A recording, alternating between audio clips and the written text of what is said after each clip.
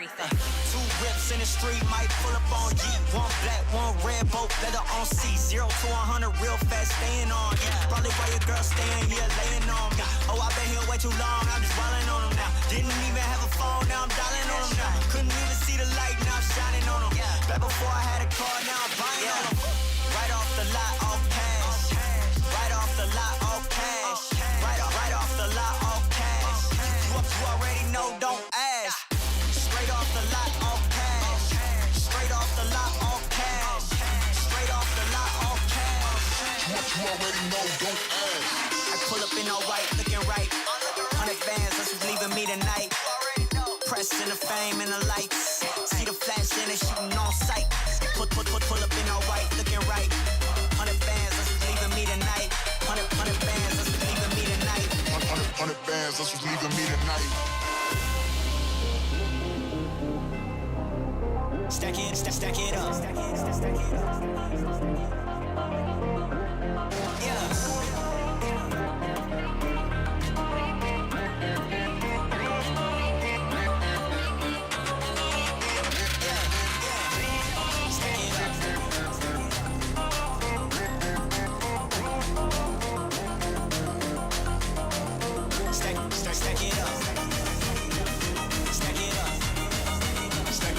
it up.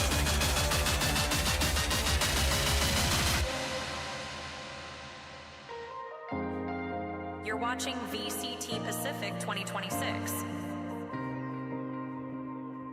Earn everything.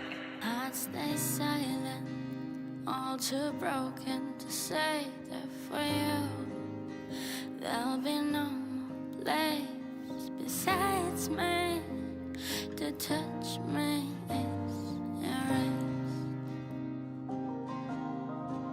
Painting a picture with all your lies, you know, I know there's someone else by your side. I'm too tired to be defending your mistakes.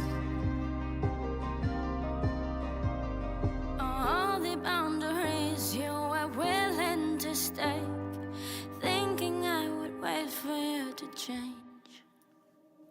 How could you break the promises when we never ever destroyed the other like you did?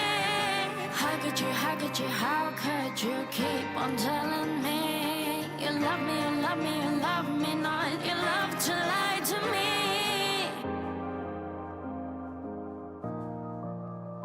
Don't know why or how I lost my outlines, guess by thinking that yours were mine, but melting into something I never should have done. Oh, but I will find my way back to me, was never truly yours to keep. How could you break the promises when we never ever destroyed the other like you did?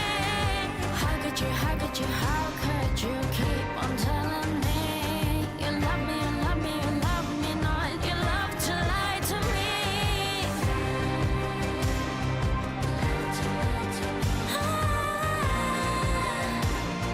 Love to lie to me.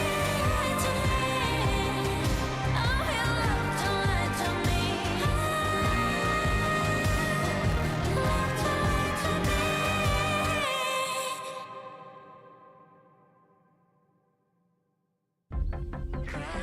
This is VCT Pacific 2026.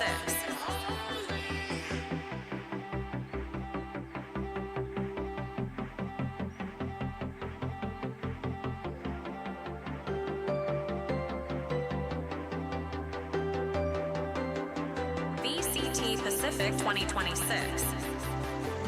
Earn everything.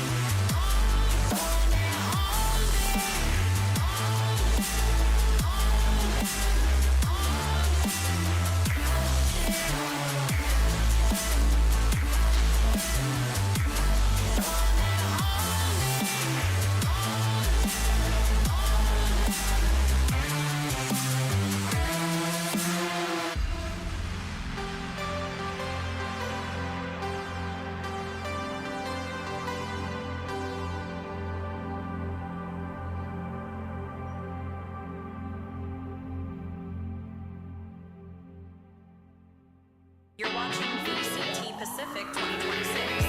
Earn everything.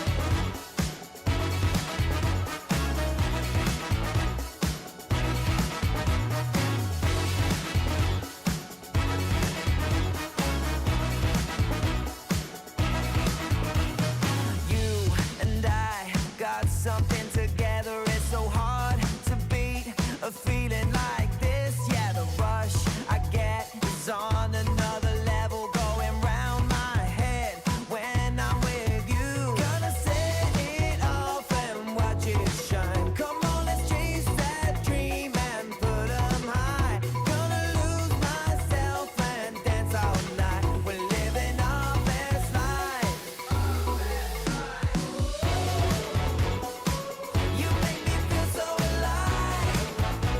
Come on now, yeah, let's live it up. You make me feel so wild. Yeah, yeah, yeah, yeah.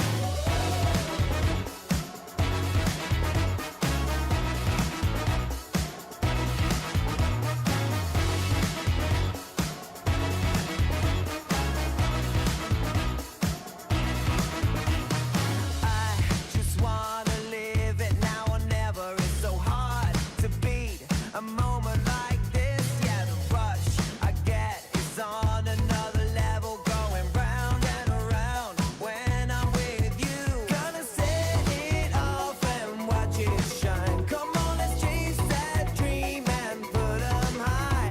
Gonna lose myself and dance all night. We're living our best life. You make me feel so alive. Come on now, yeah, let's live it up. You make me feel so wild. Yeah, yeah, yeah, yeah. You make me feel so alive. Come on now, yeah, let's live it up. You make me feel so wild. You're watching VCT Pacific 2026. Earn everything. Grind hard, break the mold. Nothing I can do running on this road. Intensity driven, better tell my foes. No rival in here could ever make me fold. I'ma push forward through all the sweat and pain. They can talk about the crown, but it's mine to gain. Nobody can best me, yeah, hear me roar. Treat every workout like it's a battle for war. Hard work wins the game. Here comes the king, watch me reign. I keep my focus, aim for the prize. I'm on a level you can't hang. Hard work wins the game. Here comes the king, watch me reign. I keep my focus, aim for the prize. I'm on a level you can't hang.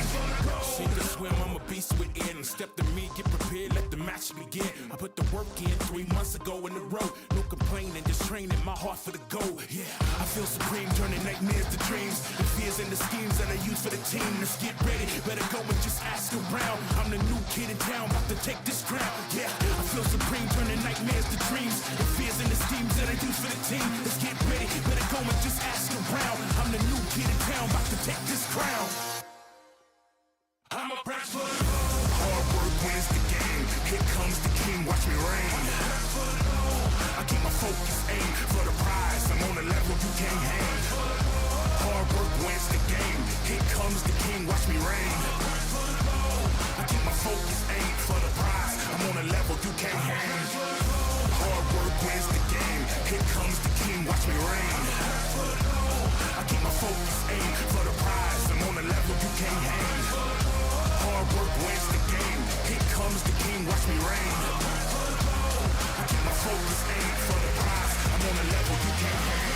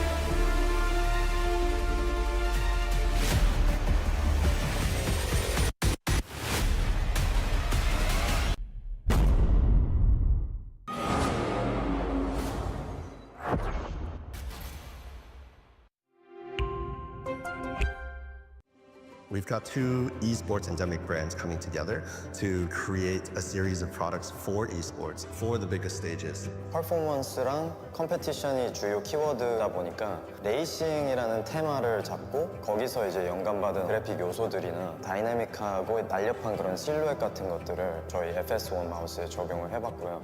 我们希望可以协助 POSA 成为电竞圈的顶尖品牌，而 VOXY 是其中一个助力。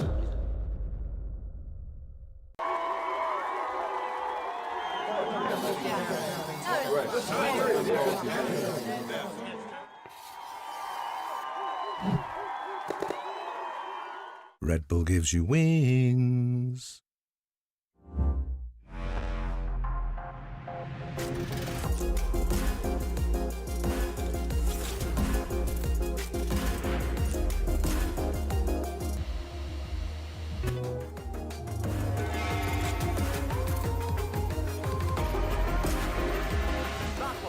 Push, push, push.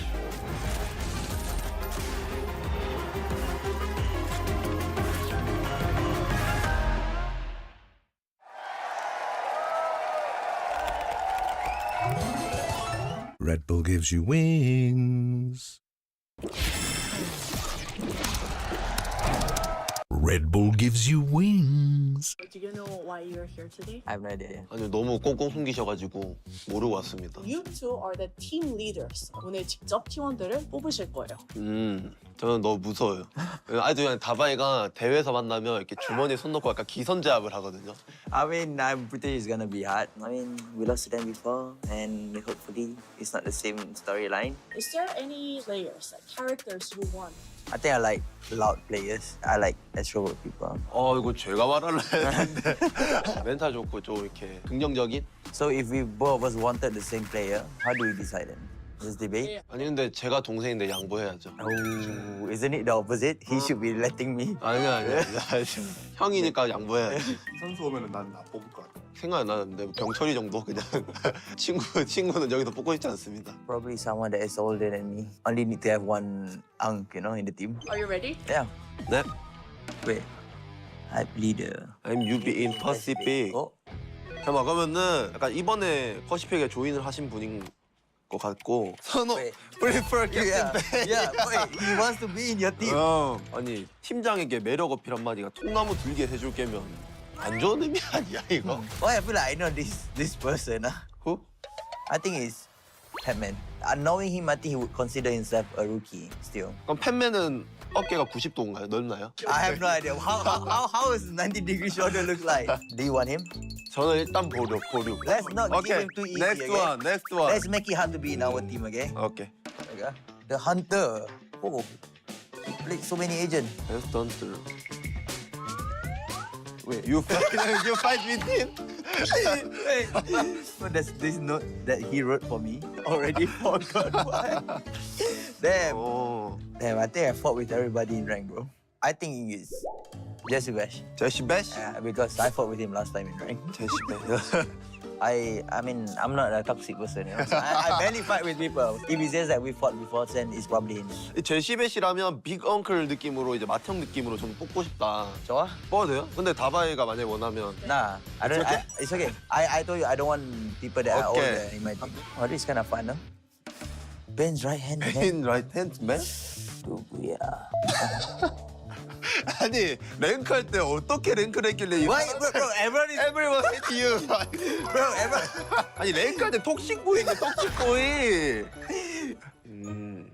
What do you mean by things start falling apart?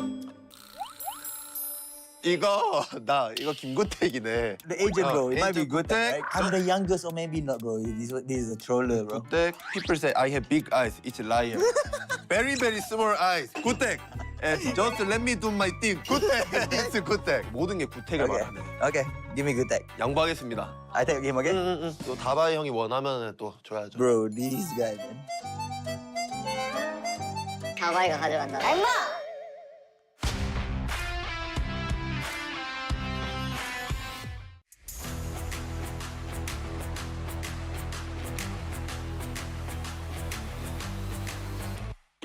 That could be two, absolutely. So, tough read either way, though. Scoped in is France. Gonna rotate back in towards this, though, is with a quick shot.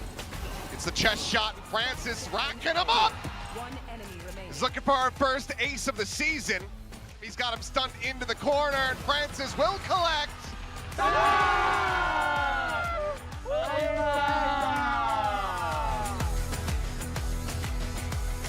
Side, I mean, Frost is just elated. Oh, he's sci-fi, he's loads himself. Big amounts of effort over in the garden at the moment needs to come out from Jing, and he just doubles on down for the third. It's absolutely that Javi would be able to get back in towards this one. One enemy The remaining. snake bite just makes it worse. By the way, now that this ace is going to come out. Here we go. No, you know. He's Chispo! I told you, brother, this guy. everything. You see it. All points all down to the minimum, but they're still fighting, trying to earn it all in this spot. Yudotan denying them their moment. Out from ramp, he spots another head and another! Online for the ace! He taps and taps! Hunts it down! Yudotan is... My Korean's better! I think he's mid, guys. Get up, bro! Vamos! Ladies and gentlemen, on the pivot, wrapping back around. It's time with it though. Mako's gonna go forward into this smoke. This is such a gamble. Classic Mako. Right now, for the moment, they don't have a single clue on this one, but Mako's completely surrounded. The smoke is falling, and Mako has absolutely destroyed them! Mako's completely surrounded. The smoke is falling, and Mako has absolutely...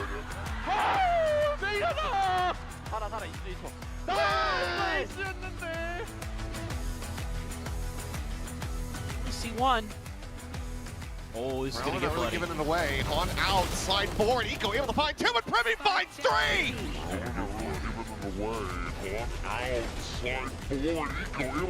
Two, and Privy finds three! Once again here on this side of Corone. Completely and utterly silenced in the blink of an eye. Shota not ready for it. VCT Pacific 2026. Earn everything.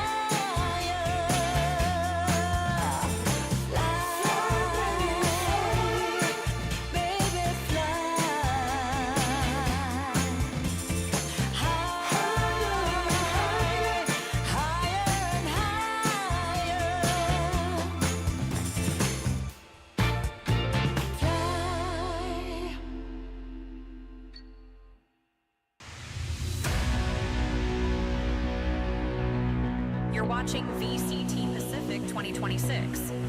Earn everything.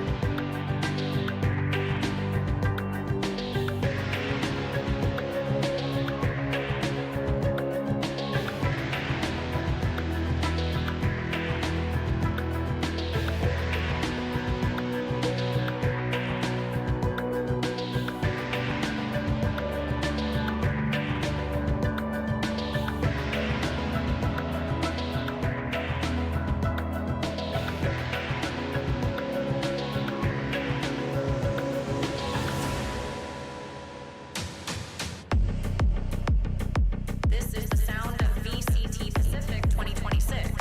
Earn everything.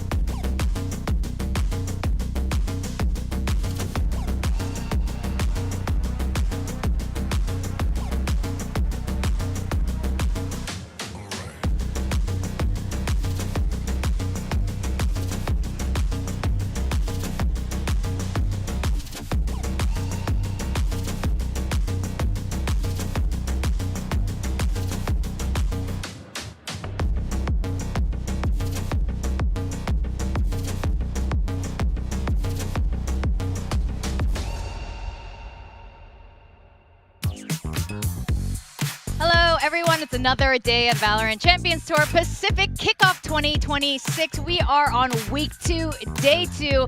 It's been absolutely fantastic. Some surprising games throughout the last 2 weeks, including yesterday. We're going to get into that real quick. My name is Victoria, and I'm joined by none other than Pilsky and Big Time. And it's been absolutely fantastic recapping on all our different accents here at the desk.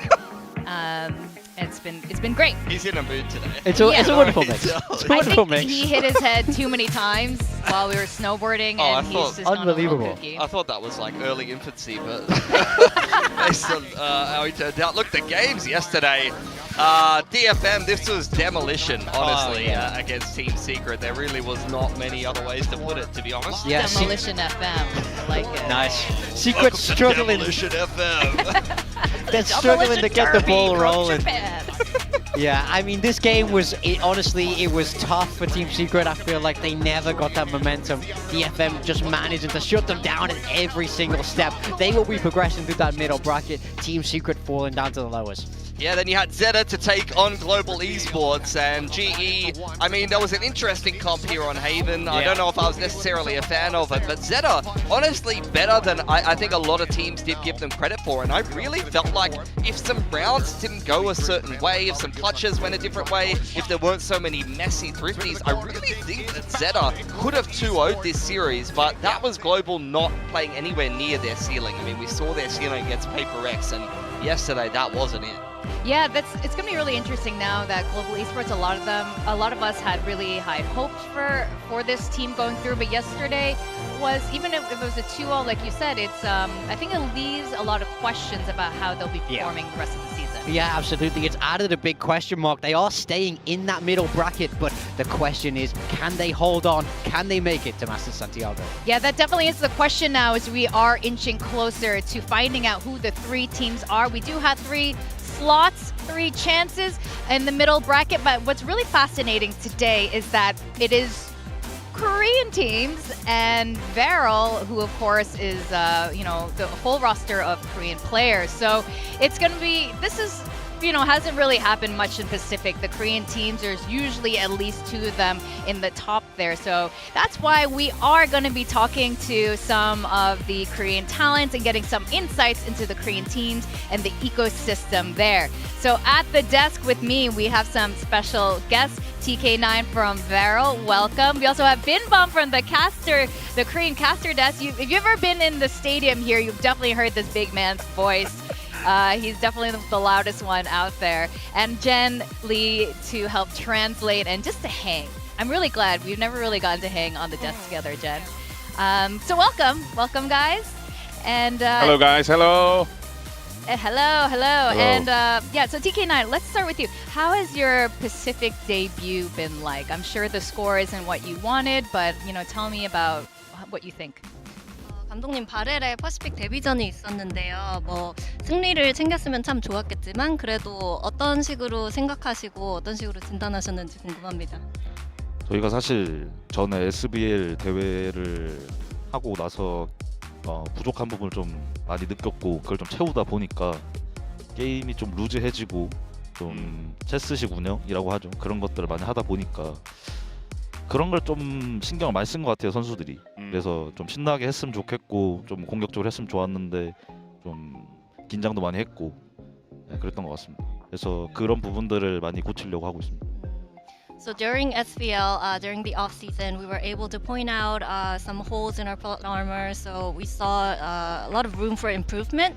So we tried to build on our game and fix a lot of things coming into Pacific. And I think it involved a lot of, you know, playing around the mind games and really focusing on how to make our game stronger. And I think that kind of caught us off guard because we got nervous and we had too much on our plate. And we just weren't able to perform our best in the debut match. So it's just still like we're trying to work on it, and I think today should be better. Oh, that's great to hear. In fact, let's talk more about that. Yes, we can see that Varrel has made a lot of changes since Ascension, since the off season, from your agent comps to even the maps that you tend to pick into this. You were vetoing it all of last year for Split, and you ended up picking straight into it. That seems like a really risky move, considering how experienced these teams are. Do you think this was a good time to have this approach? 확실히 많은 변화를 주셨는데 맵픽이나 바렐의 맵풀에도 큰 변화가 있는 것 같아요. 이제 작년 내내 스플릿을 좀 고정으로 밴하시다가 올해는 데뷔전을 치를 때 바로 픽을 하셨거든요. 좀 이 퍼시픽 팀들이 경험이 굉장히 많은데 이 팀들을 상대로 좀 맵풀을 바꾸면서 스플릿을 픽하는 것 자체에 대해서는 어떻게 보시는지, 좀 타이밍이 이르다 싶으신지 아니면 뭐 그 의도가 어떤 건지 궁금합니다. 사실 저희가 킥오프를 좋은 성적을 내고 싶은 건 당연하겠지만 최대한 많은 경기 수 그리고 최대한 많은 맵을 플레이하려고 노력을 하고 있기 때문에 뭐 그게 전략은 아니고요. 그냥 다양한 상황에 좀 노출을 시켰으면 좋겠다 그런 의미였습니다. Well, yeah, of course, we want to do well in kickoff, but our priority was to get the players really get set and get used to the stage experience, trying to play as many maps and as many rounds as we can. So when it comes to Split, it was about exposing the players to make sure that they can have the most experience and they're getting used to the flow of things.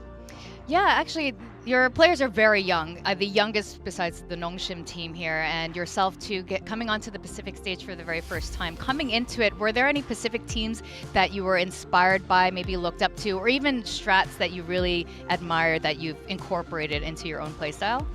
뭔가 퍼시픽 팀들 중에 이제 보면서 아이디어를 많이 채용하거나 영감을 받았던 팀 아니면 뭔가 따라하고 싶던지 좀 좋게 보는 팀들이 있으실까요?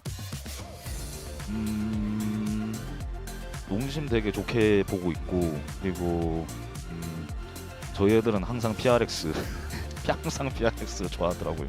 네. Well, I would say Nongshim is playing really well and is a good team. And I mean, the boys always just love Paper X.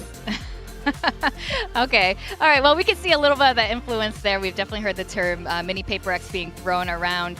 And yeah, Binbon, you know what? We speculate so much on the global broadcasts, on the English broadcasts. I know the audience too about the Korean esports ecosystem. Maybe you can help give us some insight into that. We know that, you know, there's the academy system. We even know, you know, the coaches have coaches, you know, before they become a full-time tier 1 coach. So maybe you can share more about your thoughts on the Korean esports ecosystem? 일단 좀 생태계에 대해서도 여쭤보고 싶은 게 한국에서 워낙 아카데미 시스템이 잘 있기도 하고 그리고 감코진 자체도 1티어 씬에서 감코진이 되기 전에 뭔가 코치나 감독으로서 훈련을 받을 수 있는 시스템도 마련이 돼 있잖아요. 이 부분에 대해서 좀 생태계가 어떻게 돌아가고 있는지 얘기 부탁드립니다. 뭐 일단은 퍼시픽에 대표되는 팀이라고 하는 한국 팀들의 대부분 뭐 DRX, 뭐 T1, Gen.G가 대표 주작격으로 이제 아카데미 시스템을 잘 운영하고 있어서 그걸 대부분의 팀들이 따라가는 것 같아요. 그래서 이제 모두가 높은 곳을 바라보려면 결국에는 이렇게 시작해야 되는구나가 이제 티어 2 그리고 그 전에 아카데미. 그래서 어느 정도 정형화된 길을 그 세 팀이 좀 약간 주도해서 좀 길을 제시해주고 있는 게 아닌가라는 생각을 합니다. I think out of all the Pacific teams, DRX, Gen.G, and T1 will be the prototypes or a really good example that represents the ecosystem here in Korea. And I think other Korean teams specifically are trying to follow that path. So those 3 teams, they have found out that if you want to do well on a global stage or in a tournament, you need to start from tier 2, have an academy system, really grow your talent, you know, deepen your player pool. So they definitely know how to kind of keep the talent pool going and keep it growing. And I think that really laid out the foundation for the rest of the teams in the Korean ecosystem. Yeah, I think it's a great system to have. A lot of the, you know, the rest of the region in Pacific doesn't have something like this, so it's very cool. And you can see why Korea is pumping out so many good players and coaches. I want to ask you what you think how Korea compares to other regions in terms of maybe play style or player talent pool. 뭔가 인재 육성이나 선수 뎁스 그리고 플레이 스타일 등등등을 봤을 때 한국이 다른 퍼시픽 팀들과 다른 점은 뭘까요? 일단은 제가 타 종목도 그렇고 뭐 발로란트 하면서 좀 선수들과 많이 소통하면 가장 느끼는 것 중에 하나가 그 직업에 대한 좀 문화 차이, 의식 차이가 좀 있는 것 같아요. 이게 무조건 한국의 문화가 좋다는 아니고 특히나 해외 선수들은 정해진 시간 내에 연습을 하고 이런 것들이 약간 흔히 말 직업이라는 걸로 이제 자리 잡혀 있는데 한국 선수들은 직업이긴 한데 그 딱히 시간을 정해놓지 않고 뭐 하루에 12시간, 14시간 이렇게 하다 보니까 서서 이게 격차가 좁혀지다가 이제 역전하는 경우도 나오고 이런 식으로 좀 한국 선수들은 좀 개인의 노력들이 다른 번역의 선수들보다는 좀 많이 좀 하는 것 같다라는 생각이 좀 듭니다. I would say the biggest thing would be the I think it's a cultural difference, but work ethics. And when it comes to other regions, and we're not saying that this is better or worse, when they look at VALORANT, they look at it as work and they have their own separate life. Whereas most Korean players, their work is life. So they work like their life depend on it. Wow. And they don't have a set time where they show up to work and leave work and start living their other life. Yeah. So they end up playing 12 hours, 14 hours a day. And I think that gap in the amount of time that they're crunching in, kind of it starts to show as it accumulates. And that's how, you know, you see the gaps in how much improvement or the growth that they have displayed so far.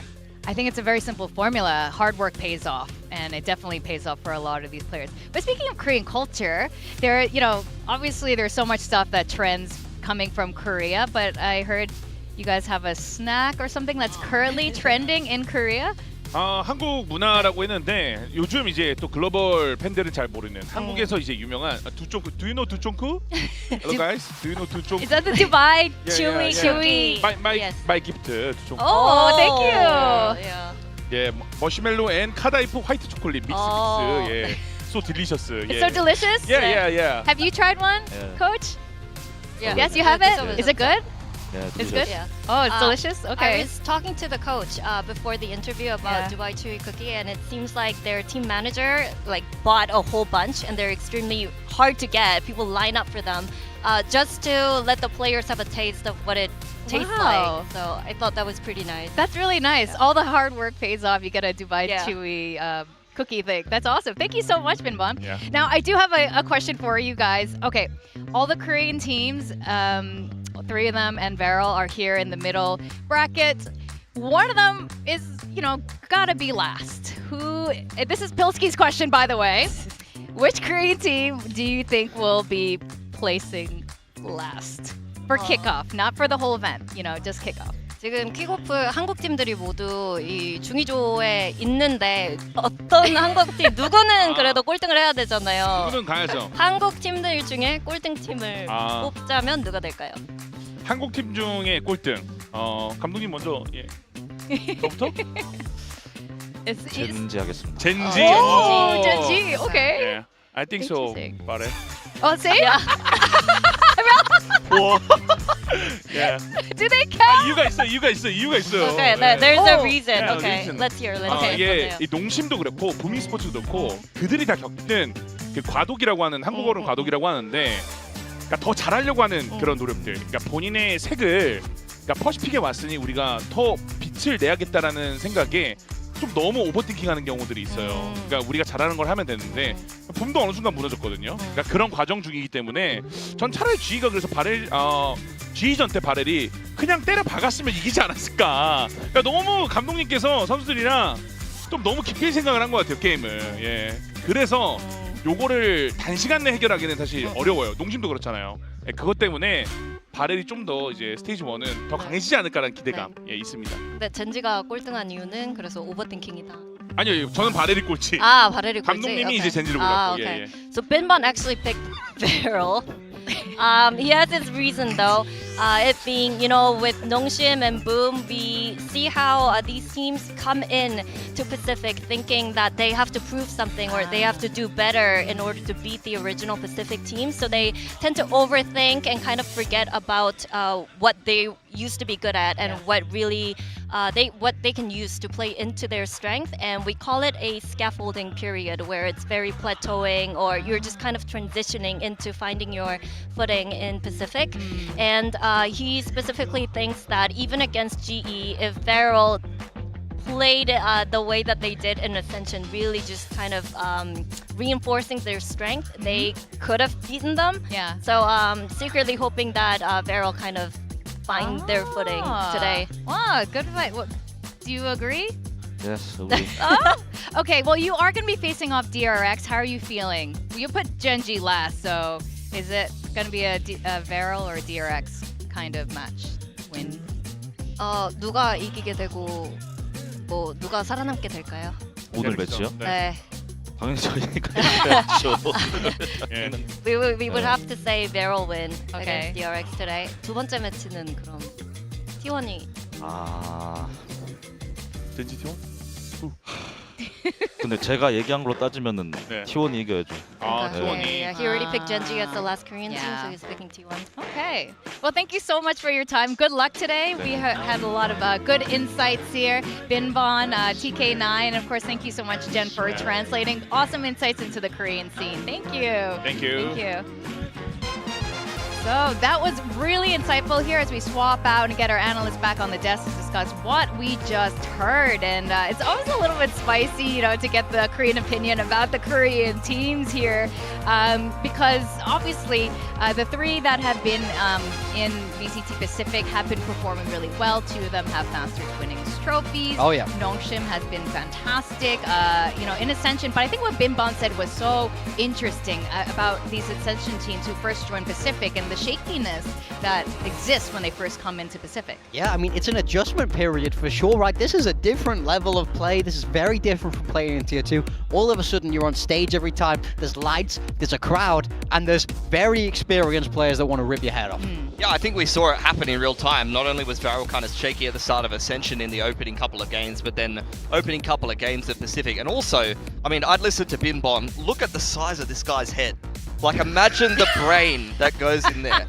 Like, you know that these opinions are correct. Like, that is a large cranium. So Yeah. Binbon has got to figure it out. You know, we were sharing random facts about ourselves for the thing. Random fact about him, he does jujitsu as well. So not only is he a giant, Okay, I'm he never could going to also- say that in front of him. He's going to kill me. he can definitely, you know, he knows jujitsu. But all right, so we have our build diff game. Yesterday was, we don't want to talk about yesterday. Let's talk about today. We got 4 teams with all Korean players, and we were talking about the ecosystem, you know, for Korea and how it helps enables a lot of these teams for success. This doesn't exist. I don't think it exists in Australia. Definitely doesn't exist in Southeast Asia. Where did Does this it come exist in- from? I don't know. It's catching strays for no sorry. reason. But for our build diff, it's very difficult, I think, with a lot of the teams figuring their roles out at the moment, and they're all performing a little bit underwhelmingly coming into kickoff here. Morgan and I, we have the same roster, though. Exactly the same, and you can see 8 out of the 9 of us have Mako. Only Mika that's gone a different direction there.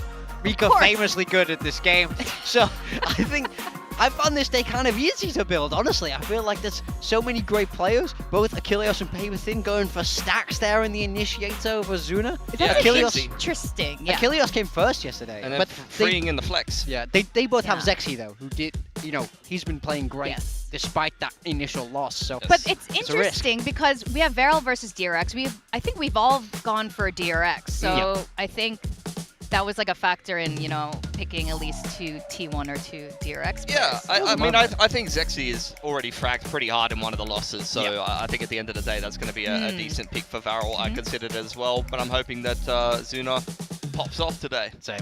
That was my choice. Yeah, I mean, Zuna did play fantastic back in Ascension last year. In general. So Varrel, I feel like we have yet to see the full potential of Varrel that we saw last year. We've talked about it last time. That last match wasn't a good representation, we think, of who this team is. I was so disappointed with their opening match against GE. Coming into Ascension, this team were unbelievable. Like, I can't express to you how good I thought they were going to be coming into Pacific. I had them down as a top 3 team, but that opening game was a disappointment. They feel like they were playing their own game. It felt like they were too scared to take proper fights, and they weren't winning those aim duels. I think that they definitely need to sharpen up if they want to avoid that lower bracket here today. Yeah, and I think there's some crazy like public sentiment going on of people saying, all right, the Ascension teams come up into Tier 1, they're getting punished for their aggressive style, this and that. Like, did we watch the same game? That they there didn't was no play aggression. aggressive at all. Yeah. They played so limp. I've never seen Varrel be so flaccid in my life, man. I need them to harden up. I need them to get in the server today, and I need them to take some aim duels and just play that double duelist. Let's get the Jet out. Let's get the Chamber out. And it has to be. I mean, it has to be said as well that, like, I don't think I've seen a Tier 1 performance as rough as Cinder had in that opening game for Varrel. We definitely want to see them whip out some great plays, great aggression that we've seen in the past there. Now, we have Cinder and Zexy on the board here. Cinder, you were just talking about him, and these stats aren't looking too hot. He's one of the most experienced players on this roster. I mean, this is the duality of this team. Zexy had a monstrous performance despite the loss. Cinder just could not find his footing. I mean, he struggled a little bit in Tier 2 firepower-wise,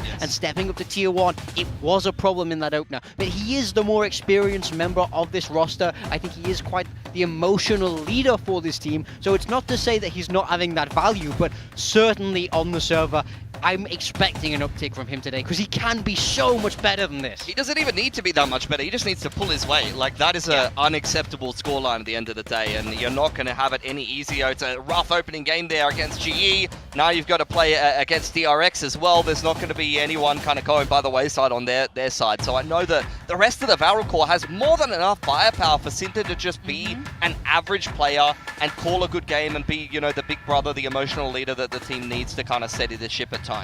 I want to see some timeouts, standing up and shouting over They to don't the have other anything team. to shout about. They were getting rolled. I know, but the point is we need that energy back. I agree. That kind of confidence there, and it reflects in their play style because they're playing against DRX today. Now, DRX is another team that came into kickoff not looking as fine as they did last year, and it's so curious as to how could this be happening. Yes, They have some changes in the IGL role. We have new players on their roster, but I mean, something seems a little bit off. I mean, DRX is always a team that we expect a lot from. They've gone through roster changes so many times, but their system endures, generally at least. That opening game, I was not super impressed, but I do think now we can clearly see how strong Full Sense are. You can sort of go, oh, okay, maybe DRX were just outclassed on that day because Full Sense was so strong, and now they're in this middle bracket, but they really have to start to look dominant if they want to have that shot.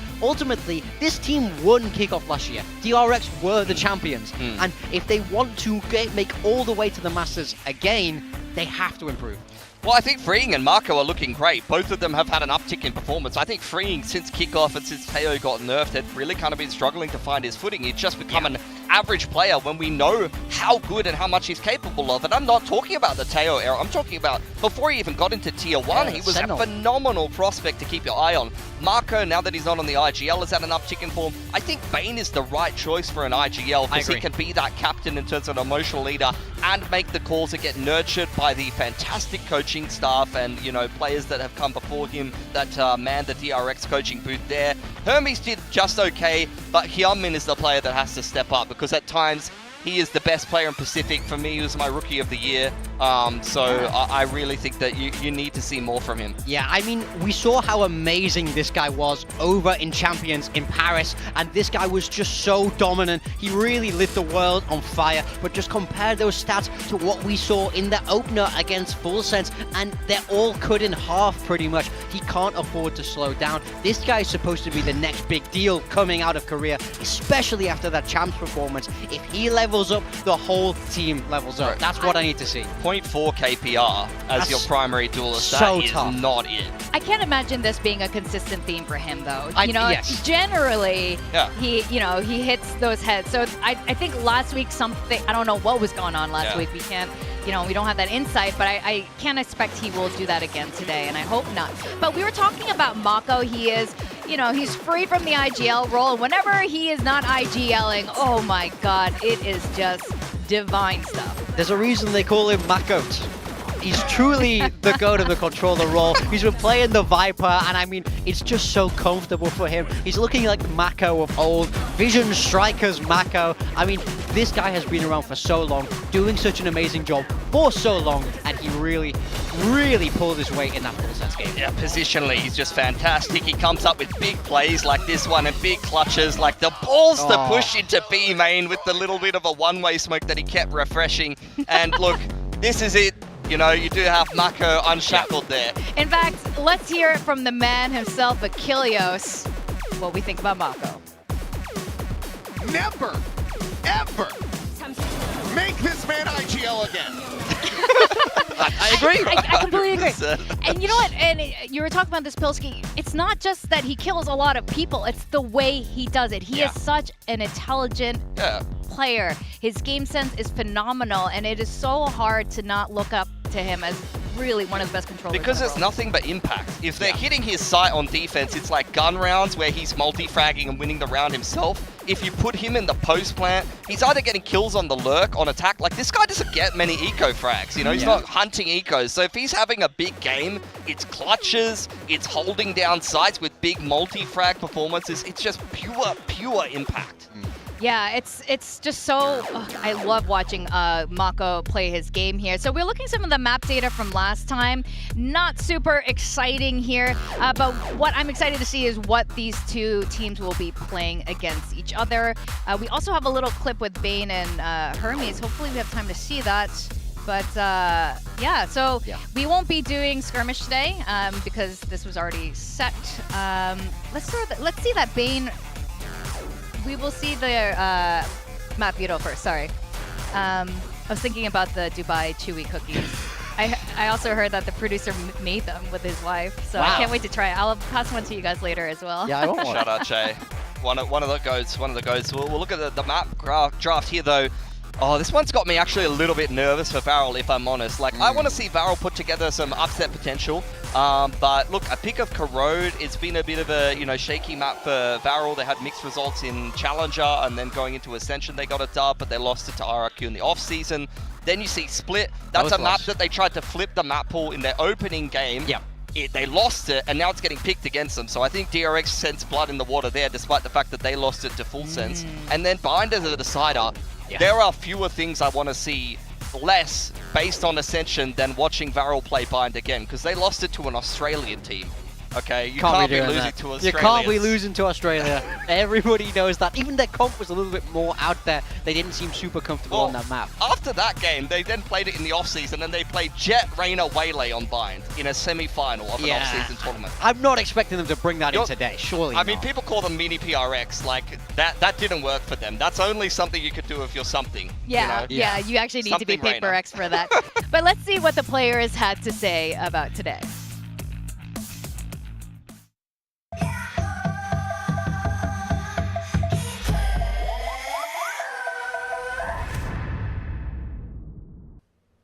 Welcome to Pacific. Hey guys, it's Jen today, and Bane has a question for me. Hello, do you know Hermes? Oh, Hermes? Yeah, of course, I love. No. Oh, let me think. Oh yeah. No, go back to SK. DRX Hermes. Oh, DRX Hermes. 헤르메스 선수 안녕하세요.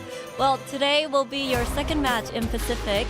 So, what is your mindset? 오늘이 이제 데뷔전 이후에 두 번째 경기가 될 텐데 각오 어떠신가요? 오늘은 이제 명품 같은 경기력으로 보답해드리겠습니다. Today you're gonna see some high quality, high-end, luxurious Valorant from me. Okay, well, Hermes, thank you very much, and a gift for you.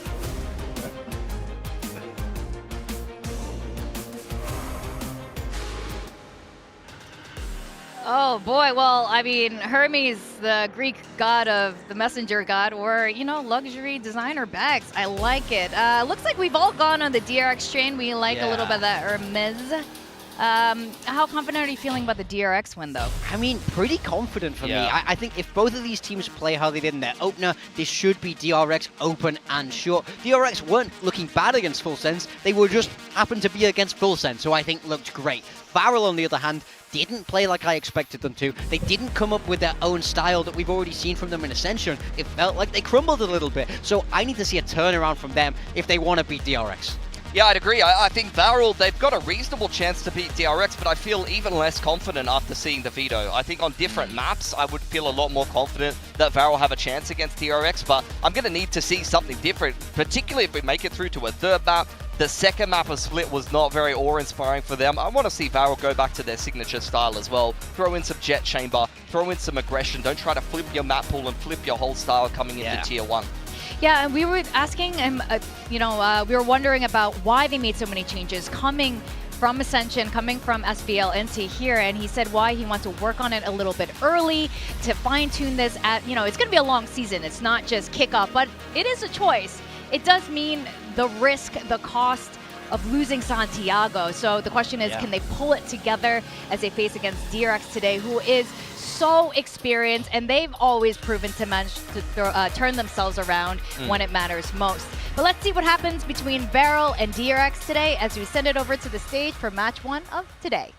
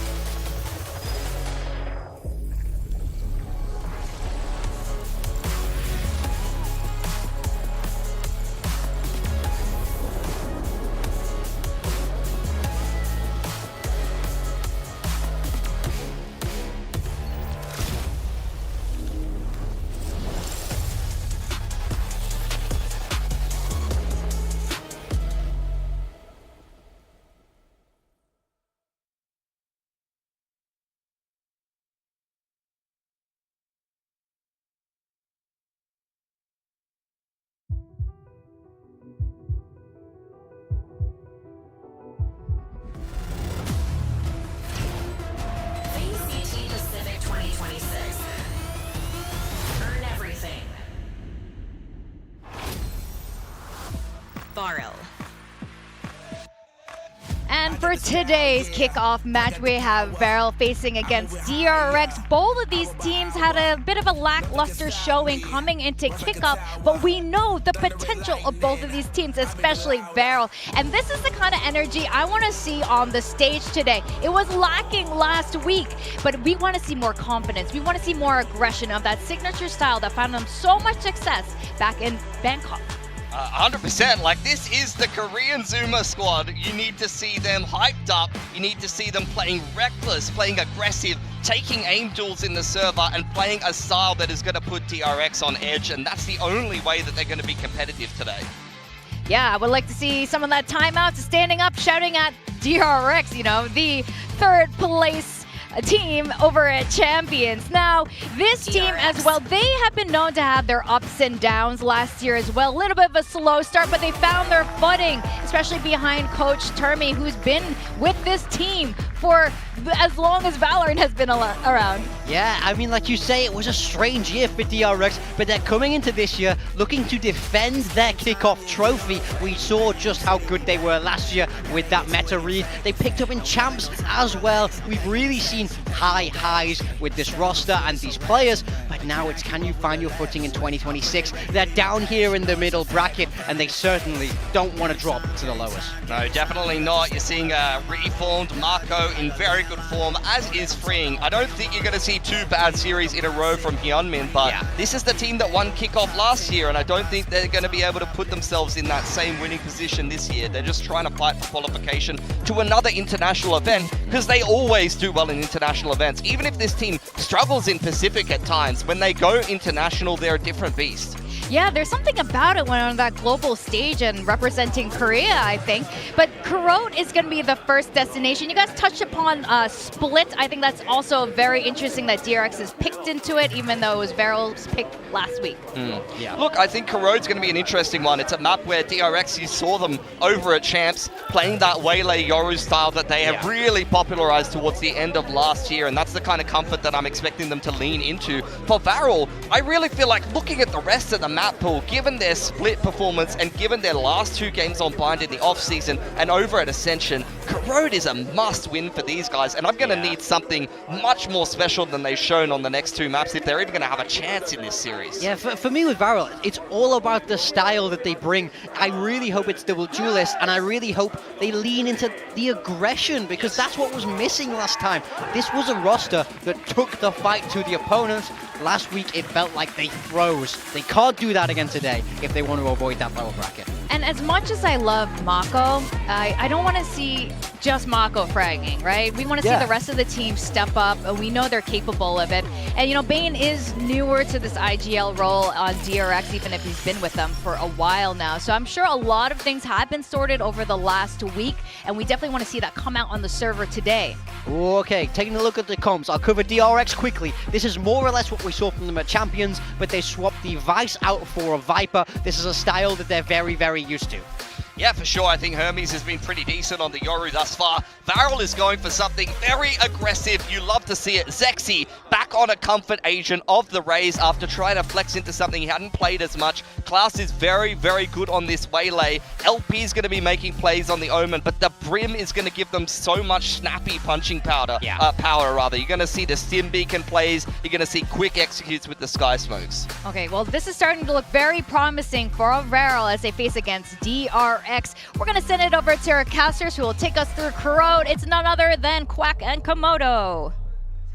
Woo! Thank you very much, Big. Yeah, for all you know, DRX might be the ones turned to powder, especially with this new comp coming out, Komodo. Yeah, I mean, I think it's going to look a lot better for DRX just on the outside thinking of things as well, right? The comp that T1 runs on this map, and a comp that I think that they really should be a little bit more comfortable on when you consider their last Kurot performance. They got obliterated over at Champions as well, so we need to think a little bit more maybe inside the box, but I say that with a little bit of hesitancy because I don't think from what we saw from Varrel last time that they're even inside the box at all, and now they're thinking outside the box. Does this box even exist? A Brimstone coming onto Kurot. We've never seen that before, I believe.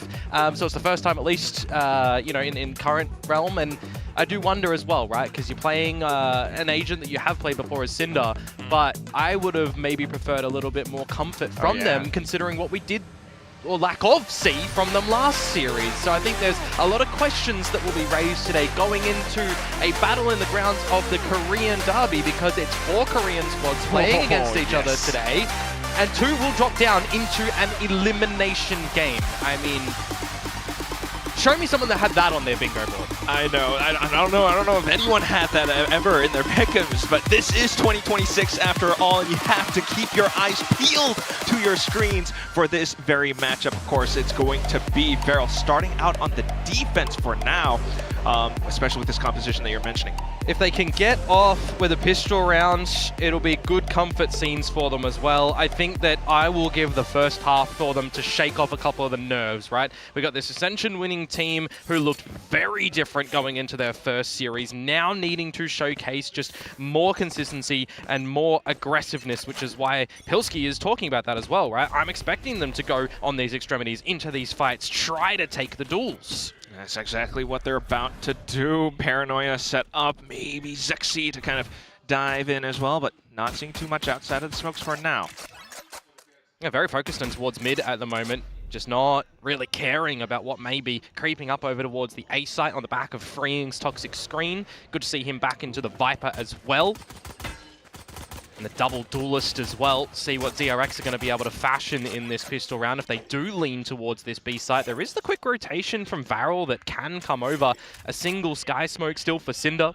He can deploy at maybe the right timing, but apart from that, I mean, you're going to have to see maybe Klaus use the Saturate, go for these fights, because if they're just peeling off the B site, it's the worst timing you could see. Everybody is going to the A site for Varrel, and it is the wrong read. Yeah, otherwise some very good early recognition from DRX. And this might be the tell now.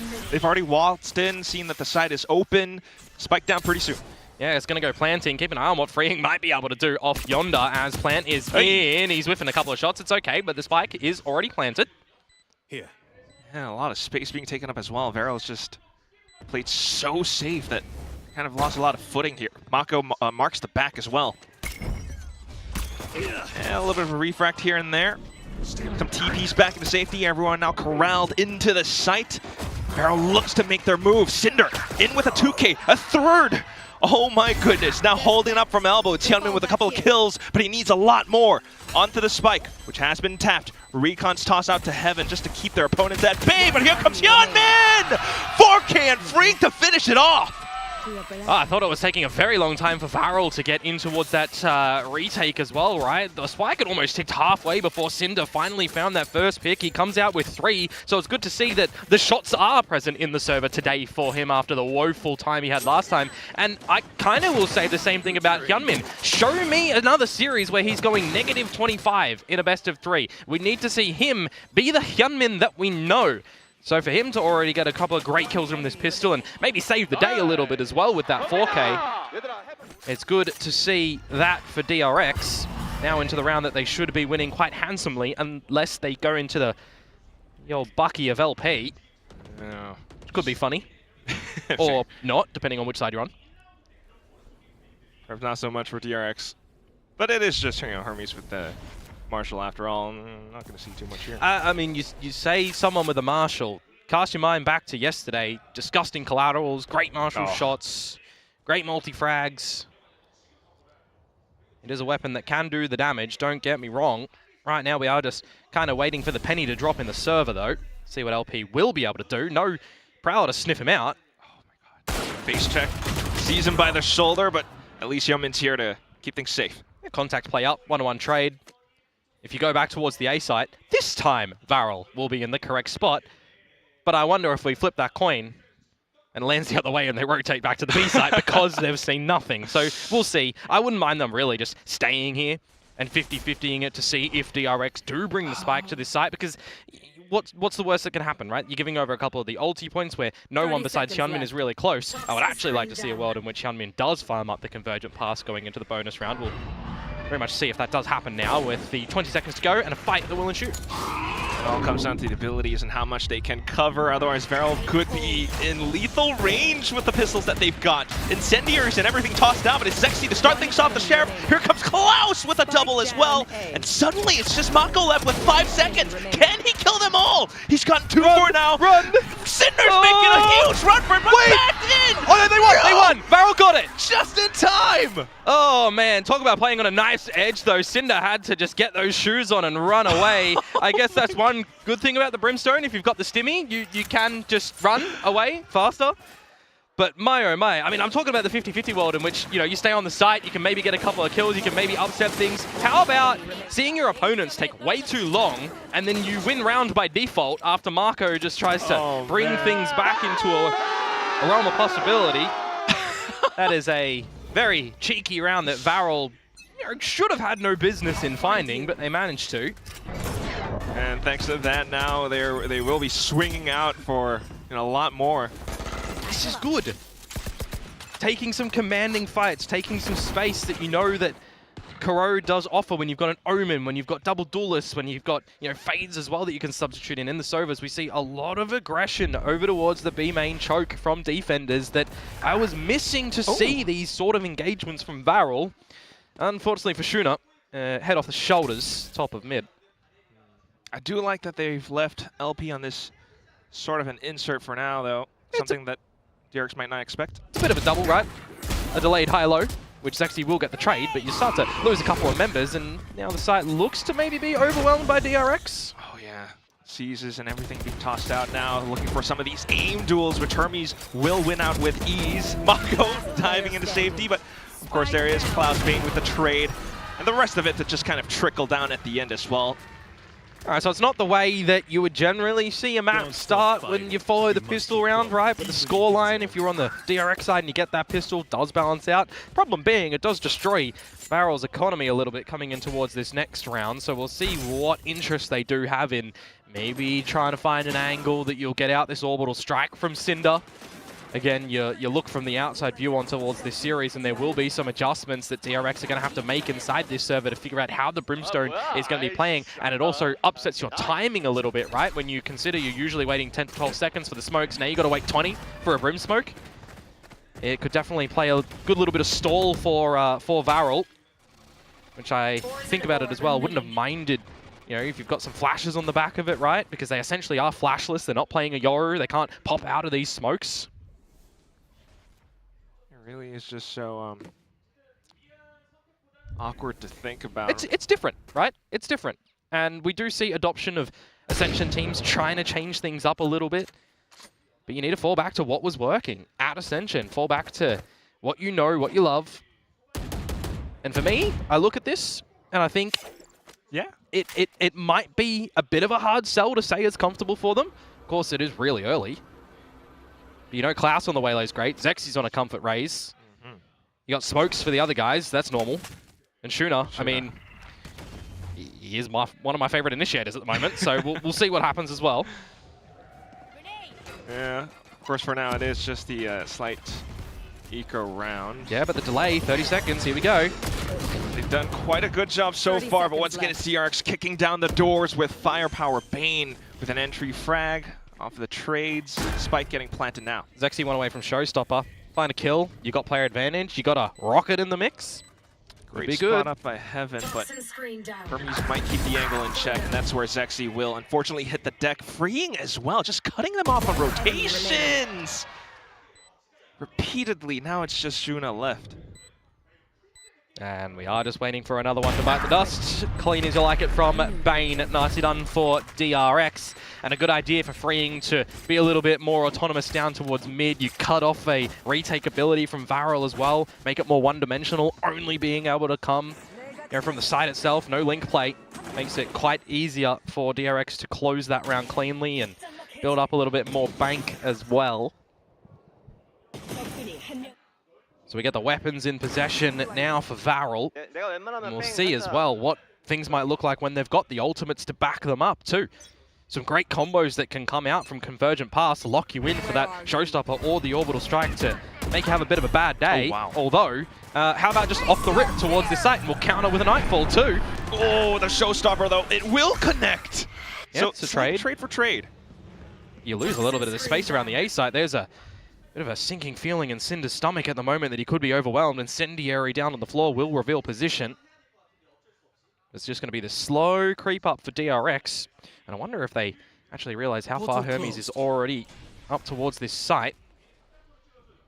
Then they are hanging back, allowing them free entry. You just really have to consider that a lot of the space might be dirty right now. Yep. Again, Cinder, Klaus still alive with a couple of big ultimates as the plant goes down. Now they're going to hold this for the retake. He hasn't committed it yet. After the spike goes down, that's when they go convergent paths as well. It does burn against Bane. Still though, Hermes tucked inside. He goes checked by the shock dart. All we've got left is Freeing and Mako smoked off completely. No clear line of sight. Paranoia for Mako could be big. Tries to perhaps set up for it, but it's still at this range. Everything could be fatal. Taps onto the spike, trying to buy some time away. They will spam through, thus finding Mako, thus finding Freeing at the end. Varrel managed to strike back. Good awareness from Varrel coming into that, what space that they have lost as well to garner a way back in. Convergent pass, orbital strike, finding Bane as we say, but then it's really the patience as well, recognizing the 4 versus 2, tap on towards the spike, bait out positions, bait out ammunition, catch them in a reload, catch them in a state of bother. Really nicely done. Oh, Bane nearly would have got out of that too if it was just the orbital. You can see why there is always such importance on comboing ultimate abilities as well. You can say the same too, technically, for, you know, the Fade and the Yoru and stuff that we can see later on for DRX. Another buy round, though, for both squads in the server, and the money, too, for DRX is looking pretty good that they'll be able to fashion something in the next round if things go a little bit awkward here. Half buy at worst. Just trying to keep things afloat for now, but also recognizing a lot of the early pressure from Varrel down this B main area. Now DRX comes in for the kill. Zexy managed to find a trade though. Wants to go and seize even more initiative, but Bane, undetected, will be able to find the drop. Zexy a little bit too narrow focused on that refract as well, and Hyunmin is just going to get the better of Shuna. This one's falling apart at the moment as Mako finds Klaus, and Quack, unfortunately this time, Cinder, well, he didn't have the running shoes on to get over to the B site to help. He's just going to have to sit pretty and simmer for the remainder of this round, hope to hold on to the gun. Even if you did have those shoes, man, I mean, you got to watch out for so many of these angles. That was not it. If he did run over, I mean, you're probably just falling into a wall. Yeah, it feels like a bit of a brick one in that for DRX. A lot of bricks on Corrode. Less spammable now, which is good. You like that? Now, DRX not going to be seeing any equalizations here for Varrel, as a slight little hunt is on. Both Zexy and Shuna in the next round, and LP as well can get a couple upgrades if they want to. Klaus maybe begging a little, but we'll see. Ult or 2 to back things up as well. These sort of positions as well, when you start to build a bunch of momentum on this side for DRX, we could certainly start to just see a very successive amount of rounds garnered by them as well. Makes me slightly worried for Varrel if things do get out of hand, if DRX are allowed to stabilize here. Really might start to. I was wondering if maybe a timeout called sooner or not. Right now, though, as you mentioned, the slight half buy, they will continue to go in, though. But how much further, right? If you're playing a flash agent, you would normally pop one over as well and still go for a little bit more of that fight. This time the refract out, but it's going to be a second bite of the cherry. They're going to still try to fight for a bit of further space. DRX are happy to let this be. Wait for the smoke, see what's around the corner. Bane still has the Prowler. Yeah, so much to check. Well, if they're going to go through this dry, could get the better of them again. Well, that is how they won one of those rounds from before, but right now they're going to get sussed out.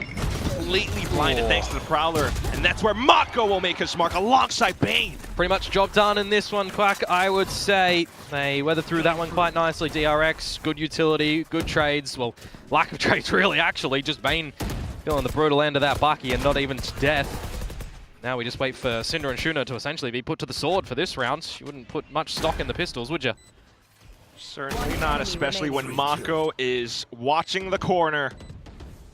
Shuna, what are you gonna do? 3, 2, 1. Nice try, man. Okay, a little bit delayed. And he'll get a kill for his troubles, so Mako not gonna be able to get a nice trophy in the round. Disappointed. It's fine, he's fragging, they're winning. We need more. But all right, yeah. Freeing and Bane, if they manage to find the exit kill here, where he would get close to their ults, they'll pick one up if it is Freeing, and it looks like that's going to happen here unless Shuna recognizes who he's fighting. Wow. And went up to the spike. Even in death, Freeing will pick up the pit. So having access to that in the next round isn't too shabby. Hermes is even going to find Shuna at the end too. So Varrel, their adventures don't work in that round. I'm starting to wonder when's that time going to pause for a timeout. And well, it's looking like we're already going to get that now. So a chat with TK9. On the flip side, a chat with Termi. And I think so far, if you're DRX, you're probably not really needing to adjust the game plan so far from what I'm seeing, to be honest with you. A lot of aggressions from Varrel that you've already figured out inside the server with Bane's new leadership, how to adjust around that. We're seeing these aggressive B main fights played a little bit more deeper back, which is really good. Using that util to scope the situation out first. They're already so well drilled anyway. I mean, the two senior coaches from DRX re-signed as well. I mean, it's just the whole team already knows what they're supposed to do. The positioning is on point.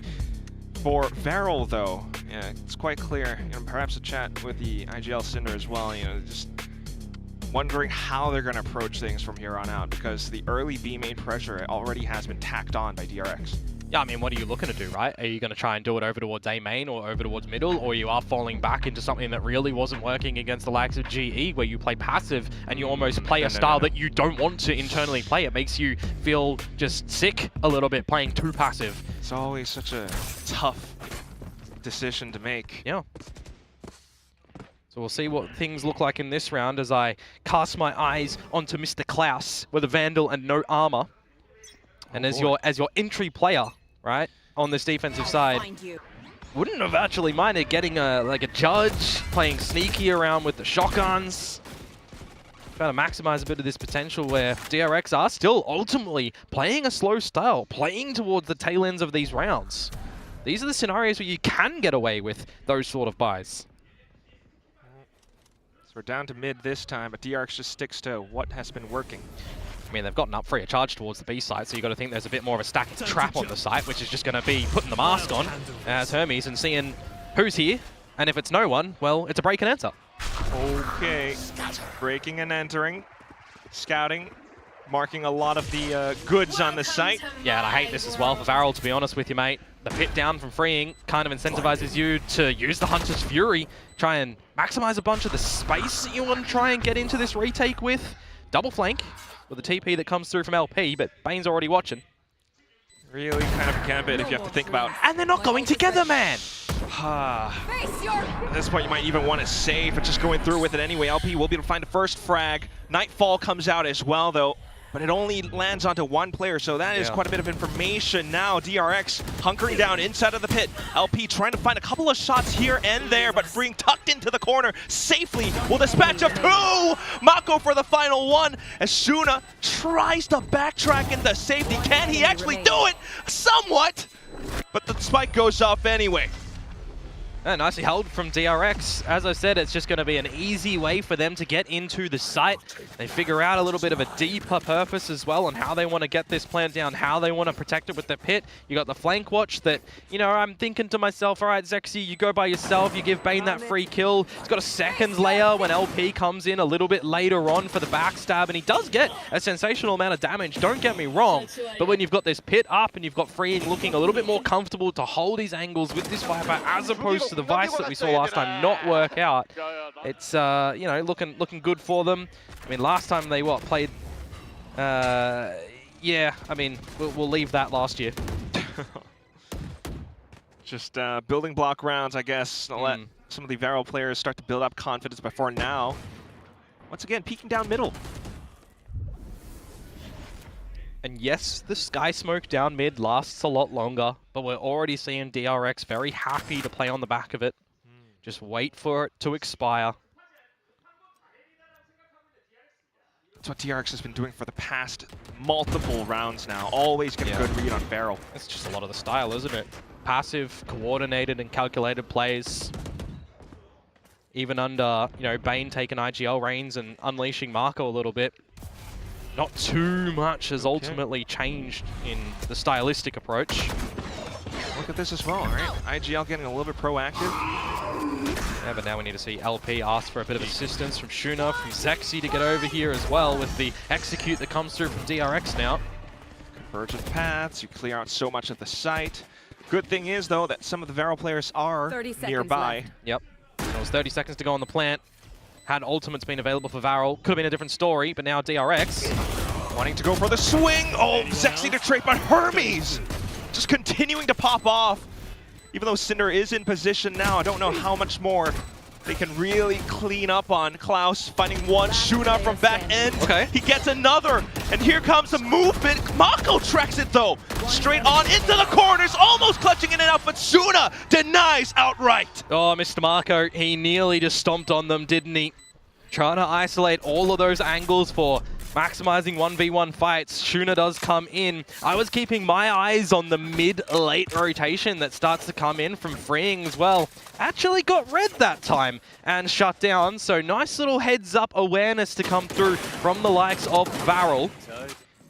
In a round where plant's down and 5v5, you get the technical opener as DRX, you get the trades. It's Shuna coming away with a disgusting second onto Bane. If that kill onto Bane doesn't come out, round is 100% DRX's in my mind with time and then player advantage. It's very nice that he gets that kill. Saving these rounds again and again. Cinder beginning to catch on up as well, but right now, back in the middle. I do not want to see a world in which Zexy just uses the showstopper down mid. He'll elevate himself to get a free frag on towards Hermes. Cloud on towards Hyunmin. So you've dropped both the double duelists. And now you maybe fashion your way back in towards this half. At best, they can only tie things up, though. Really got to consider if you want to commit to this. Oh my guys, this is a game that you generally see your opponents and get the kills. We're getting a lot through smokes and walls at the moment, so... Oh my god. Varrel?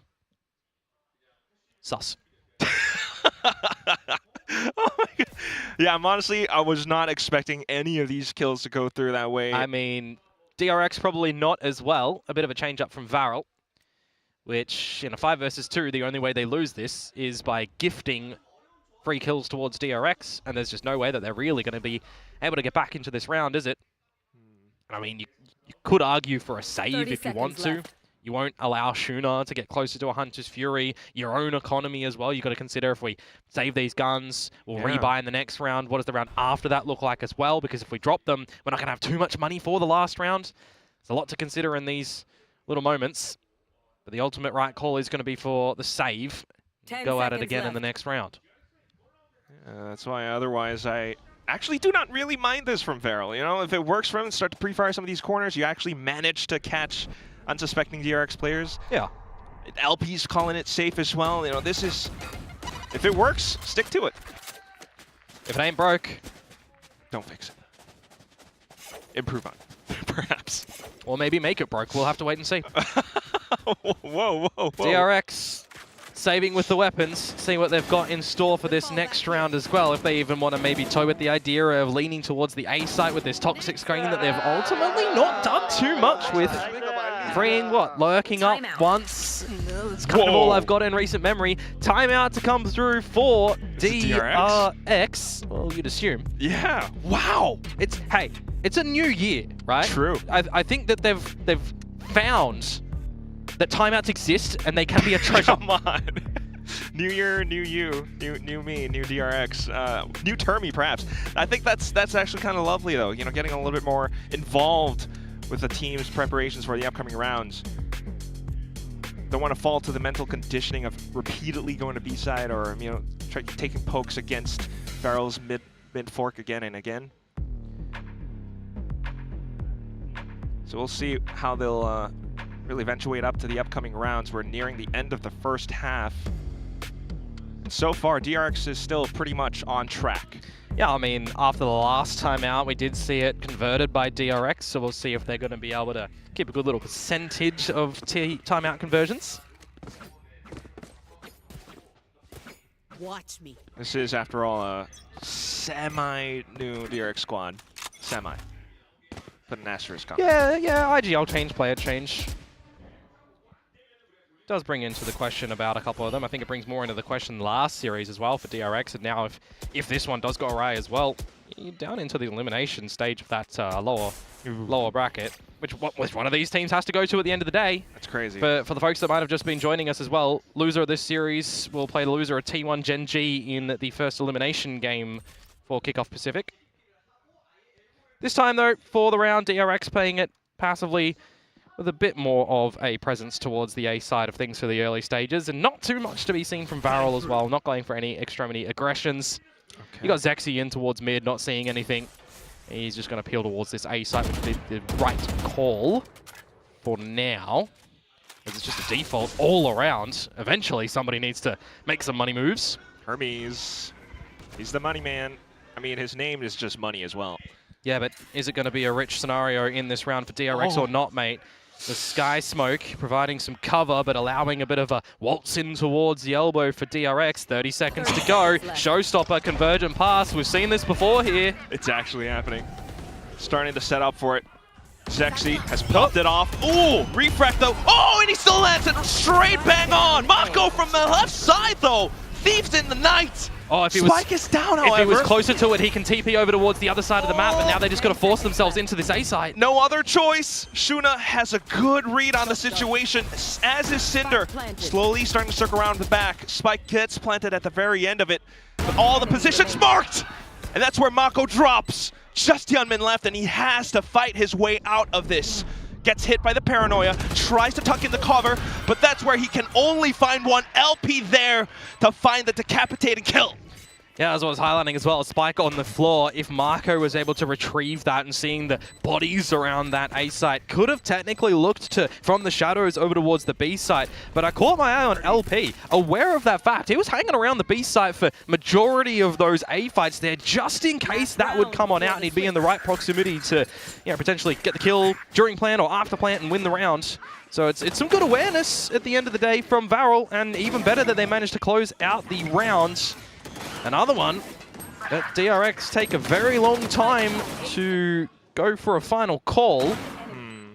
And now the possibility of a tied half at the end is very possible for Varrel. That has me tingling at the prospect of it. Yeah, Shuna 1 away from Hunter's Fury, Cinder 2 from the Orbital. If you want to try and navigate towards these somehow, it could be pretty good. Actually going back into a place of comfort, it feels like, at the moment in through mid. Yeah, he has been doing this for so many rounds, huh? Yep. I just hope he doesn't get too overzealous and look to keep him pushing. Oh, DRX, though, having different ideas, somewhat. Yeah. Hermes 2 from the Drift in this last round. If you want to go and pick up that orb and look for a kill, could be worth its weight in gold. Klaus, though. Nah, you mentioned Klaus on these lines. I'm looking at Zexy. Oh, and he can't win the fight against Marco. Yeah, Zexy against Mako. That's quite a statement, huh? Now 50 seconds left, though, and you've just gotten hit by Klaus's convergent paths. It's old blood versus new blood. This is a gamble. Alt in. Expect your opponents to rotate. LP. He's got so much work to do here, and he doesn't even know it. He's got no bailout scenario as well. No smokes, just the flash and the shrouded step. Oh, but he's gotten hit by the C's. There's a TP from Marco. Does he know that he's behind him at the tower at the moment? How is he getting away with this? But LP, unfortunately, shut down at the very end. Now only 2 players from DRX on the site itself. Freeing coming on over just in time. You have to think about where Varrel could be rotating from. It's such a deep drone as well. Got to clear out every single corner right now as Varrel before going in for this retake. Darts available for Shuna, and Incendiary for Cinder as well, and Klaus has a lot of utility. They could fashion this. Very possible, taking on multiple angles now with the first slot of utility coming through. Mako, though, stayed tucked underneath, managed to find one, freeing for the trades, and freeing again! Shuna unbelievably not allowed to step through. DRX ends the first half 7-5. Yeah, good clutch at the ends there technically for freeing. Getting out the trades. Marco being a nuisance on the site. Also starting off the affairs by finding Zexy in towards mid. It's kind of unbelievable that LP manages to get away with more than one in that scenario. It's good little shrouded step plays. And I was kind of wondering as well as Marco, there's no smoke at the tower. You've TP'd there. You should have some pretty clear vision on him, and There's chaos in the comms, it feels like, in that scenario. 7-5 is the halftime scoreline with DRX in the lead. So a little bit back and forth. Varrel managing to really find good recovery. But will it continue into the second half? I think that's going to be one of the big things, right? You need to make sure that it's not stale on the switch up. You also got to look at a little bit of these differences in the agent compositions that come on down, right? Because I'm seeing freeing. He's going to have to be sufficient on this Viper that once upon a time we knew him being very sensational in doing, right? So how are we changing up these walls? How are we changing up his positions around the map as well? How aggressive is Hermes and Hyunmin getting on these duelists? But I think I'm a little bit more intrigued on what Varrel are going to look to do, right? On this attacking side, you've got the Brimstone and the Omen, so you've got a lot of smokes. You've got the single info from Shuna. So I'm expecting that there's going to have to be a lot more corners kind of being cut a little bit by Klaus and by Zexy to get involved in these battles. Certainly something to look out for, and all will be revealed on this pistol. I mean, similar to how they played back at Ascension, you know, just going through with whatever's comfortable, some of that aggression as well. Well, you talk about aggression. Let's have a big old rodeo here in B main.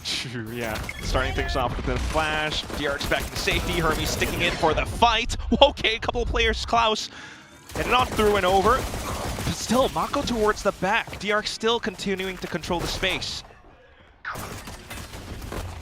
Trying to hold on with a slide off angle while Varrel gets blocked up by smokes. Yeah, you gotta call it now as Varrel. You can't bully your way back in when you've used all of that refreshable utility and it's offline. Oh, you've got nothing left in the bank. Are you waiting for another 50 seconds though for Shuna's dart to come back online? You've got LP smokes because Cinder now has Nada.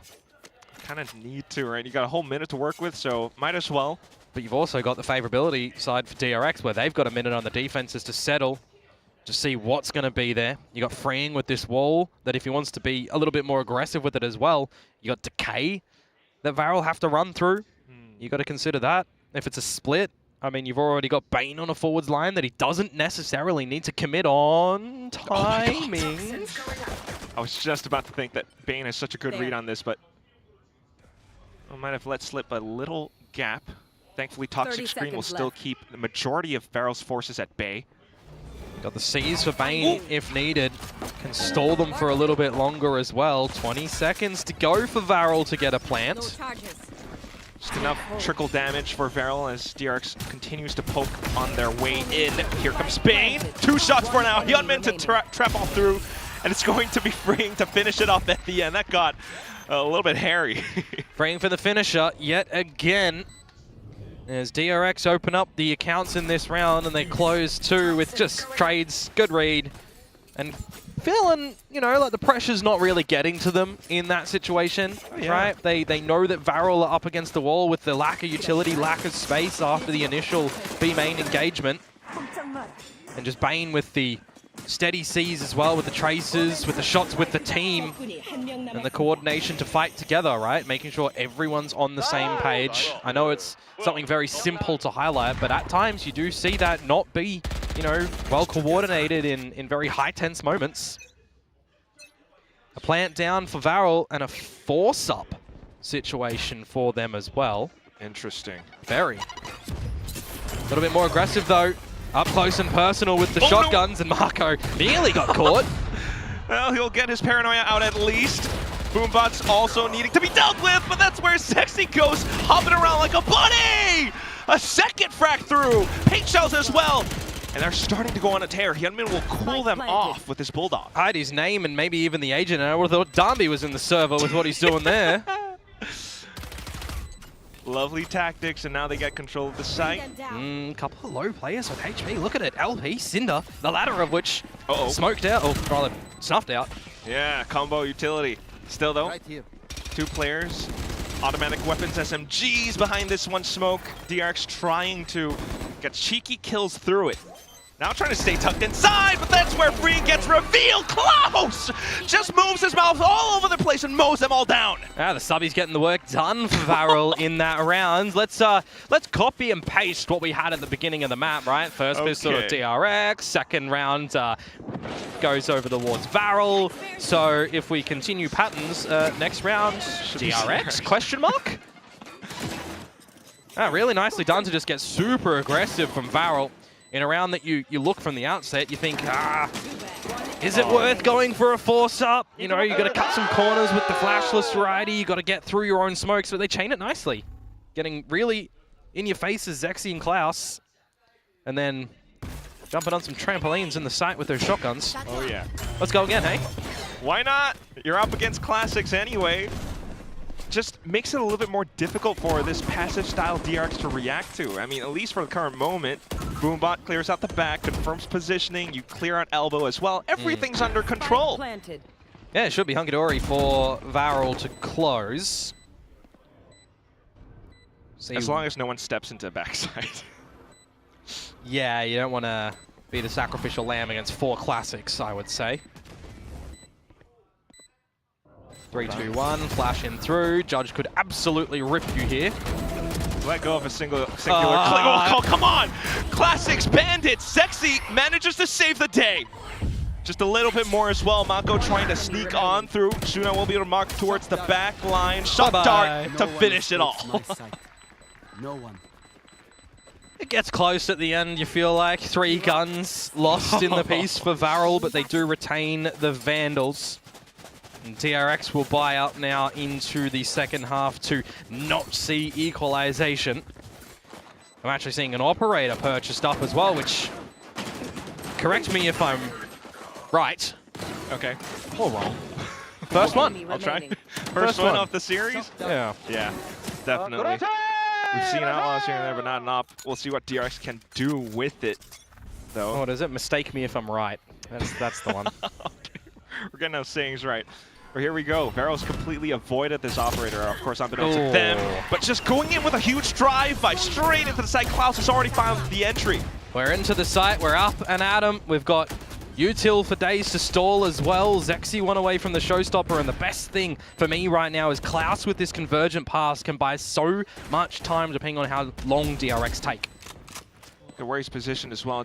No, we're saving. We're out. We're done. We don't want no business in this as DRX. They've got the site. They've got ults to close. When you got the convergent pass, as I mentioned, you got the Hunter's Fury as well. Zexy one away from the showstopper. That is just a signed envelope and shipped. If I'd ever seen one. DRX to go at it again in the next round. Hermes, don't even know if he revealed the operator, but it is at least good to see that Yoru, is playing op. We've seen, in the past couple of days and weeks of play, in my mind, a couple of players who are quote op players, not playing the quote op agents. Okay. Right, we're seeing like Waylay's bringing it in. We're seeing differences. So I do like to see it. I'm intrigued to see how Hermes is gonna pilot this one on the defensive side. But if Varrel are gonna keep doing that, you're gonna see no op play. That's the tricky thing right now. I mean, they really have to think about how their defensive setups will work against a Varrel that's looking to explode onto sites again and again. So we actually might have a really early timeout once again. This time from DRX, though. Well, I think we're just seeing Varrel that smells like real Varrel, to be honest with you. This is what I was kind of expecting in the game against GE. Does this put a smile on your face, seeing a Varrel like this? Puts a smile on my face in good Valorant. Okay. One could make an argument right now, depending on what flavor of Val that you like, if it's good or not. Okay, well, would you think that this is good? I think for Varrel, absolutely. Oh, yeah. I think for DRX, no. And that's why we've got a timeout right now, because they need to adjust things. He calls it like he sees it, Komodo. Yep. But yeah, definitely needing to swap things up. Operator still in play, but perhaps undetected by Varrel for now. Yeah, Varrel, I mean, you're not giving DRX an opportunity to get comfortable in the beginning of these rounds, right? As soon as barriers drop, it's just go. Like you're doing a drag race when the lights turn green. It's kind of what it feels like. Yeah, you like those. How can DRX catch up to that, though? That's kind of... Opening kills and really causing Varrel to think like plan A won't work. Because plan A right now is working for them, pretty much 2 times in a row. It's not the greatest sample set, but it's working great. Up on the line. There we go. It is the chance for opportunities to arise for DRX to start things off. I see what you did there. Nice. But will it be nice for Hermes if it keeps going this way? Will it be nice for Hyunmin, who's the solo mid instigator, to perhaps find things for DRX? Varrel's quite aware of the possibility for Yeah, DRX there's to go wall over towards B as well, currently. So we'll see how that is going to look for Freeing and for Bane. I like the timing on the Prowler. See if there's anything real close, which does sniff out Shuna at the end. So there's some presence noted on both sides of the map, right? One player at least over at B. Bring them down. Boombot over at A that you hear and you get rid of. Extra confirmation, even more so with the convergent pass, which does hit Freeing under the site. They really do need to place a lot of importance onto this B side, whether or not they can hold on to it, but not when these ults are going, not when Sinner's this online. Showstopper as well. Correct me if I'm wrong, you know, Varrel should be taking his round. Yeah, I mean, absolutely. You could see the hesitancy over in mid too, that they're feeling like LP is still lurking about. Right now, Hyunmin's just trying to find an exit strategy to hold on to this gun. Operator says hello. So LP's shut down, but I gotta give credit where credit is due. Varrel keeping interest over at that A site with a little trickling of utility. The execute in towards the B site is really nicely played by Klaus. Convergent pass, getting in with your dashes, saturating your opponents, which looks like to me it was on top of the site, but unfortunately still hit Freeing underneath, and he's just hindered down on the site and can't get out. Hunter's Fury as well, gorgeous from Shuna. I mean, that was just a nicely executed round from Varrel in the beginning stages for me and the tail end stages. They're going to really build up a bit of bank here. And, and this was just after the timeout of DRX, don't forget. It seems expensive. I really love that you point that out too, though, because while it's also Klaus with all this utility, like we see right here, you also have that slight little boombot just to keep some of the DRX players invested over on the A side. And that's why this one was so much weaker in comparison. Yeah. DRX really have their work cut out for them. They've just lost the lead in this map. Show yourself, you Well, can. I think Hermes needs to fix that that operator charm. That was the Vitality one, and well, they didn't have a good series against BBL recently. Maybe we want to be rocking the team you're playing for on the charm. Oh boy. But we'll see. Okay. Early pit from Freeing. Could be quite dastardly if you want to bully your way in towards that one with the Stinger around the corner. But it should really funnel Varrel to the other side of the map here. Depends how respectful they want to be, because the only way they're really getting into this is by Boombot to clear or drone. And then you got to put some bodies in this deeper pit, which would take some chunks off your health. It's really unknown right now, hence going over to the A side, but this is exactly what Hermes wants. Revealed though! Oh! Yeah, I mean, a headache is probably not what you want there. Ding through the corner of the wall, I believe. 19 HP, but it shouldn't phase an operator player too hard. Just post up on your line and, well, hit your shot, ultimately. So back to the drawing board for Varrel. 40 seconds. Comes to my mind that if you do want to get into this B site, you got to go quick. Cinder with the orbital as well could be an entry position in towards the site instead of a little post-plant scenario, perhaps. Freeing, they're just going to pass each other, and Zexy wins that percentage. But at least Bane's in position, and there he goes! Finds a quick double. Orbital strike gets deployed, but Nightfall as well. Klaus will be defying the trade. Mako in position too, though, as the whole team from DRX starts to circle into B site. Spike planted down in this moment. Judge pulled out at the ready. If he sits here... Oh, what? A blind shot from Hermes! Paranoia sent out now as well. We'll have to keep everything in mind because Varrel is still fighting in for this. Turns back around, spots out a couple of players, but refracts into safety. Klaus trying to toy and trickle around. He manages to do it against Mako. 1v2 is Hermes, and he has no choice but to back off. This bolt-action sniper will not be favorable in this fight. And them's the round from Varrel. They hold it into the B site. An absolute different story if Freeing wins the duel against Zexy. Pit doesn't fall, space isn't dropped, the split that comes out, maybe you don't get the rug pulled out from under you. Fabulous, fabulous rounds to come through from Varrel. And Bane really tried to dig deep to hold that one as well. Even the investment of the Nightfall that, with the little extra layer that Varrel throw into the mix, I mean, they're just in front of the utility. They don't care. They're going to take the fights. Klaus comes out with that sensational mid flick as well. Great shot. And this is where DRX, 5 lost in a row, start to fall into the middle of this whirlpool. All the warning signals going off right now in my brain. Varrel, they've swapped up position, excuse me. Operator from Hermes still in play. Some shotguns, some pistols, and Zexy aware of the lighter shields that'll come on through. Got a Bucky close by. Will avoid most of it with light speed. Nearly just dashed him into the shock dart. Execution still underway though. First outlaw shots popping through. Yeah, meanwhile, Hermes is pushed all the way through B main, but it kind of feels like Fanada at the moment because Varrel are very locked in towards this A site. I might just want to keep holding on to that up in case Varrel starts to rotate, but surely not. They're just committing full in. Hyunmin's not finding the shot. Bane will find just one. Mako as well chiming through. Okay, a couple more as Varrel continues to peek in one by one just around the corners. These shots are all lined up. It's just LP left. He's looking for perhaps a slight exit plan. 30 seconds and the spike is on the ground. Unless you find every elimination, this could be it. Yeah, it should be it, to be completely honest with you. 20 seconds to go. And that announcer's going to yell thrifty at the end unless by math it doesn't convert to B. LP. Hold on. Yeah, you say hold, but there shouldn't be a way he gets the plant here. Left. One player just needs to sacrifice themselves when the attempted plant goes in, and there's no way that you close this one out. Bane will be the knife in the back here.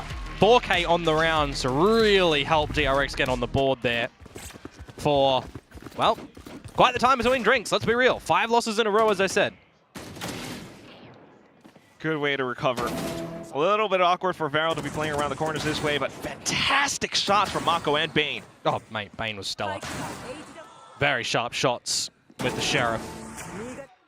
Yeah, let's keep this guy on IGL. We take Mako off of it, but Bane has been doing pretty well. I mean, Mako's still technically leading in kill department in the whole server, but feels a little bit more silent in the way that that's been found. No wallbang on the back of the Haunt Scan. But it is a couple of loose bullets that we're looking to be collected in mid.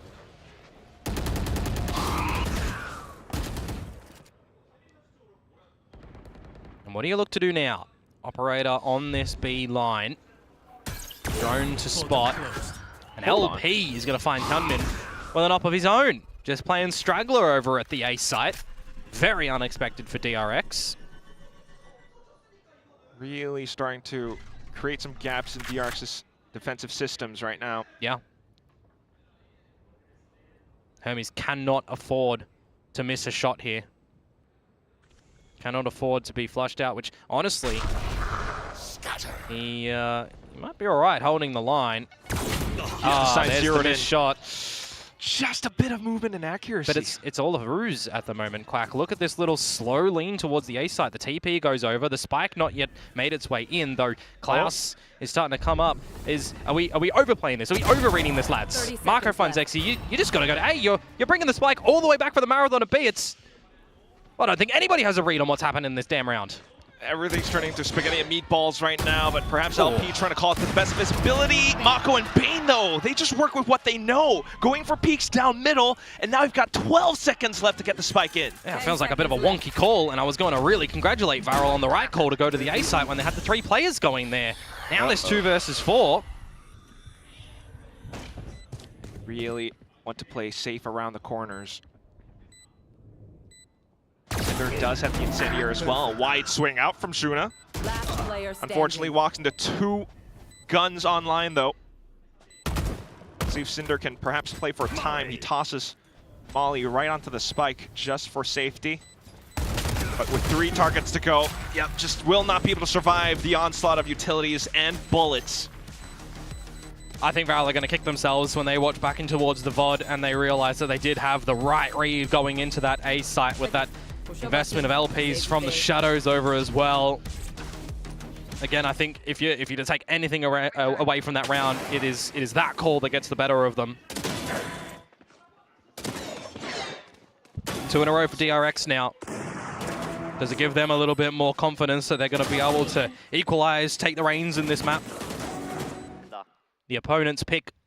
Varrel opting for Corrode here. Timeout to be deployed for the newcomers as well. This is the last one. For both sides. Unless we get, dare I say it. Hey, you never know. Haven't had any OTs yet. This could be our first.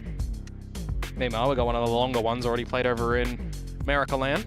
It was America's, wasn't it? Yeah, it was. 20 to 18, I think, at the end. I do think these two teams do have the potential to go that far as well, but...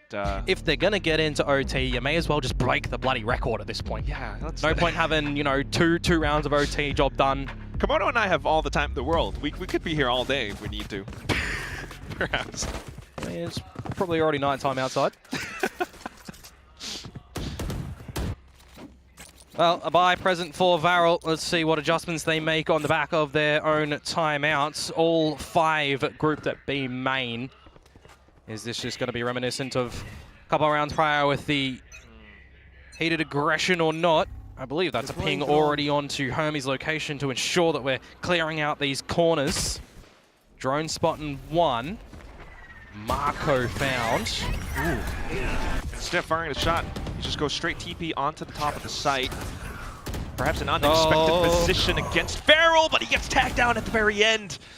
Hermes unfortunately having to TP away as well. Zexy pushed very far forward. If Hermes loses this duel, that's the showstopper that can get thrown in towards the mix. I'll handle this. That's exactly what he's fishing for. Here. With LP for added cover. Gunman, convergent pass. They're really trying to just isolate LP at the moment, but Zexy gets it. Klaus in for the trade. Op shot fired off as well, so Varrel quite aware now, but job's done again. 2v4. Yep, you got to call that.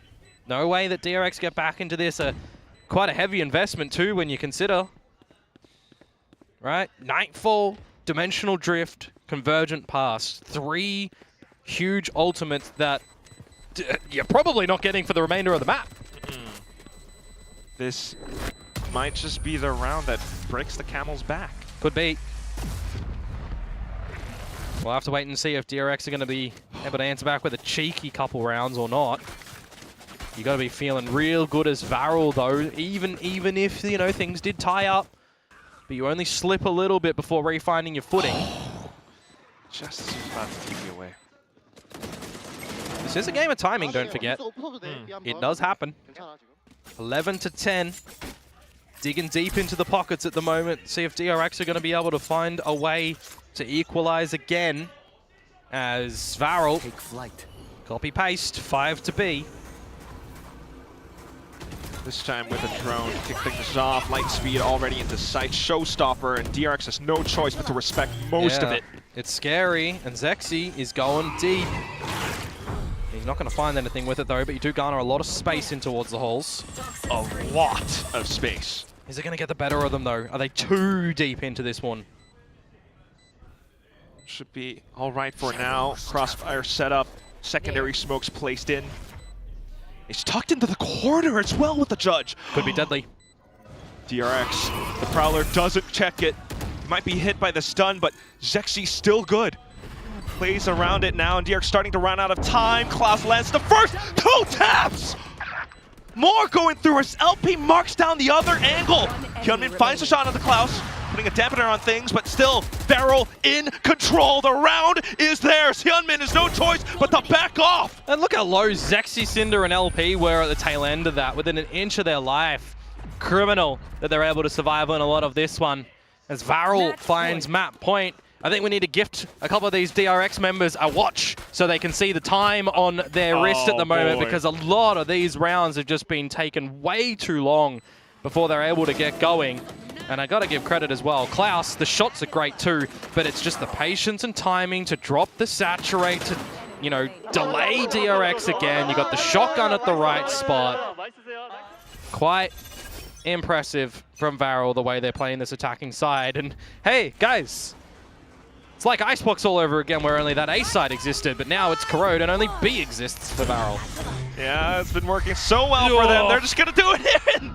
Judge up against Freak's face, and LP and Klaus continuing to barrel on through 2.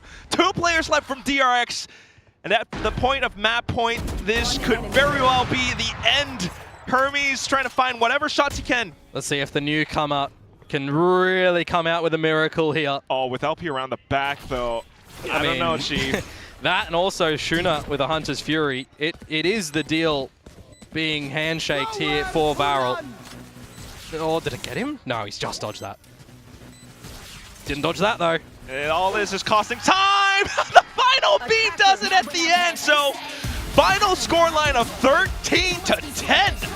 Varrel, the new kids on the block, managed to kick down DRX's doors on the map of Corrode.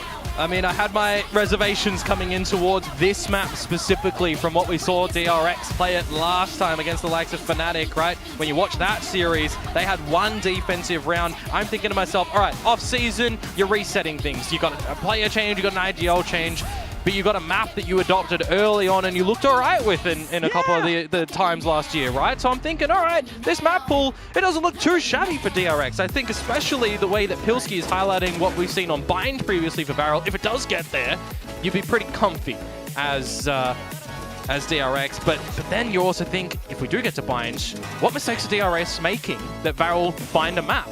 There is a lot that they will learn from this instance of Corrode here. That is very true. I mean, everything is still being revealed as the teams face off against each other. They're learning each other's tendencies, and they're learning so much. You could definitely see it through from the first half down to the second, where Varrel really started to look like their old selves again.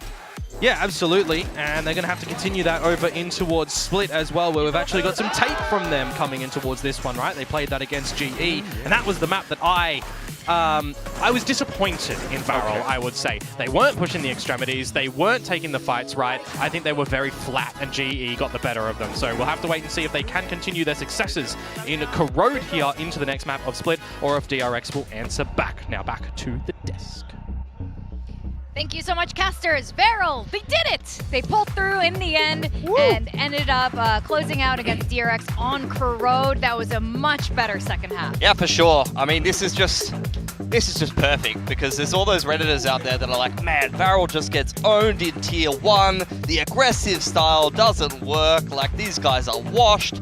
Are Ascension teams any good? Watch that game back, boys. Like, that looks pretty good to me, honestly. This makes me so happy. I was worried in that first half. As we move into their attack, it felt like Varrel were back. It felt like this is what I'm used to seeing from them. I want them to be crazy. I kind of want them to push a little bit too far. I want them to be a little bit silly. And they did that, but it worked very, very well. When they start taking that fight to DRX struggled to keep up. You can see overwhelming, almost twice the amount of first kills of DRX there. So really managing to find those openers. Yeah, with only 2 of them coming at the hands of Klaus, who you'd think would be your best opener for sure. You can see it's a little bit more kind of worked around the pack. He had LP on the lurk with the Omen a lot of these rounds. Cinder was running into the sites like a madman. Zexy was on that raise. That's the great thing about Varrel. You can get those openers pretty flush across the board. And this wasn't necessarily a bad performance from DRX either. Like, this wasn't their A game, but it's not like they just rolled over and died to Varrel. I think Varrel definitely earned this win here. Yeah. Oh, definitely. And I think this was what made this first map a lot more exciting, a lot more promising as we go further into this particular series. Now, DRX, we were speculating a bit about Hyunmin's performance last time. You know, we're seeing a little bit of pickup this time here, but I think they're adjusting to their new roster. Termi was having a chat with the Korean casters explaining they are still adjusting to the new roster and the changes on the roles. But for Varrel's side, while they had some awesome rounds and a great turnaround in the second half, they did have some strange decision processes. I mean, the thing is, for me, DRX won both those pistols, and we see these round 2s. Let's roll these clips, because both these round 2s of the half had me going crazy. Mako's left alive in a 1v3. Just watch the time here. I thought Cinder had thrown this so hard. He turns back around. No, what are you doing, man? Look at this. Look at the clock. Oh my god! I was screaming in the green room, but they do get it across the line, and that ultimately helps get some rounds on the board. And then the second half, they lose that pistol, they force. Now this is such classic Varrel. Just look at the way they keep going. Look at how aggressive they are with these shotguns. Okay, Zexy gets 2 here. Does he stop? God damn it, no he doesn't. Straight through the smoke to try to take another shot at Hyunmin. I love it. This is what Varrel is all about. Do not put these dogs on a leash. I need to see them running into the site full force. That's exactly what Cinder did on the Brimmy. You'll see this full exit here. Yeah. Look how hard Cinder goes into the site after the Waylay entry with that double. I mean, I love it. If you want to play Brimstone, this is how you play it. You drop the smokes and go. I was a little bit skeptical of having Cinder on that role after his performance last week, but I felt like he stabilized this week. You know, he didn't set the world on fire. He wasn't the top of that scoreboard, but he held his own, did his job, and he did it very well. And then in that attack inside, when you got that Brimstone, when you're able to play free like that, very, very fast hits, he really did manage to help a lot there. I like, you know, the Stim Beacon there. He puts it down. It's almost like he revs himself up by backing up and then charges forward into his death. But you know what? Even while that looked a bit silly, it's almost like they're kind of ramping up that same exact energy to move forward. And this is the Varrel we wanted to see. We keep talking about that sort of aggression. And we also wanted to see a better performance from Cinder. We're highlighting him at the top of the show, and he definitely stepped it up. I mean, look at the comparison to his debut there against GE. We were highlighting those stats at the start of the series. Definitely held his own here, did his job on the Brimmy. He was a great second or third entry. That's what's great about this comp and playing Waylay in general. It's almost like a double pump. You send your Waylay in, activate the refract, send your Waylay in, counter util comes out from the defense, in goes the Omen or the Brim with the Stim and Zexy with the double satchel, and then you have your Waylay following that up. That's a tight little entry pack that can kind of play around a lot of different reactions you get from the defense. Yeah, I really liked it. I felt like he did his job very, very well. And I love the Brimstone pick. I think we're going to be seeing more and more Brimstone as we move throughout the year. It's getting very, very popular now. I've seen it on Breeze. Exactly. Yeah. It's because of how quick you can hit these sites. It really is. It does enable you to just play so much faster. And for a team like Varrel, I think it suits them a lot.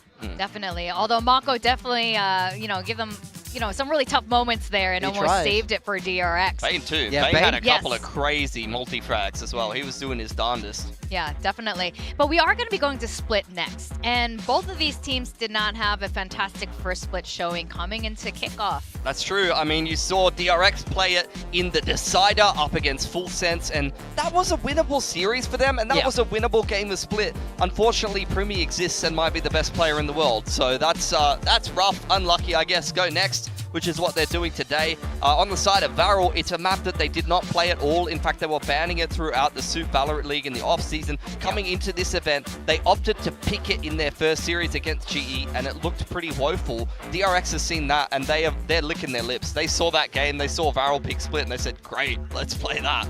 I think that's so bold, though. You know, they obviously, Varrel picked it for a reason the first time. Obviously, they, I want to repeat what Achilles said yesterday, but they didn't do great on Split, but they had a game plan. It didn't happen the right way the first time. It's a little bit almost arrogant to think they would mess up a second time. Yeah, exactly. I mean, I think when I look at that map one, I would now expect their Split to be a lot better because they'll be able to play more group, they'll be able to bring that aggression that we've been wanting to see. I don't think their Split was bad from a comp perspective. I just felt like they didn't embrace their own style. And if they're able to do that, I think this result could definitely go differently. Yeah, I mean, we all picked DRX. Yeah. Fairly confidently because we weren't sure if Varrel would pick things up. How are you guys feeling about it now? I think Varrel could definitely win, but I still think DRX, I'm feeling quite confident about their prospects throughout the last two maps of the series. I felt like Corrode was a must-win for Varrel. They did win it in close fashion, but I don't even think that was necessarily DRX's A game yet. Yeah, I agree. I do think DRX have room to level up throughout this series. You know, Hyunmin's still settling in. Mako Bane at the top of the scoreboard, but I think, especially if Hermes starts to get frying, then things can be different. We know DRX have a lot of firepower. They just have to bring it to match Varrel. You can't always play to Varrel's tempo, because if they're able to ramp up that speed and you can't slow them down, then they will run away with it. Okay, now, Pilsky, you had this question for our guest earlier. Who's going to be the bottom Korean team? And now seeing these two teams play a lot better today, who is your pick? I think my answer hasn't changed, and I actually was going to pick Gen.G personally. Okay, so it's not going to be these two teams No, playing I right now. still have faith in Varrel. I thought about predicting Varrel, honestly, going into this series. It's just I had serious questions about Cinder's performance, and I did not expect Hyunmin to play nearly that badly. I thought it was going to be bounce back from Hyunmin. We still might see it, and I think DRX is just they're just a little bit better and a bit more experienced. I think if they grind down a whole best of 3 against Varrel, they'll probably win most times. But I definitely think Varrel have potential here. And now that Cinder is here to play, 100% this is a doable series. Yeah, okay. Well, how about you, Morgan? You got to pick a team, too. Is it one of these two? No, I think I would go with Gen.G as well, to be honest. I mean, we'll see them later. That might flip on its head. Okay, but so it's not these guys. I think both these teams have shown bright sparks. That's the key for me. Okay. I mean, it's hard. I can see how you guys are thinking this.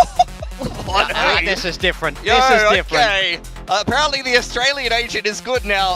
DRX freeing back on the Teo. You've got Hermes playing Viper. He's only played Yoru so far. Single duelist on Hyunmin. It's back on the hard carry raise. But look, Freeing's back on Teo. They've thrown it back to last year. Teo Maybe he's Freeing. about to set up.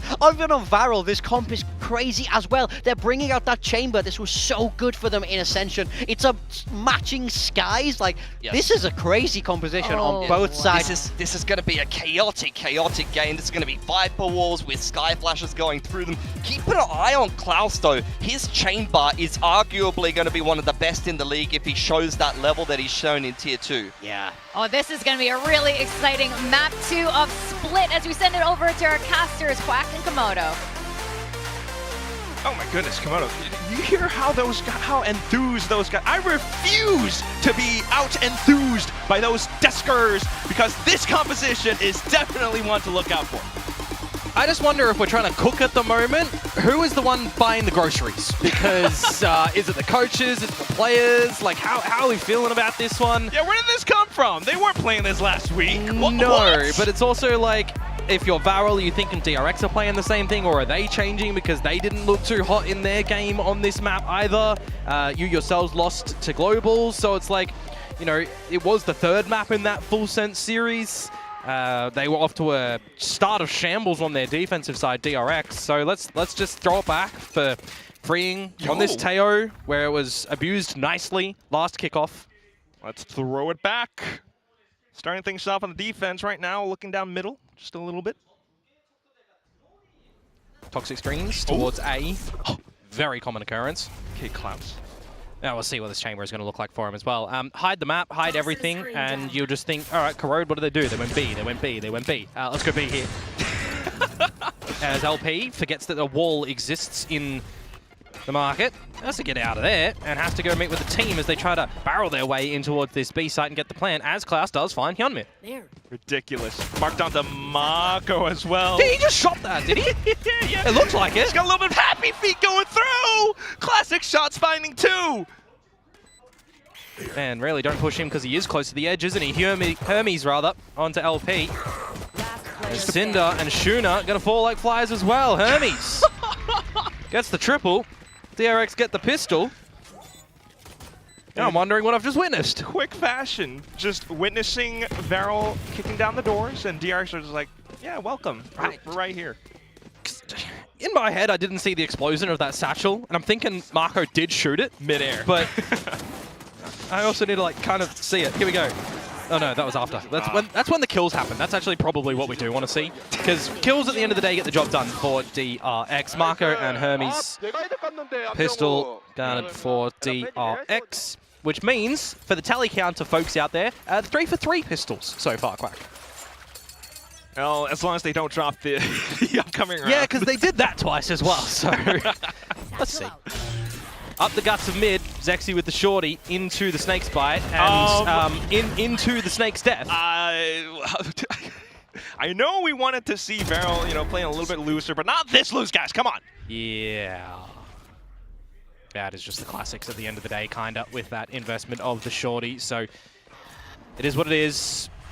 To see how much damage Varrel are going to be able to find in this round. Gonna go for some sneaky pre-fires. Bane's gotten on top of it. Now we have a bit of time to breathe in the round, it does look like, with just no one being too super aggressive. Shuna and LP, see if they're going to be able to get away with anything as we look towards what DRX will have in the next round, essentially. Guardian for Hyunmin and a Judge for Hermes. Stingers and Spectres for the rest of the squad. They're going to be able to find some damage, you'd assume, against the full buy-up of Varrel. Oh my god, no, it's just a clean, like, true flawless. Yep, no damage delivered across the board. So now we'll see what Varrel do look to bring in towards the attacking side. As if you remember back towards that global esports game on Split, it was the first one, right? Varrel won the pistol, then they started to stumble and fall, losing a couple of rounds to GE's attack. So they didn't really get to play too much on their attacking side, I would say. 3 rounds here and there. But I almost kind of don't even put any stock in that last occurrence because you've really changed your style. You're not playing the Raze Yoru with the fade from Shuna. Shuna on the Sky. So you got the Trailblazer that goes in, but now what? You got to try and facilitate a way to get Zexy an advantage on towards one of these duels, which he attempts to find on towards Marco, who will get out with not too much damage delivered. Just laying out some groundwork for now. Okay, yep, the A site does exist. Oh, good. Info in garage, though. And that's even better, isn't it? LP. How far does he decide to go when you hear the shots outside of A main? You see that toxic screen go up. You start to think, or at least I start to think, yep, stealth drone in, get some further info. You got salvos, you got paint shells, you got that new buffed special delivery as well for the Teo that stuns and damages now. So if you're really letting this time go down as Varrel, it could get problematic. Really. DRX are pretty much staying on top of all of this as well. Coming in, marking down the positions from elbow, Mako towards the back end of screens. Tosses out the Paranoia just in case Varrel does decide to waterfall down. They haven't really done so just yet. Straight into the tight corners, though. That's where the Spectres will do their thing once again. Hyunmin onto the Guardian, landing down 2. But down to it at the end, Big 2v2. duel, big duel from LP to win this against Bane. Up close and personal with the Spectre, and that's exactly why, isn't it? You gift him an upgrade, and now they can take this together. Maybe not even required. Bane patient with that one. Cinder walks into the crosshairs. So clean. And that is the bonus round going DRX's way. This time, history not repeating itself from the previous map. Indeed, indeed. And an outlier for Varrel as well. Zexy, Cinder, yet to get on the board with some real damage. I mean, getting the space in towards the site there wasn't too bad from Zexy, I will admit. Gets a little bit drive-byed in the end by the rogue bullet that comes out of the Spectre, so you're not happy with that one. And you can't really do too much against Hyunmin when he's got that good crosshair placement that I'll say I've been waiting for this kickoff, I think is the way to put it. That's fair. He wasn't this sharp for the past couple of No, he was a very, very blunt knife. You can only spread butter with that. That's a good function. But we'll go back into it right now. Once again. Dealt with the Trailblazer. Yeah, deal with the high-low as well. Made them fall over. Oh, Zexy's managed to bypass it. Mako with free fires into the smokes manages to find one. Klaus trying to sneak through. No, you're dead now, Chief. Oh, no. Salvo's good usage from freeing. Wow. Now, Shuna and Klaus see if they can pick up the pieces a little bit in this round. Maybe toy with a slight little bit of the economy, but it's really not going to do too much as far as DRX are concerned. Bane, one of the Seekers as well. Would be neat to gather in towards the next round. If you want to switch over to a retake or mid of round, get some further information. But again, you don't want to waltz into a bit of a trap scenario as well that Varrel may have around the corner, so you'll just wait. DRX know you've won this round, right? There's no way that you slip this 2 versus 4 with 30 seconds to go, and Hermes on a nice off angle for Klaus. See if he reads it. Try to.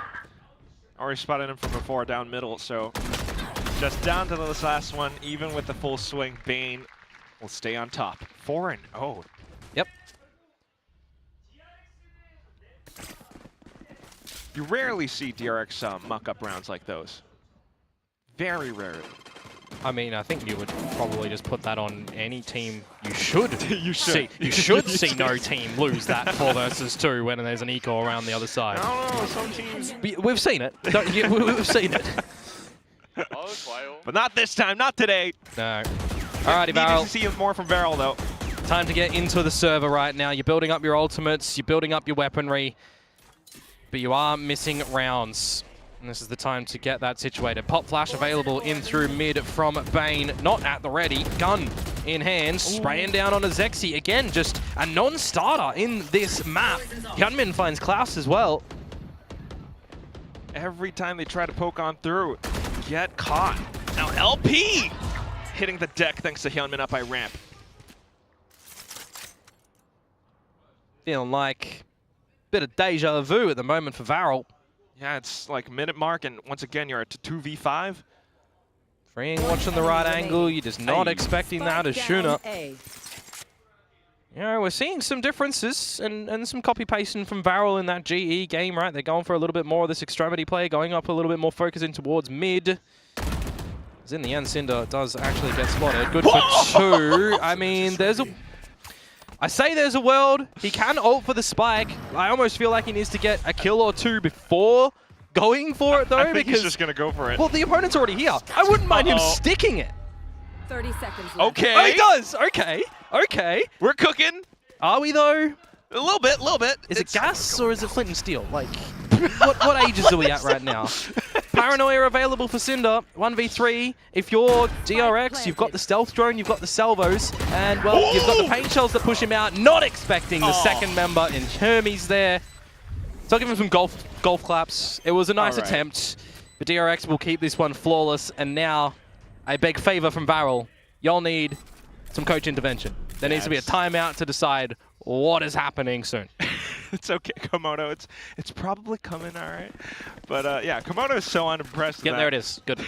so close, and it came quite exciting, but yeah, it's a scenario where he gets that one kill and he thinks that Hyunmin is just by himself in that situation, right? That Hermes isn't with him. It's an unfortunate thing. You get that kill, you want to try and reposition a little bit of space, but it's just good spacing from DRX for the trade at the end.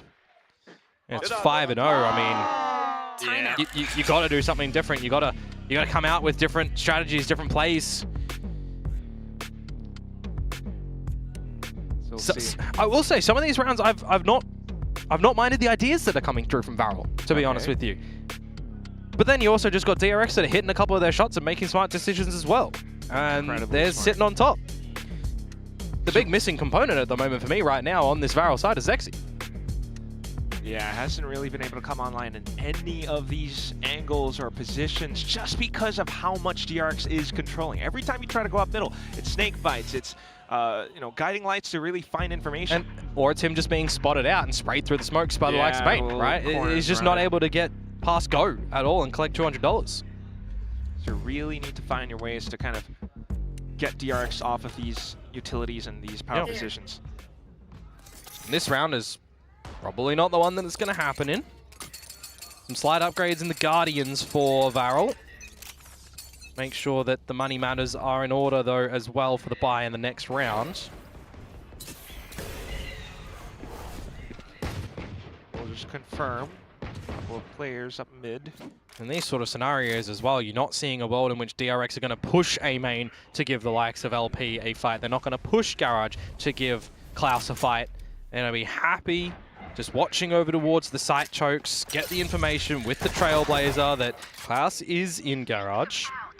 And I like the timing on the Seekers as well. You want to see how close they might be up towards mid. Are they getting towards the tower? Do you need to readjust your positions as DRX into the tower to look to take this fight? You hear the judge from Zexy. You want no business of that. You can play a little bit deeper now that that information's been revealed.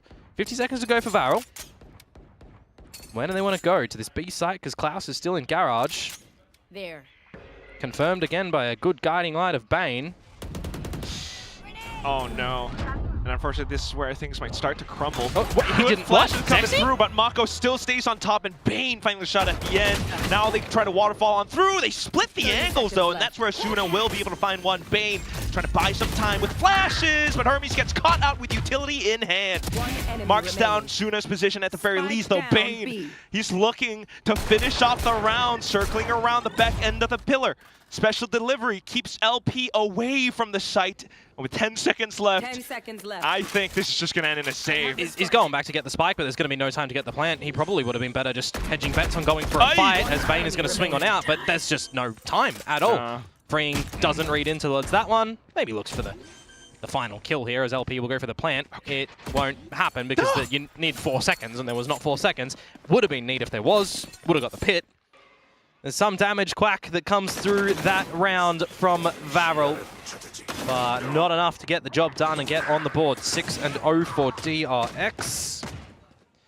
Now you would assume this is where the timeouts talk comes into play. It's got to. Every step of the way, you've been met with a roadblock. DRX just staying steps ahead of you. You want to play? Let's play. I would like to see some play from Klaus. Okay. Tour de Force is out. You can snipe down Mako, that would be amazing, but it is Mako. An off angle as well, you would need a teammate to be able to go in and get you on a further angle. Timing of the pit in towards mid, maybe making this one a little bit unassailable as Cinder is just going to fake TP on through. Now you've got some decisions to make as Varrel as well. Where do you actually want to go? Are you just pushed into going to this A site? LP's not seen any forward positions from DRX because, again, they don't need to. They've got double drone action in this map for both sides of it. Trailblazer B, Stealth Drone A, pit in towards mid. You're chilling as DRX getting this information. As I say that, though, we've got to be careful. We don't let that snowball roll. Yeah. As freeing. Getting a little bit antsy. Klaus slicing the pie, and he will land his mark. And that's the go signal for Varrel. Straight to the site now. Everything's open for business. Hyunmin, though, blows things up with paint shells. Just enough of a bit of damage done. Seeker's getting some of that information towards the spawn side as well. 3 versus 2 for Varrel. And I was going to say a potential long flank from LP, but thinks better of it. He's got to run a marathon to get towards this A site. Oh, dearie me. Shuna's by himself here if they swing on him. Oh! And now it's a 2 versus 2. Terrible. Can LP even get close enough to perhaps deploy the pit? I don't think you might want to do that. Zexy has to land this duel, and he will. Now he just looked down towards the backup elbow, but it's Bane! He still lands the frag! LP has to play for the spike, tries to toy around it, tries to buy time with the snake bite, but Bane... There's no time. It's already done. Calls for the time. Already done. Confirmed with LP spotting that one. And Varrel, they do get on the board. But there's a couple of mistakes that could have made things go the other way, and DRX could have come out with that round, so you've got to make sure that you're cleaning up a little bit of this slop. You're finally on the board. Zexy as well with that kill, which is an important one in that 2 versus 2, right? Finding that frag over at Heaven. Significant amounts of damage from the paint shells that Hyunmin throws as well as they try to waltz on through the toxic screen, taking the decay damage. Could have absolutely come out with the clip of kills.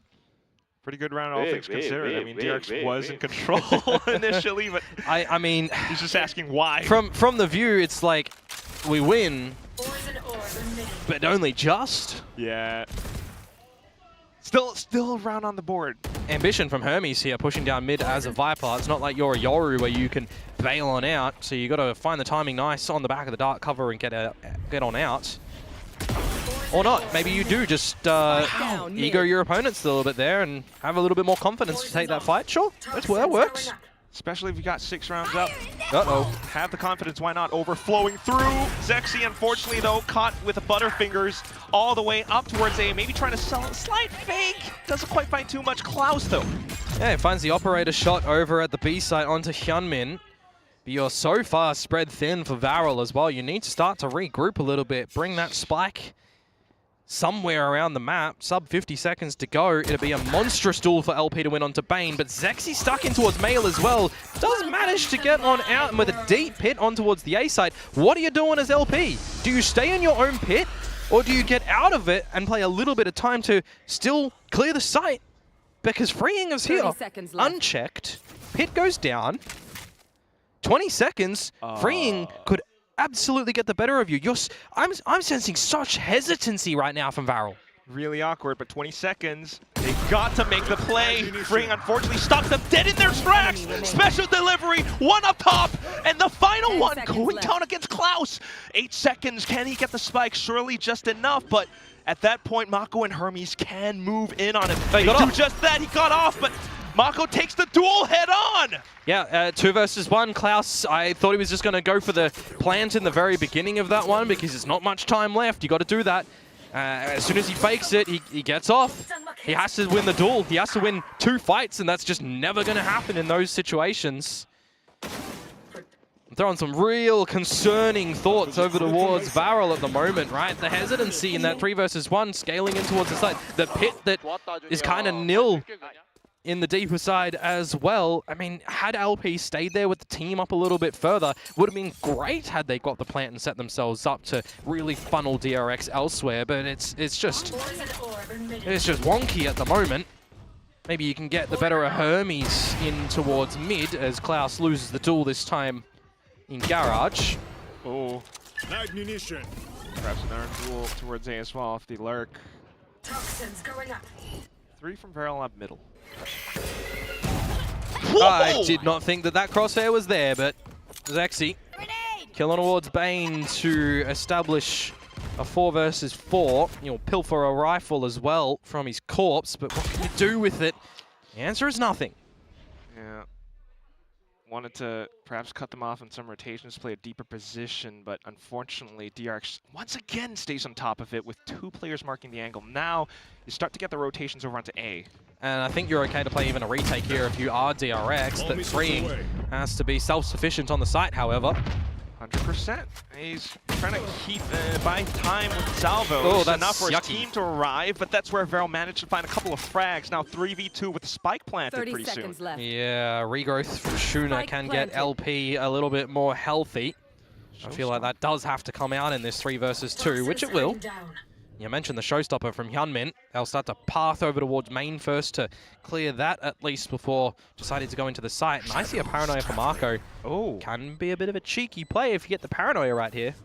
Definitely could, unless someone from Varrel finds some nasty mid-air shot. Shuna timing on the guiding light here. Trying to set up for it. It will flash. Hyunmin unfortunately blows himself up, and that's where Shuna finds a Sheriff.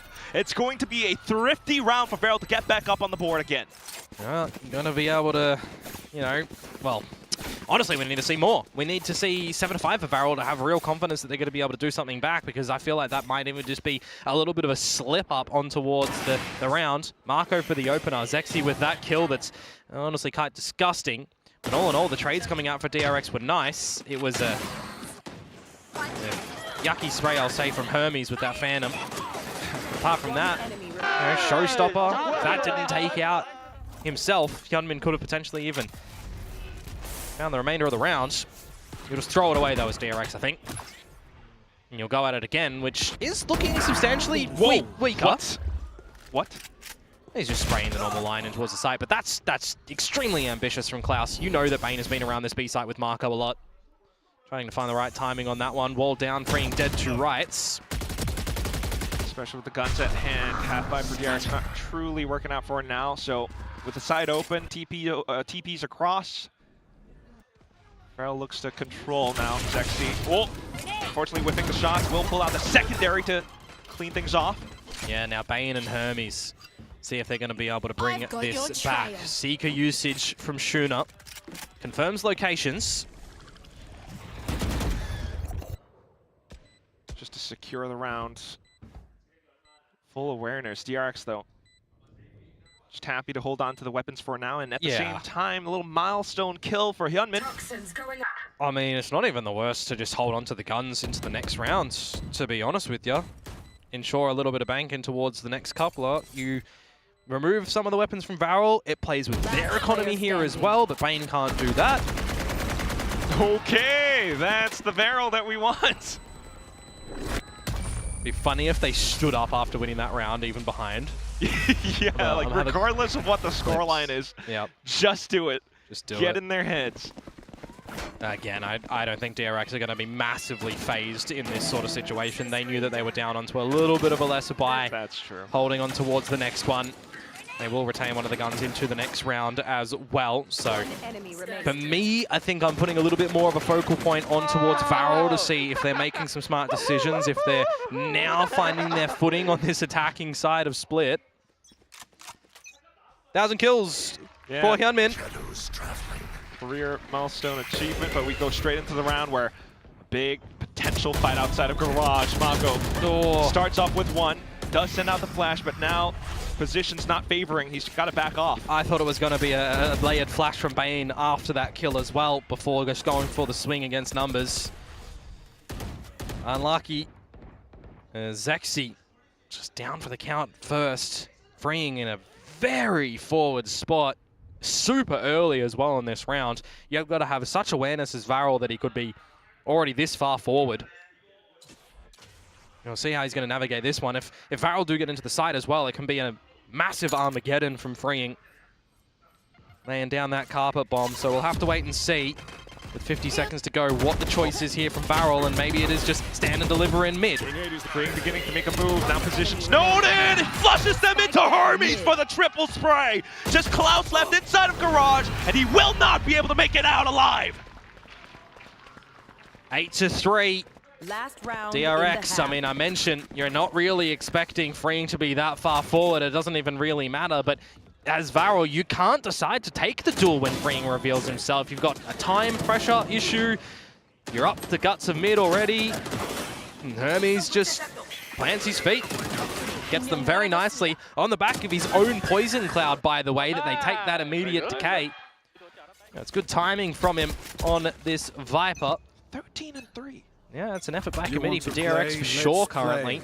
As we transition to the last round of this half, 9-3. Whoa. Or 8-4. That's when you decide to go all in on A. Yeah, well again, freeing is holding this Armageddon, and he is at the right spot, so pending timing. Could throw a spanner in the works for Varrel. He's got it locked and loaded. They are going to be able to get away from this one, so good dodging out of that. And a great opener from Zexy on a Hermes as well this time. Catches him by surprise. Screen will go down. Seekers to confirm. Yeah, well, you already knew that they were towards the ramp, but you want to confirm if they have maybe gotten down in towards the fence, if one trickles off in towards mid. All four members of Varrel outside A main, though, looking to have some go time with space to spare as well. 40 seconds to go here. All the utilities starting to come out from DRX now. Varrel being invited to peek through. LP unfortunately goes down, so no more pit. Comes down to Klaus with the opening shot. Fires off a second, but it whips right by. Suna will be able to find the trades, and now Bane trying to continue to stifle them. It doesn't happen, though, which lands Mako in a 1v3. Yeah, Bane not able to do a self-pop flash there to play on the back of. And it comes on to, well, I would say is old reliable in Marco. But is he going to be able to come out with a 1 versus 3? He shouldn't be able to. He's got a full kit at least. Smokes out in the open for now. Wants to slice in towards elbow. Unbeknownst to him, though, Cinder up top heaven. Plays around the smoke and he gets the first shot. He doesn't know. Now he does. Flashes over. Wants to look back in the elbow. He has a pretty good idea of where his opponents are, but does he find the kills necessary? His opponents, they're toying with him, trying to buy time away from the spike, and that's where Suna stabs him in the back. Varrel will be able to close out the first half 4-8. Yeah, again, another scenario where there's no world in which Marco should come away with that 1 versus 3. So even though all the members of Varrel there are split out, they still have the right picks and the right info on what to do there together. Well coordinated. And it will be 8-4, which again, you know, I was thinking when they finally get their round on the board earlier on, are they going to be able to make it something of 7-5? 8-4 is close, but it's not there. So we definitely have to see a change-up approach coming on the flip. Have to see maybe even that pistol round. Maybe it's a necessity to come in for Varrel on the flip-up, right? They haven't got a pistol round yet in this series. And in the beginning of this map, you also got to remember 6 in a row for the sensational start that DRX come out with. Because barring those, lose out the pistol here. Things go towards Spine. That's where things might get a little bit more worrisome for Varrel again as well. Yes, I will agree with you on that, but from what we're seeing already with the change-ups in compositions and styles and ideas, slight hope. I would put, I'm not a gambling man. Okay. But I put a bet that we're not going to see 3 duelists come through from Varrel on that map. That's a very safe statement to make, Komodo. But who knows? We've been wrong before. Yeah, 3 duelists all of a sudden. Second week of Pacific, let's go. paper-esque on split again. No, thank you. All right.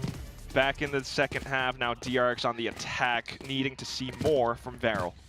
Yeah, we'll see who's going to be in the driver's seat for the beginning stages of this one as well. Varrel in the right spot with 3. Technical, one could argue, over towards the B site at the moment if LP goes there, because I'm looking at LP and you've got the Ghost, and you've got no Viper utility to be main, so it's going to be a lot of damage required to be shot out by Zexy and by Cinder, with the Snake Spike coming down for the Flood. I believe that one usually ends up rafters. Doesn't really matter. Coming in for Zexy to open up already into the site, and oh, this is just already falling over, isn't it? Yeah, Snakebite kill going through as well. Zuna might be in position, but he will just hunker down. Stays alive for another extra second.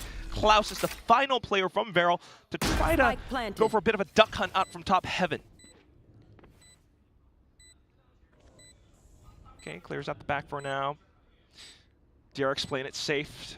Spike planted somewhat for Garage. Klaus. Something tells me it's not duck hunting season here, Quack. Not anymore. The ducks have long flown away. Yep, not in a row. Klaus. We're running out of time as well, so just Green caught out in the open. Still lands the dink into the kill. 4 from 4. All pistols for DRX. 4 from 4. And well, you also got to remember they dropped the first map with finding them, but they did lose the secondary rounds following. Not the start that you wanted to see come out from the likes of Varrel to get back into this map pick of Split, courtesy of DRX, for those that might be joining us as well. Corrode first picked up, played by Varrel. But feels like we're waiting for them to play this map a little bit currently. Just the pistols to be present for them in this second round. And stacking everyone over towards the A side of the map, just leaving Klaus to play at B. Gets one, get out of dodge to the alley with the rendezvous. But it's only permitted he kind of finds one as well. Pistol from Hermes confirming information at A. Gets away with 2. And even Klaus can't get one, unfortunately, taking the TP whilst the death happens. So that's a lot of ult points for DRX now, slowly beginning to build on up. Yep. Gunman getting closer to the showstopper. If you are just joining, pull up a chair. You might witness DRX close out this map soon, perhaps, unless Varrel starts to make moves on the next round. For now, though, just the exits. DRX keeping track. Carefully angling around the positions.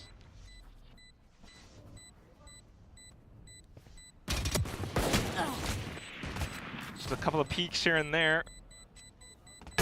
Surely from Marshall, there we go. And we've lost track of where LP was. He does need to die, by the way.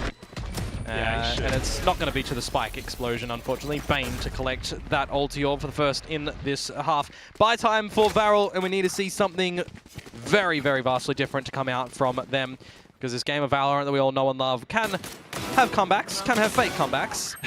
But if you don't see some smart decisions made from Varrel soon, well, it's definitely going to go third map. With the way that DRX are navigating this one. Absolutely. Masterfully called by Bane. I mean, these executes from DRX into the B site have been pretty on point. Oh, it's 2 rounds. Go get him. Better than last series. I'll put that out there. Varrel trying to slow them down this time. Got the B main space, but as the rays of Zexy, if you get pressured and overwhelmed here, to satchel yourself out is going to be a little bit difficult, so we'll have to wait and see. Trailblazer in first, needing to be destroyed by Cinder, and I don't believe it was, so Zexy's position is known, and this is why I said he had the potential satchel out, because he's just a very vulnerable player on the Rays when he's left to his own devices. DRX showing their experience, unfortunately, so 5v4 instantly as the round begins. Now you have to pick up the pieces. Looks to either be a rotation to play to reinforce defenses on B, or I'm looking at this toxic screen as well over at the A side at the moment for LP. Yeah. Gonna kind of hope if it goes there that it's retake variety. Okay. It's a good shot on Hermes. Kind of isolates away that you're not getting into this A side anymore as DRX, so you're throwing yourselves in towards B with 30 seconds to go. Salvo's in, blocking out an angle. Marco on Cinder. We start to get the trades out. Can we get the plant or not? Klaus is still here, trying to upset that. Does do the dirty work, but now it's on to LP to see if he can find this round for Varrel. Tries to play sneaky, and he will be able to land right both of them just as soon as they turn back around. Varrel find their 5th. They scrape by. All right, LP. All right. Calm. It's an important round for Varrel to get, Quack. Do not get me wrong. They absolutely needed that one, but the way that one starts and it doesn't look to go your way. Klaus to equalize in towards mid, so we got a couple of individual shots, which is good. You certainly feel like DRX could have closed out that round, perhaps with how they were getting in towards the site, had they had one player potentially watching over towards the alley and that 3 versus 2, and moreover that 2 versus 1 as well. Could have got the job done. Yeah, I mean, some of these rounds that Varrel are getting, you got to understand that they probably shouldn't be. And as a coach for this squad as well as TK9, I mean, we got it. I'm not happy. Now the timeout that you dropped probably middle of that round, maybe even the start of that round where it didn't go your way. Maybe you're thinking as a coach, I should have held that for later, because this is the second timeout for Varrel. No more for the rest of the map. No, DRX can dictate when you get some coach talks now, and with a 5-round lead, it can definitely hurt Varrel's chances if they're not able to make some, again, good decisions mid-rounds. Puts a lot more pressure onto this squad, onto Cinder to do so. As the timeout elapses though, back in, and it's the same toxic screen from LP. Just in case DRX does decide to go into any one of these rounds. Not yet though. See what the protocols look like in this round for DRXs. Even though Varrel found the previous rounds, not enough money, too much damage delivered. Oh. 2 rifles, couple pistolas. El Bandito for Cinder. We're not seeing like heavy adoptions of that gun just yet, but it's had a couple of glimpses. And the general sentiment is players still preferring the Sheriff. In this sort of situation as well for Cinder. If he's got a sharp shot, he'd be taken out, what, Bane? That's about it, really. Hermes' first fall to LP. Showstopper deployed by Hyunmin as well, and we'll clear out a lot of these early spaces. Yep, scare tactic approach, confirming nothing in the back of the screens, but now that plant is down towards the heaven open space, and you've got no control over there as DRX. You gotta hold back of sight. You gotta hold outside of the site as freeing, for example, and he's got no salvos to assist. Trying to keep them contained in just at least no more utility, but still being able to shoot back could work out wonders for DRX.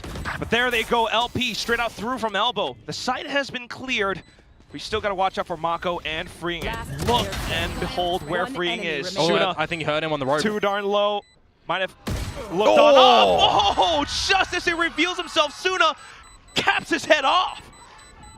Again, it's another round going towards Varrel's way. Only one alive, but for all intents and purposes, you call that one a thrifty. 2 rifles, the pistols getting the job done. And again, I highlight, right? Freeing was absent of presence on the site. No salvos for the post plant. Going for the ring around the map through the sewers, through mid, through the vents to come on back. And I believe that it was actually heard at the end of that. There you go. You just heard the audio cue. So Shooter knew where that was coming from. But at the end of the day, 20 HP, you have to hit that shot, and he does so very swimmingly. Nicely done for Varrel to, I think, tread water in this map at the moment. Talent is there, and they will start things off with a Viper's Pit and a Judge inside of it. Can definitely be gnarly. I guess the DRX as well, who have opted for a bit more of that passive variety approach in the buy, making sure that they have the full arsenal coming in towards them in the next round, freeing one off Armageddon. Get into a post-plant scenario, you want to scale up, that's going to be nice as well. So this round, play for damage, play for the number 11, of course, if you can. with a game plan for the next one to be a little bit more backed up, and the rotations from Varrel at the moment are correct to this A site. Klaus with the Outlaw. Going to give you a bit of a nightmare on DRX if he's able to get on the right line. He's just revealed himself with it. DRX have to change how they're going to play around it, or maybe not. Yeah, if they do get across, it's going to be Zexy and Suna on site to support. They will just spray through the crossing, catching 2, catching 3! 1 left, that's just Hermes all the way up top, and that's where LP will keep him in check. Varrel slowly but surely catching up to DRX. Yes, 3 in a row on the defensive side right now. They found 4 against Global. That may very well be a bit of a pass mark first, a bit of a hurdle to get over in the beginning stages here. As Termi for the timeout, DRX going to gift an opportunity to Varrel to have some coach talk as well. Spike down. I mentioned just before too, Quack, you're going to start to get a couple of these ultimates online for DRX now. How are you playing them together? How are you maximizing potential? How also are you just bringing a little bit more stability after dropping these 3 rounds, right? We're starting to see a little bit of slip-ups on DRX, but a little bit of heightened plays from Varrel too. Swapping disciplines here and there. Perhaps needing now to see a little bit more activations from DRX, because Varrel has been on point. It's still a case where it's 1 foot in front of the other for Varrel though, right? You got to tie up the game 7-10, before looking to take a bit of the lead here in what I think nearly everyone could argue would be an upset. Yes. Especially if 2-0. If it's 2-0, yeah. 11% on the predictor for Varrel in this one. I think it was 12 and 15% for Team Secret and Zeta yesterday. I don't think a single one of us from the talent side. No, we didn't. Yeah. We have very well guaranteed predictions yesterday and today. So we'll see. Could still be wrong. Happy to be wrong, but let's see. DRX back in the garage. I think it's happy to be proven wrong, Okay, meaning we would see Varrel really making an effort here. Making an effort to stack the ace site though. 4 and 1 with just Klaus in towards mid, and if you're on that Trailblazer as main there, you're kind of wondering, how is this free? Into the site, DRX go. No pit for Hermes just yet. 1 off if he's the one to get the plant, but it is going to be freeing. Why is it freeing, folks? He's already got the Armageddon. We are not maximizing orbs here. We'll leave them to make the decisions. Are we going to immediately deploy to... Super early. I mean, you've got so much time for Varrel still on this spike. You're all here now. Full-on retake as well, going through with Hermes carefully flanking as well. Closing in the distance. Snakebite, bit of utility dumped onto side. Zexy beginning to swing wide with Mako, finding a double all the way from back end. Smokes off though, and that's where Suna will be able to find a little peek. Bane now out from garage, finding a couple more.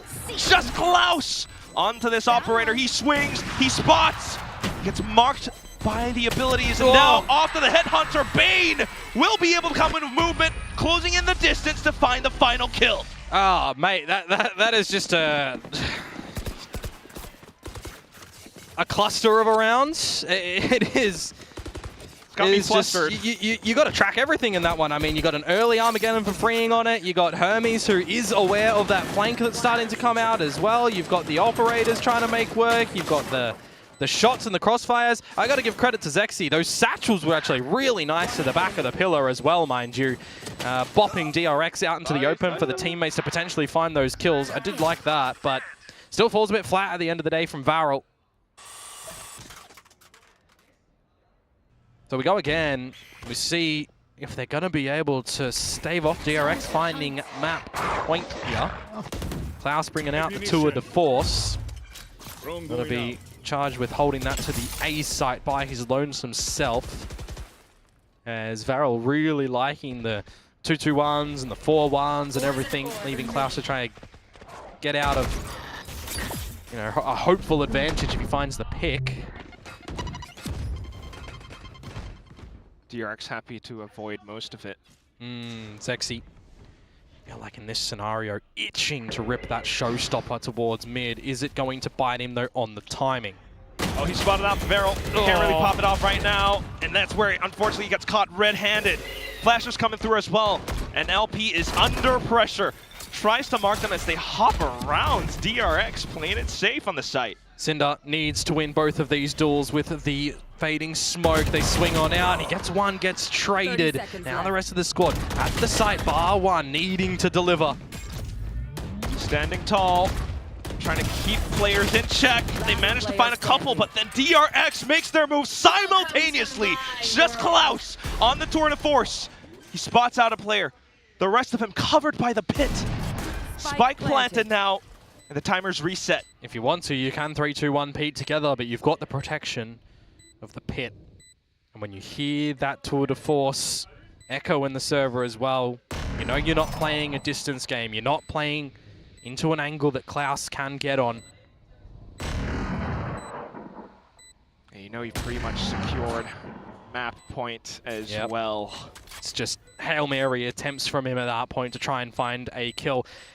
Begging for a better gun than a judge as well, unfortunately. They're all on the site or B main. So if he does want an upgrade, he'd have to navigate over towards the exit position of DRX. That's not the gun you want to take over in the next round, unfortunately. Look, I'll say this. If you are taking that gun, give it to Zexy. He's got the showstopper. You can play with the judge on the back of it. You trade some weapons. You just use the headhunter instead. There's options here for Varrel, but it's very slim as well. They cannot make a mistake at the moment. It's a fruitful scenario for DRX right now with 5 map points to play for.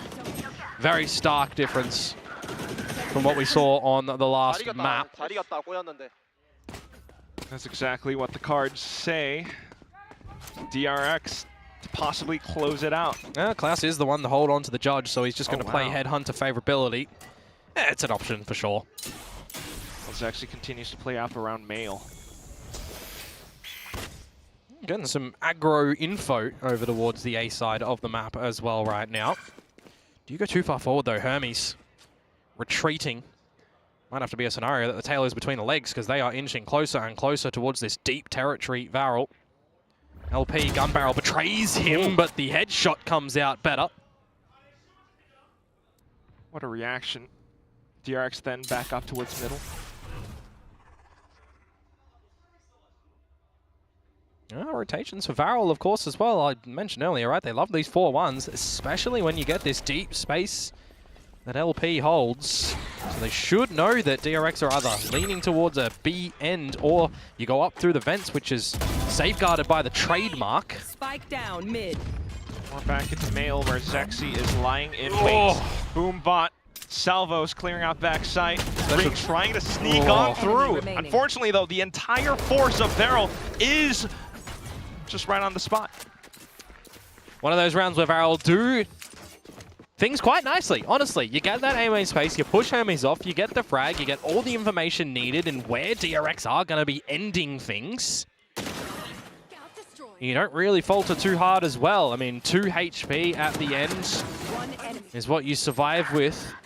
Special delivery would have potentially even finished you at the end there, but it's held nicely. So 4 alive, will assist things out here for Varrel. But again, just another scenario where it has to be. Flawless varieties cannot lose these rounds for Varrel. Outlaw purchase, a little bit smart as well. Yep, for sure.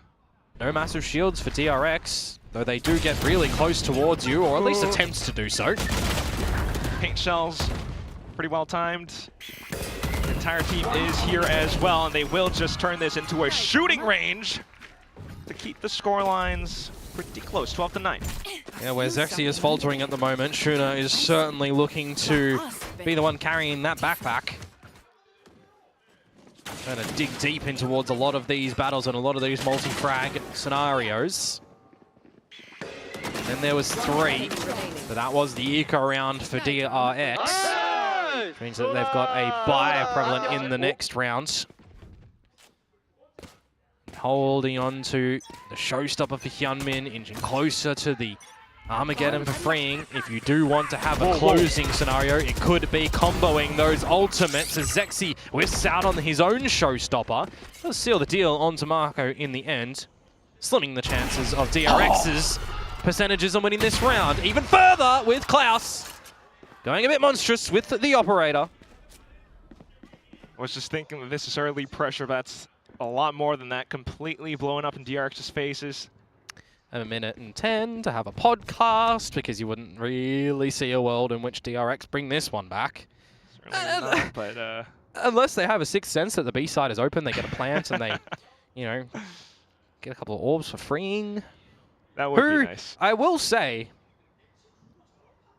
has felt like this Teo pick, whilst there's been some neat timing with the salvos and the deliveries and stuff, has not been a massive wow factor. Okay. That's a fair assessment. Yep. Well, that's not the agent though. That one. Yeah, that was the player. 30 seconds left. Oh boy. Your money's looking okay for Varrel as well. If you do want to remove this Vandal from Hyunmin, the hunt is certainly well worth its weight in gold here, and they are charging him. 1. Okay. Let's just not have 5 die.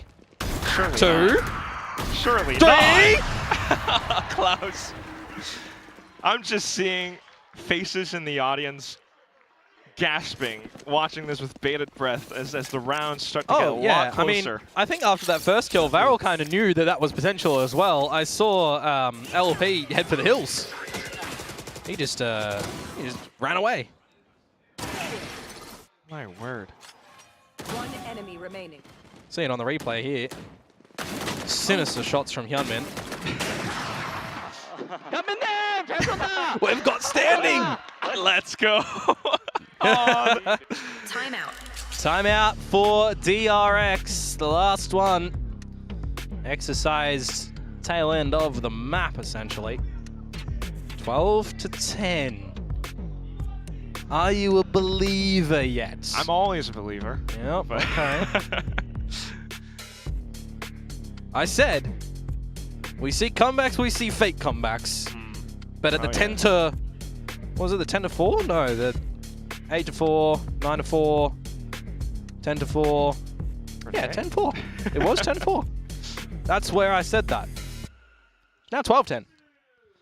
12-10. We've come a long way. Still got a little bit of a journey to go, but we'll see. Love to see some support for the new team, for sure. But also, as you mentioned, the ultimates coming online for DRX. Yeah, I mean, if you want a bit of a swinger, that certainly is going to favor you a little bit more so than not. It is a side of the save coin for DRX in the 23rd round as well. Toxic screen held on, used at the last moment into this B site where Klaus, you would assume, primed with this operator. Re gets on the line, and that's going to make DRX think again about using this one. Flashes can get him off, salvos can get him off. So the line you would assume that Klaus is holding is not going to be too scary for DRX, but you have to use some of this utility to get him off that line. Flash and Stealth Drone. Stealth Drone will actually remove his ability to TP out, and that's go time for DRX. He likes Hyunmin. But Hyunmin will still... Give me that operator. Completely decimate him and the site. Now in control, but an Odin brought up by Zexy. I wonder how that's going to play out. They haven't got the spike plant down just yet. The Seeker's invested in from Varrel. There's a flank coming out from LP eventually. The one for the plant is freeing. He does get Armageddon on the back of this one, respected by Varrel.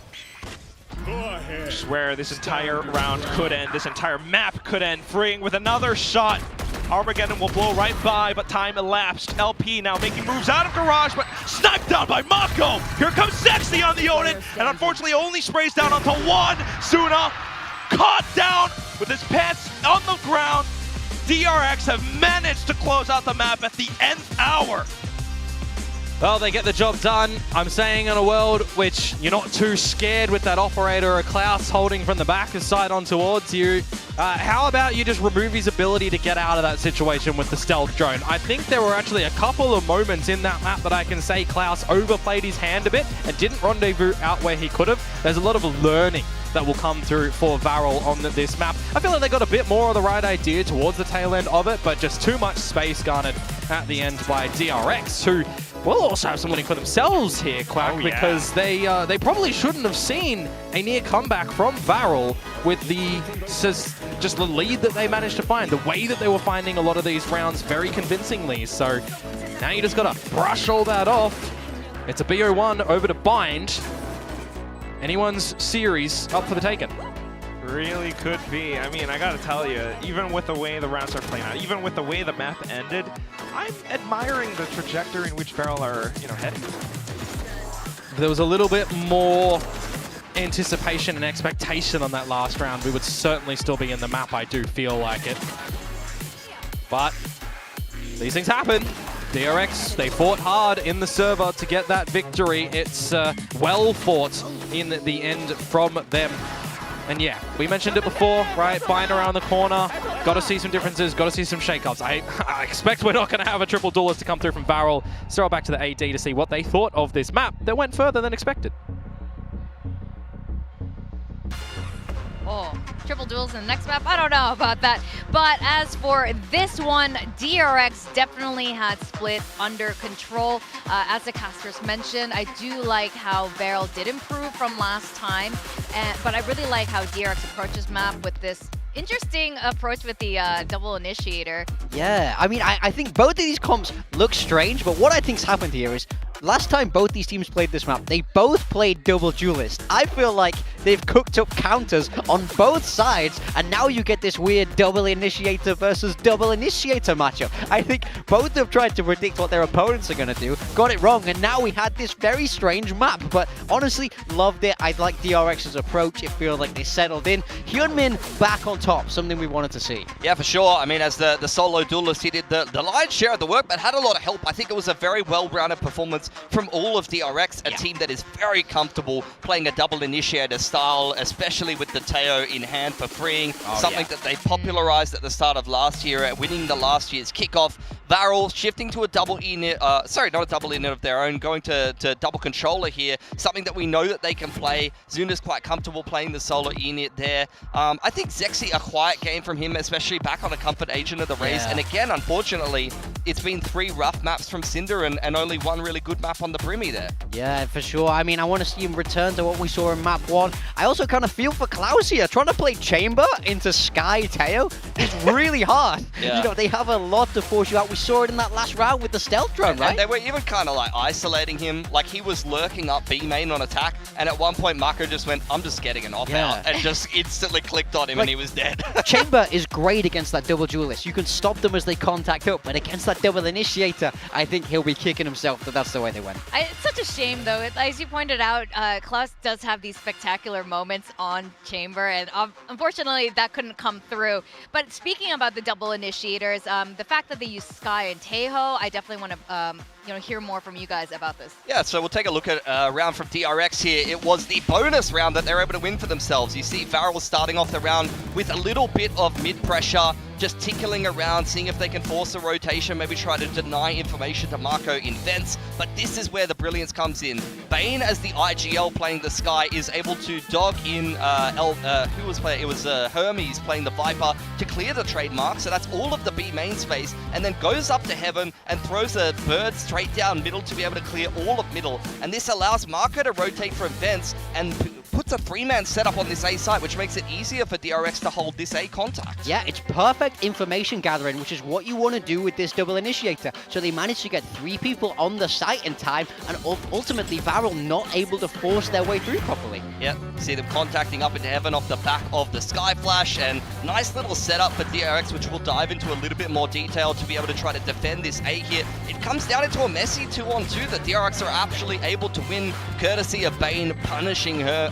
It was LP, I believe, on the Viper, pushing spawn side. So look, you can see here, this is kind of how the round starts. You have the defense info, standard info line there, and then you have all of the info for the attackers. It starts off in a 1-3-1 for Varrel. You can see they pressured mid at the start of the round. And with the ability of Sky to be able to gather the info, you push the info into B main, and then you clear all of middle. And it goes from what the round starts with all of this info in the favor of Varrel, to DRX controlling all of this part of the map. It's only Varrel having this A main space over here. And then DRX has info of at least to here. Oh, sorry, I need to get the blue out. At least to here, they have all of this info. And that allows them to shift from what started as a 1-2-2. And usually you'd see actually the Sky on the A side of the map, flashing into A main and getting info over that side. Playing it in the middle of the map allows them to flexibly go into what was a 1-1-3. And then when we actually end up in this late round situation over towards this A side, you have the A execute with Varrel coming out heaven side. They throw these two smokes, deep heaven and over towards spawn side, and you see them flood on through heaven and then actually go out A main as well. You have Marco, who's already in position here on defensive side with a paranoia that gets thrown out this way. And you have two players already ready to defend the site, tucked on into the site, and another rotation coming on through from the defenders. So it's a very, very nice setup on the bonus to be able to have an unfair info advantage and be able to inform your decision making and stack a site, which is exactly what you want to do on a bonus and actually give yourself the potential to win it. Yeah, I mean, great read from Bane. It's Bane who's the one on that Sky. He's making the moves and he's making the calls across. So I think that shows very mature IGLing. I think he understands this style very well. So very impressed with him.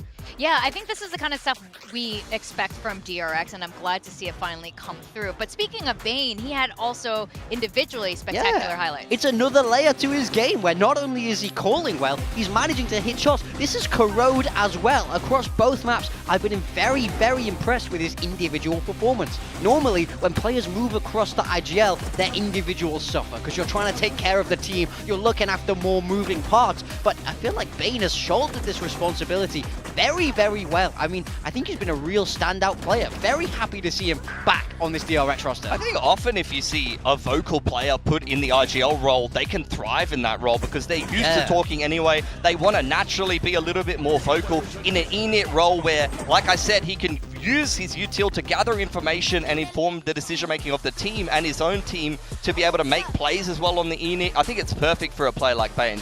Oh, absolutely, and I'm glad to see him thriving there. Now, Hermes, this is very interesting. We're seeing a shift in his role today. Yeah, this is the first time we've seen him come across to this Viper, and I really enjoyed it. I mean, I think it's also kind of part and parcel of playing that double initiator. There isn't space for the double duelist, but I was kind of worried. You know, we're not seeing much of him on this role yet, only that Yoru, but this was his best map yet. I was very, very happy, very impressed. I wouldn't be against them bringing this style out again when it suits. Yeah, for sure. I think a lot of teams are building for double duelist meta, and I think the Hermes pickup was what I expected, because at least in Tier 2, he was playing a lot of duelists. It was his most played agent in Challenger's career, although I do know he has been a little bit more flexible with his role on various other times. But yeah, I totally agree. Being able to kind of flex into the Viper and give you, especially a team like DRX, who loves to change up their comps and loves to change up their approach, if he's able to show more depth in terms of his agent pool, I think that's going to make DRX so much more well-rounded.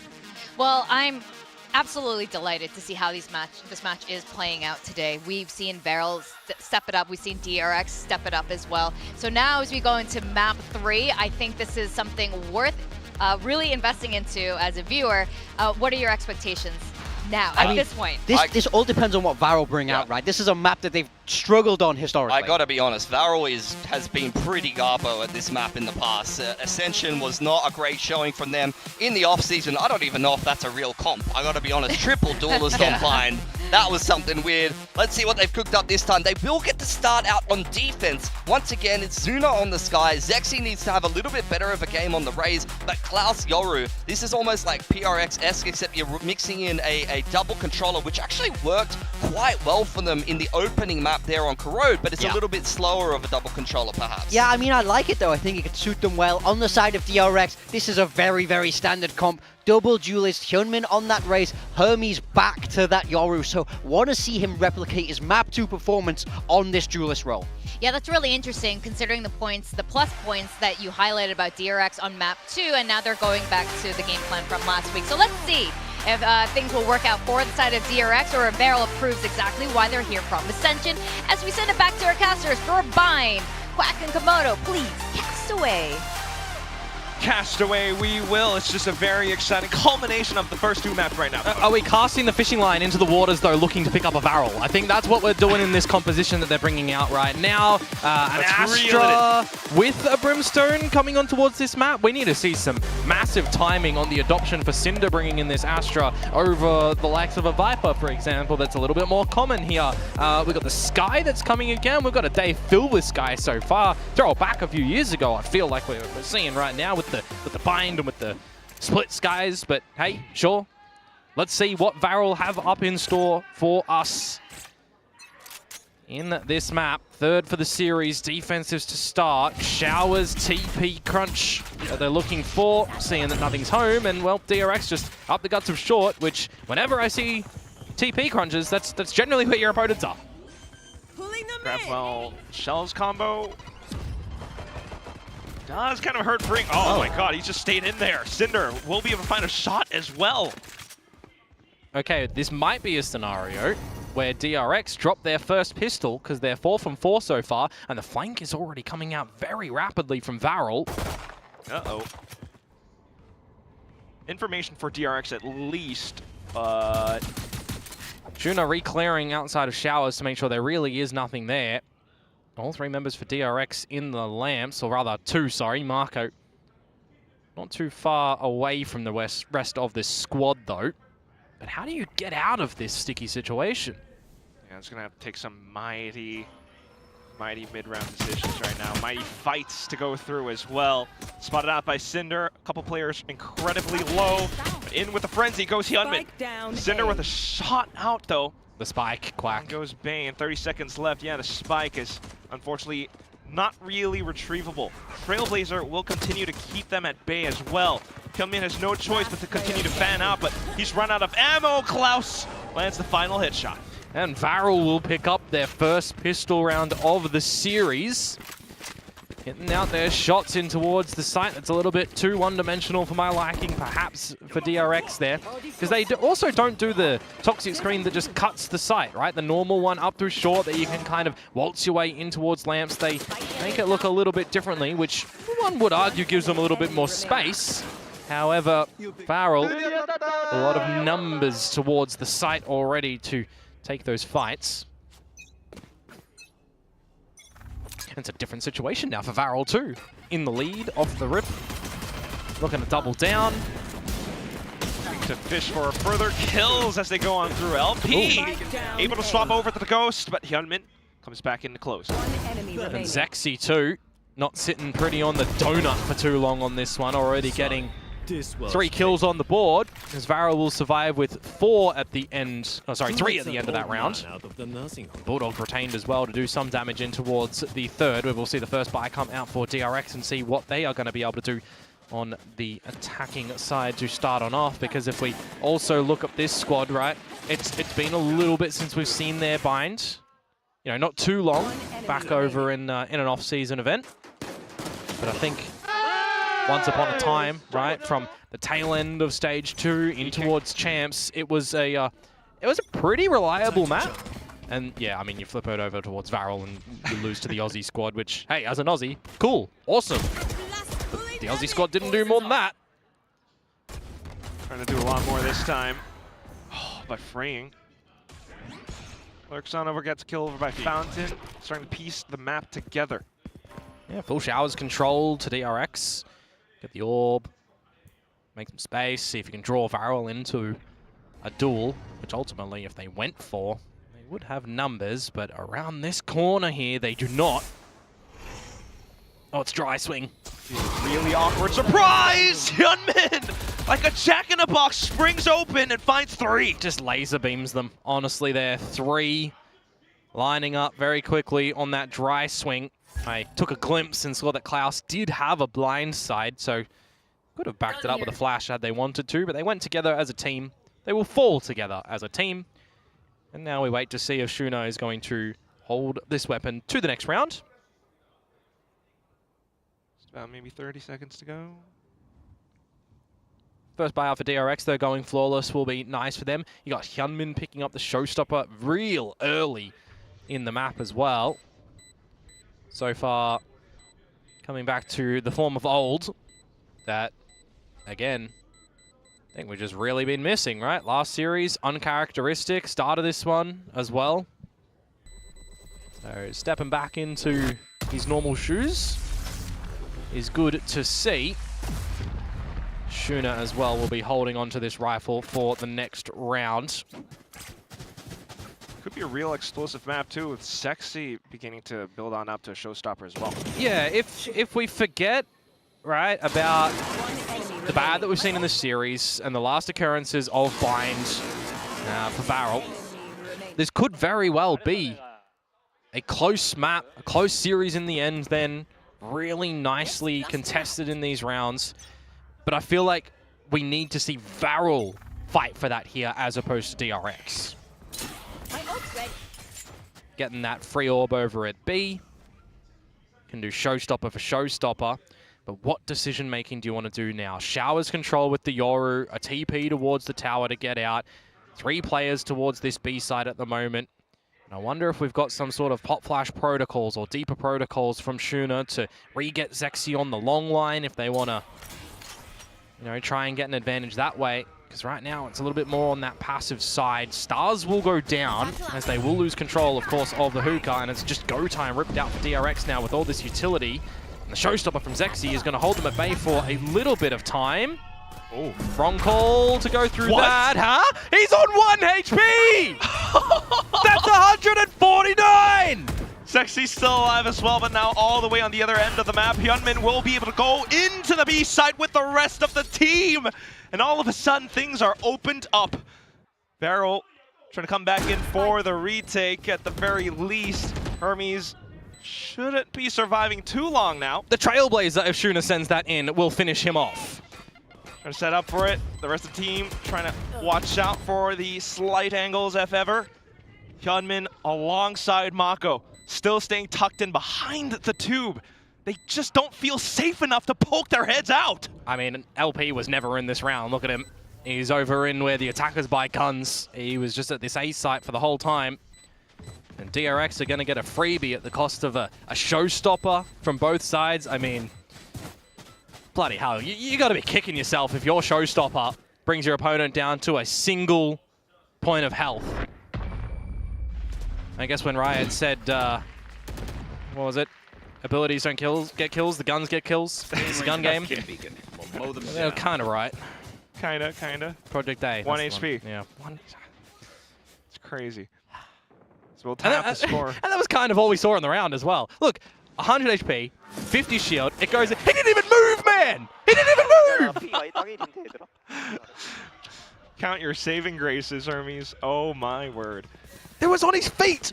I'm afraid this might get bad. The math. How? It's the math in the game, well, the math ain't mathin'! Oh, with the next round up, though, DRX once again looks to regain control over Baths. Yeah, they will get that one quite nicely. Wait out the Sky Smoke, see how tantalizing a duel is going to be on the back of this one, because for orb control as Varrel, you're not getting close to anything yourselves. It's also DRX not really getting anything, so you're looking for advantage in a common extremity around the map, and Klaus needs to think better of going for these duels, you would assume. Going to get out of there. Cost him a flash, though. Meanwhile, Freeing still lurking all the way over for B long.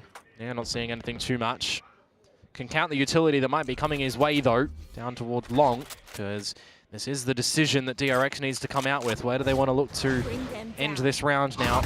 Trailblazer confirming that someone's in towards Hookah. And outside the showers as well. Trailblazer Decoy will spot out Hermes. So little by little, formulate an idea perhaps on where you want to go. Bane finding Cinder, though, with the spike off yonder. He's going to call for the cavalry to get over here. Shuna has to plant his feet. Incredible heads-up duels. Just Shuna right now still is trying to stay alive. Mako watches out towards the back, and that's where Zexy will fall. Shuna right on cue, and he goes off to another, but Bane finds a trade. Mako now arriving, but dropping the spike. Bane will just spin on a swivel and find the finishing kills needed. Our captain, my captain, he can shoot in the server as well. I think that this is going to be the start of something perhaps that will really flourish for him in his new role of leadership. As I said as well, right? Shuna needed to plant his feet and go for something. He does work to find 2, but in that 2 versus 1, Klaus makes it near winnable, dropping the spike in the hookah. 1 versus 1. Not expecting Bane to swing out from the side. It'll break the economy a little bit here of Varrel as well.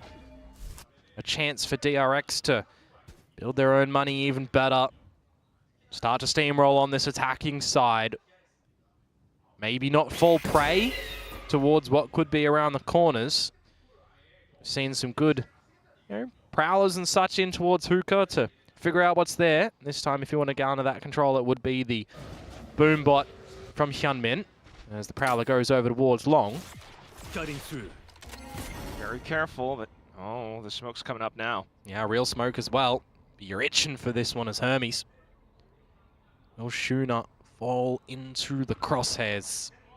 Just might. Certainly will. Around the shoulder. The judge is just going to be ignored completely as well. It's not a nice thing for Cinder. He would have loved bodies to come towards him. Lots of utility though for Klaus and for Zexy to throw towards long. Trying to fire off a couple of shots. No paint shells, however. Klaus just finding the 1. Here comes Cinder onto the judge. He's got the smoke. He's hiding inside of it. Springs off to 1. Maybe a second, not quite. Hyunmin will be able to get the drop instead. And that's when then the spike goes down. LP, lone survivor remaining. Yeah, the judge really didn't do anything to Hyunmin, did it? That one will though. Sharpie to the face. LP. Oh, Bane! Gonna be met in return by Bane very, very swiftly. Some decent damage from Varrel done in that round, but kind of goes the way you would have assumed by the gun advantage. And DRX maintain the lead. Now to see if they can weather the storm of the buyout from Varrel. But we will start to see some better equipment and some ultimates as well. I'm going to call him out because I only want to give him love. I do hope that we see some more informed Cosmic Divides in this one compared to yesterday. Gee. Yeah, surely not. First Astra, but we'll see. With the timeout now called, feels almost necessary perhaps if you're just joining us, comparing the first 2 maps that went through, right? Varrel coming back just a little bit better onto the second, where DRX started to activate and starting to decipher this map back and forth. The same thing that they're doing right now on Bind with the past 4 rounds under their belt. It falls back towards old faithful protocols though. Step by step, move your way up the map together as DRX, see what utility your opponent's exercise in towards you, see who is where, make a late decision. And that's why it's just so impressive that Bane's the one leading this. He's the one finding some of these kills too. With this style as well, he doesn't honestly need to change much. The team knows how to play that style of play, right? So the whole macro is kind of what he's got to be charged with. The micro, I mean, you know what this team is capable of. I think we're waiting to see some depth out from Hermes perhaps, but that'll only come with more gameplay. Klaus with the op. 4-1, again, Varrel, they do love to do this, but is it at the right time that they decide to? Klaus with the operator towards the showers by himself with the dimensional drift available, rest of the squad over towards long, and again, right, are we getting some sort of pop flash swing together with the team or not? Perhaps, but they get flashed instead. Unfortunately, not fully, so that's where they will be able to hold their ground. Shuna and LP finding 3 kills against DRX. You've forgotten the spike though, lads. You hit the TP. And, well, you died in there. Oh, boy. Hyunmin even gets tagged through the wall, and Klaus is just going to skedaddle on out of there. Tiny little hound. The bounties are all activated on the map. Can't quite find it now, and Hyunmin just thinking to maybe jump outside of hookah? You need to see a slip up in this current moment from Varrel to drop this round. 30 seconds. 30 seconds left. Certainly not happening. No, you wouldn't assume so. Inadvisable to go for the spike and try to take a challenge against 3. So you're just going to call this one. Go again in the next round. You've got enough money to buy again. You're still getting op in Hermes' hands too. As we'll see, well, if they want it, perhaps. But for Klaus, he'll be holding on to his own. We've got 4 ultimates on the side of Varrel as well that they will retain now into the next round. So to be able to come away with that round on the back of your timeout, convert that, set yourselves up for a good one in the next as well. Should look all right to try and tie things up, but that's not to forget that DRX aren't going to give you a fight. They've got Nightfall and Orbital Strike for their own as well. I'll just keep things incredibly competitive. Both teams. 4 ults online for Varrel. Well, you'd hope so. You'd hope it'd be competitive. It has been, for the most part. Loser of this series down into an elimination game, don't forget. Oh, yes, against another Korean team. Yeah, it is the battle today. 10 Koreans in the server per match. Trades in hookah, Orbital Strike goes on in, dodged. Don't know how it's dodged, to be honest with you. Early contact, but they managed to step away from most of it. DRX just continuing to take the fights head on with the information that they have. They managed to break through into the B site, and soon enough, delivering the spike over. And poor old LP, just away from the battles once more. Tried to get invested and involved with the Orbital Strike. Goes wayward. And now it's just going to be a plant with 4 alive from DRX, you'd assume. A conversation to be had inside the server itself for the Varrel boys. Strange occurrences. You wouldn't think that DRX would walk headfirst into another 4-1 split from Varrel, but... Yeah, they have headbutted Varrel in this round and come out on top. Incredible. I got to see the kills from Hyunmin again, but... There we go. It works well. Now Varrel... See if they can take the time to talk up the upcoming rounds. Ults all online for both sides, Yeah, I mean, noticed. LP, if he did go for a little bit of a hunt here, it doesn't tickle the economy of his opponents. He really needs to hold on to his own gun here for the team, right? Zexy begging a little bit for a weapon in the next round if you want to buy again as Varrel. So apart from that, you know, we've got to see what Varrel can do to answer back as they win a round after their own timeout. They drop the next one into very forward, momentous play from DRX, more rapid in towards hookah, taking the duels where you can. A little bit of gymnastics around the op shots as well, just dodging that one. And unhappy, unhappy coach. TK9 will learn these things. It's got a lot of other coaches' reactions that we can learn from as well. Welcome to Pacific. Welcome to Pacific. The desk is not your friend, but you want to make it so. Oh no. Don't be smashing that one. Definite electricity in the air with all the ults online, but right now just a pop flash play from Varrel trying to punish Bane, and down he goes. Call from the grave now. Unless you want to give the reins over towards Marco, because he is still alive to decide some things as the drift comes in from Klaus, confirming nil position from DRX around the showers. Will confirm later on towards Hermes. And he's going to be the straggler in this round. Operator and a drift of his own if you want to mix with the team over towards this B site. That'll be further backed up by the rest of the Varrel boys now, so we'll see if they're going to be able to contain this one. A nice timed Cosmic Divide could be quite neat. 50 seconds to go. Well, 40. Zexy will be able to get the first tab. Wait, I thought his spray then just found one on the run. Yeah, it looked like it, but... Sure did. 30 seconds. 3 towards the A site. It comes down to LP. Does he reveal himself with the Incendiary, though? That's my question. His position is currently unknown. As the Sky Smoke will drop, Marco goes to the plant. He's going to play it a little bit more passively. Gravwell does nothing. Incendiary likewise. It took a little bit too much time, perhaps. So now, aware of the players in the bats, Cosmic Divide then comes up to block off lamps. Hyunmin decides to get ahead of it, so it'll be just a tiny trade for now. DRX still staying on top of the game, going off the swing together. Pop flash from Hermes, down to just Cinder left. And now at this point, perhaps footsteps heard. Hermes has spotted him. Got Mako as well, so just outside of the drift, Cinder goes down. Well, called it a little bit earlier. Maybe we see some more informed Cosmic Divides. Not the greatest fan of that one when you've got a Yoru still alive on the other side, especially with a Drift. Then Flash is available. Clone as well, I believe. You had kind of everything that you needed in that little retake to come out from DRX. Even besting your counter raise when the showstopper is on out. Unfortunate for Cinder. Caught in the astral form in the end. Start to feel a little bit more of a flow state scenario for DRX now on this map. That was around as well that they lost Bane as the beginning fight, don't forget. Just after all the repetitions right now, Varrel needing to pull a rabbit out of the hat. Yeah. Up short, what? Pull a rabbit out of the hat, put the hat on the rabbit.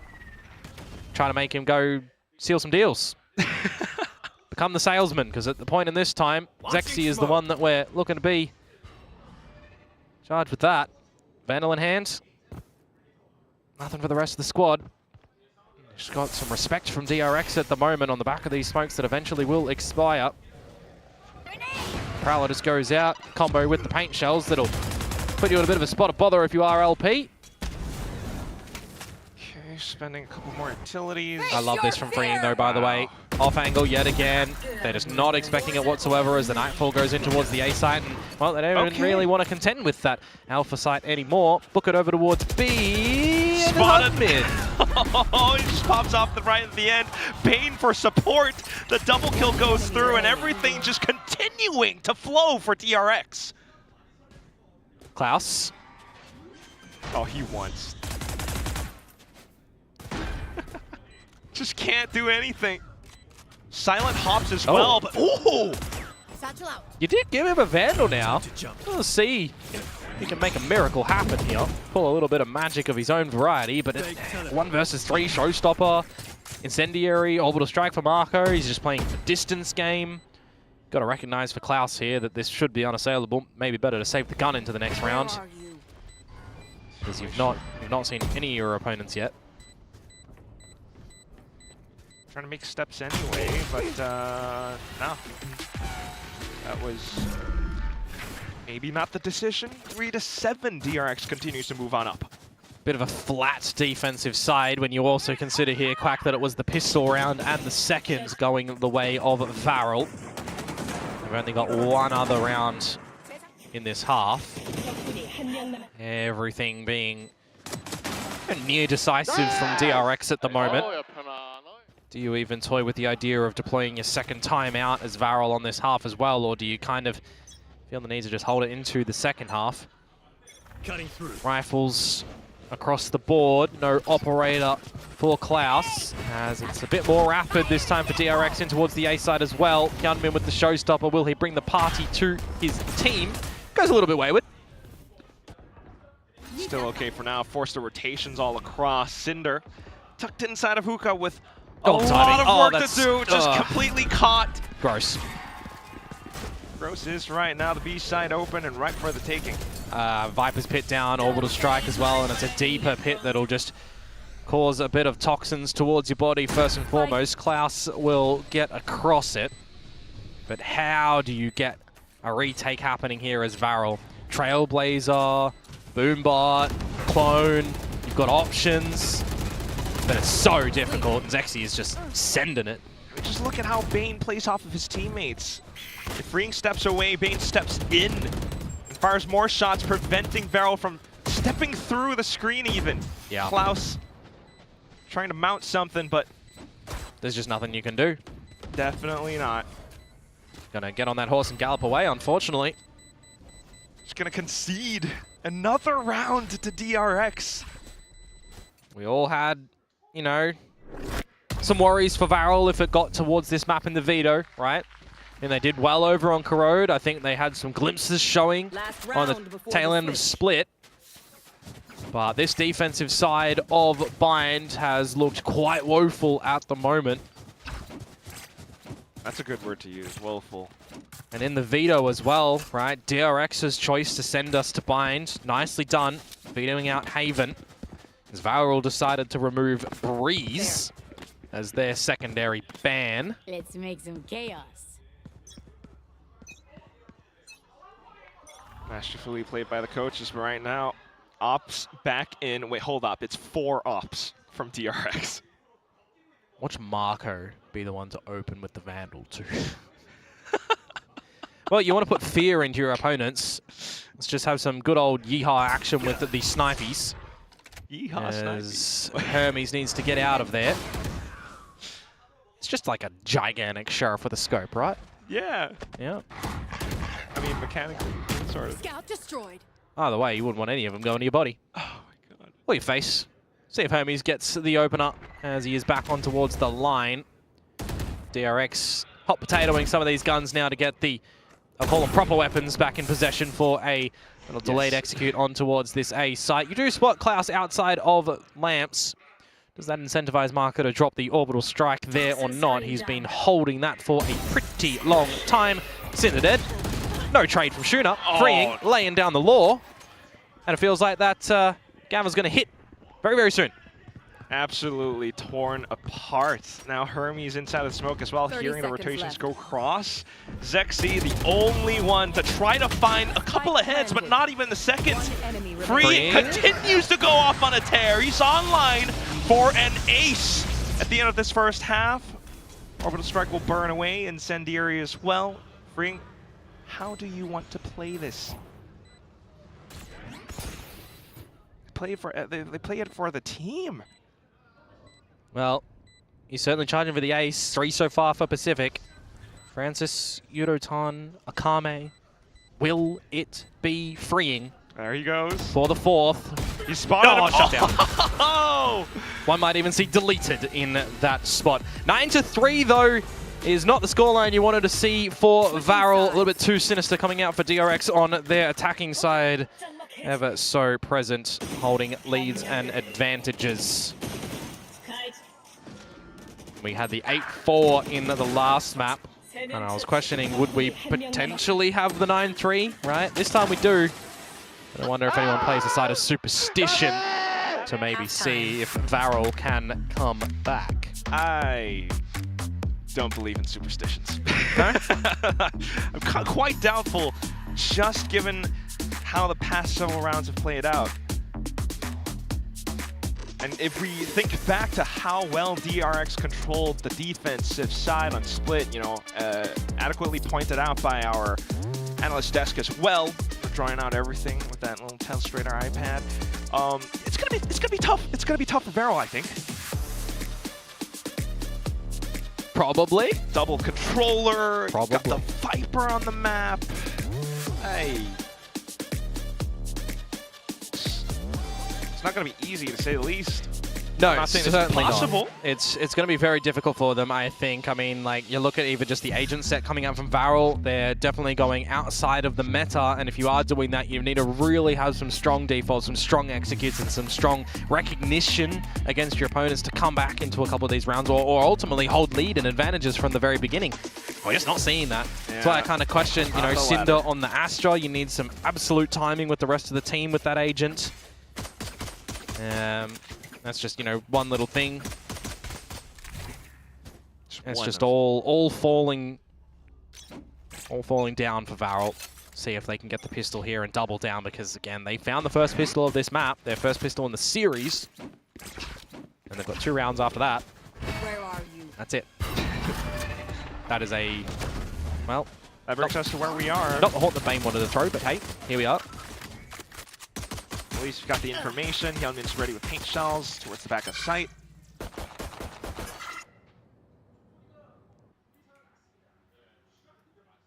Just waiting out the smokes for now.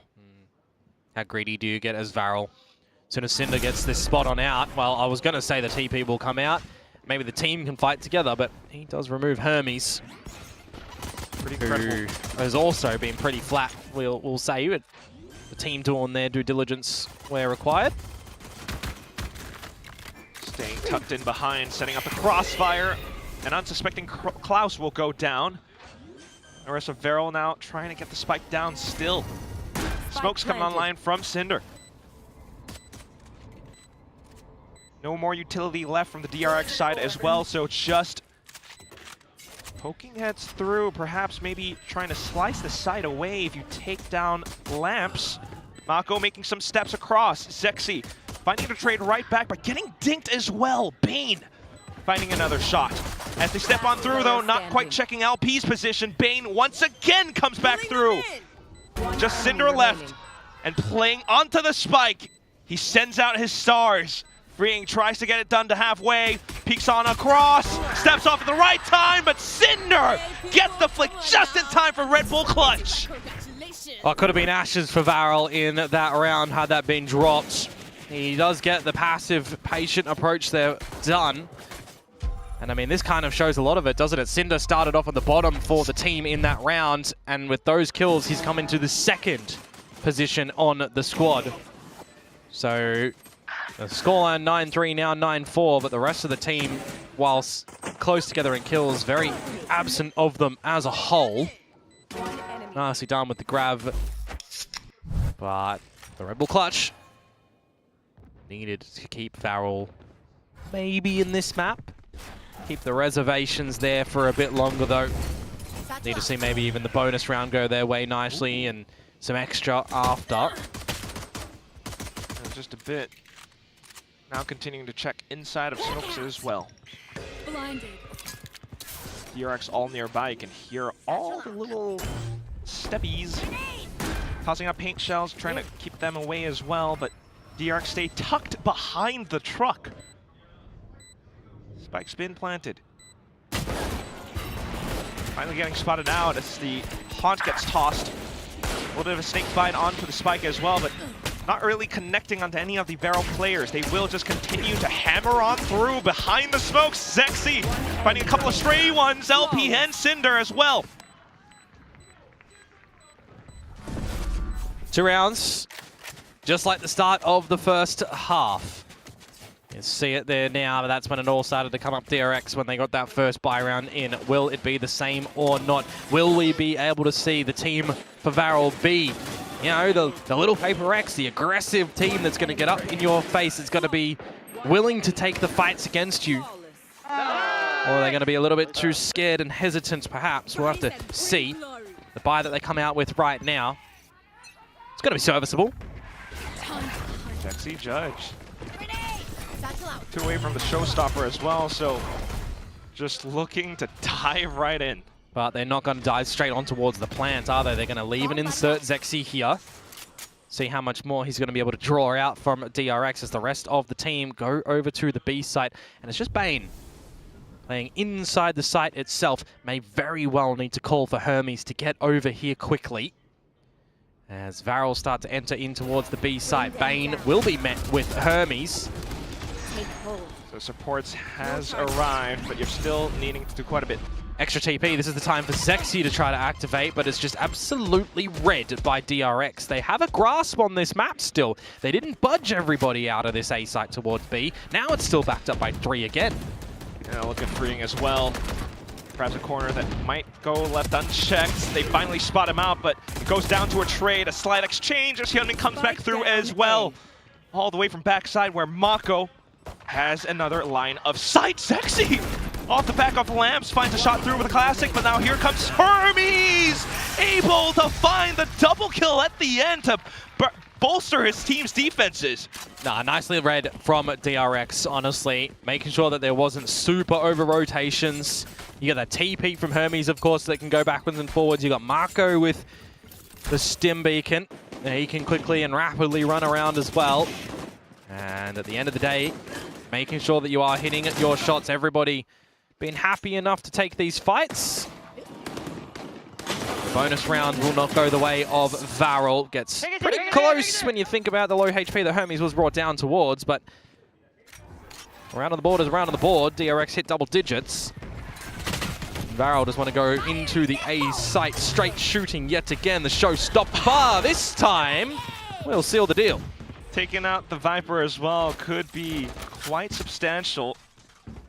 Allows them to gain more control. The thing about going this early for Varrel is you've got all of the utility available for DRX on this retake.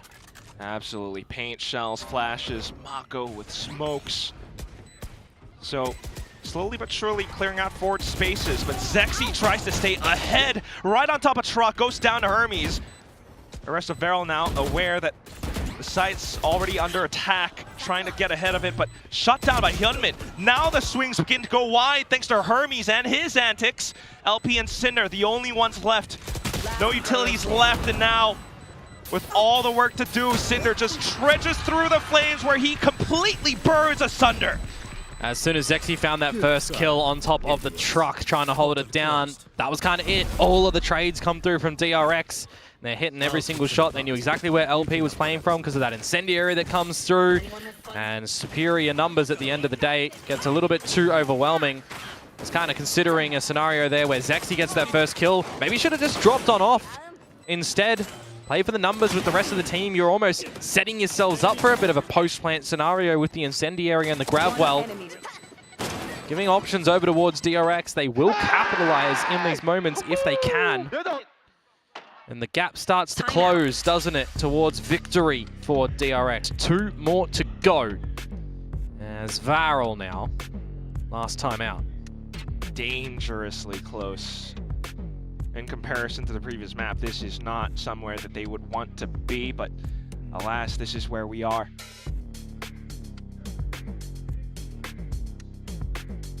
Not in a normal double elimination bracket though.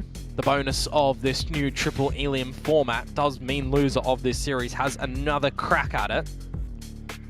And if you do see the bracket in any medium or at the end of the day, you will see it as a slog of a run in the lower side to make it all the way.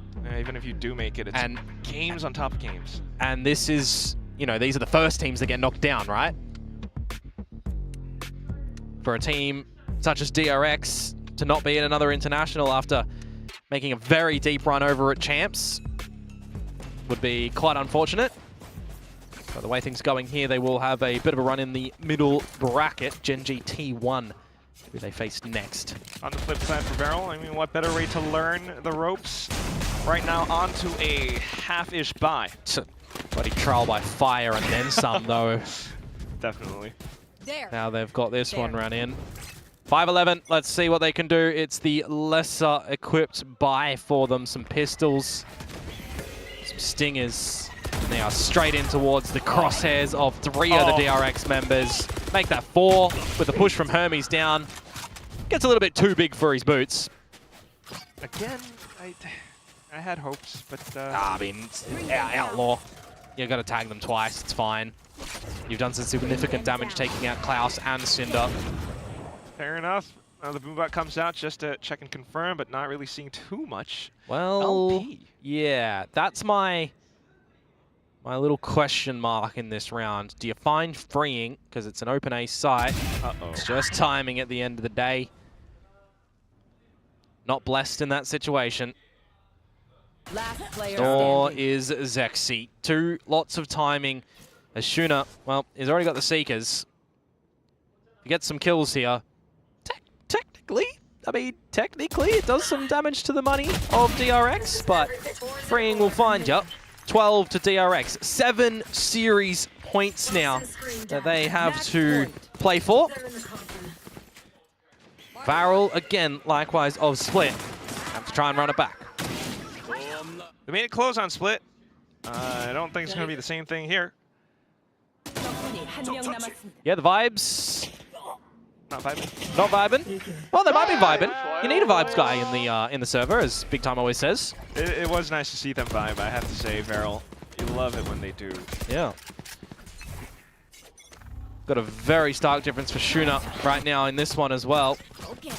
He pretty much leaded over on Split, and right now, finding not much. Hermes on towards Zexy. Lots of ultimates being traded. Cosmic Divide has been popped on the site, though, trying to work around it. They know Hyunmin is elevated here. Spotted him out, trying to spray him through the smokes. Dimensional Drift goes Hermes as well, so trying to keep on top of that as well, but for now, just Cinder being able to take off 1 player. Marking down Baths, marking down Short. Mako still inside of the smokes. Hyunmin suddenly springs through alongside Mako. The spike's not committed yet, and they are looking to stay alive, but DRX digs deep. It's just LP. Trying to play on through, getting tagged by the Prowlers. Down goes Hermes with the headshot at the very end. And that will be that. DRX closes out the series 2-1 with a swift finisher onto Bind. Yeah, we all had our questions, concerns, and maybe a little bit of reluctance on the side for Varrel in this one. What was your bind going to look like? Feel like there's a lot that they have to refocus on towards this map. Maybe even feel like it's a little bit too problematic in towards the next series if they want to be banning that out and have their hand at another one. But in these moments, right, you got to remember these guys are the Ascension team. They've got a lot to learn. They technically do have a lot to prove against the T1 caliber of competition that we do have here. But at the end of the day, DRX still a very large fighting force. It was always going to be a tumultuous affair for Varrel to come in towards this series. So I guess a glimmer, right, into what they've got up their sleeve over on Corrode at the tail end of Split. And I think you definitely want to set and forget what Bind did look like here for them. Definitely quite a bit of homework to do, but the talent is definitely there. Meanwhile, for DRX, they're just continuing to grow and grow. I mean, talk about Bane's performances today. Continuing to play off his teammates incredibly well. Yeah, very, very good. And now we get to hear from DRX down on the stage. Now DRX at last able to bag a W with Hermes. Get it? Haha. Well, now let's talk to Bane about today's win. Hello, Bane. Hello. Join me over here. 네, 오늘 승리를 거둔 DRX의 베인 선수 만나보도록 하겠습니다. 승리 축하드립니다. 감사합니다.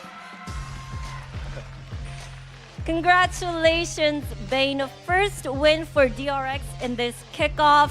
3 maps for you to call the shots and lead the team to victory. One heck of a day. What would you say? 베인 선수 승리 축하드리고요. 첫 승을 이렇게 DRX가 킥오프에서 가져가게 됐는데 풀세트까지 갔습니다. 확실히 뭐 운동 많이 됐나요? 스트레스 많이 받았나요? 일단 배럴 친구들 너무 잘해서 스트레스 많이 받고요. 그래도 저희한테 많은 도움이 됐던 경기였고 확실히 신인들의 그 패기를 간신히 이겼던 것 같습니다.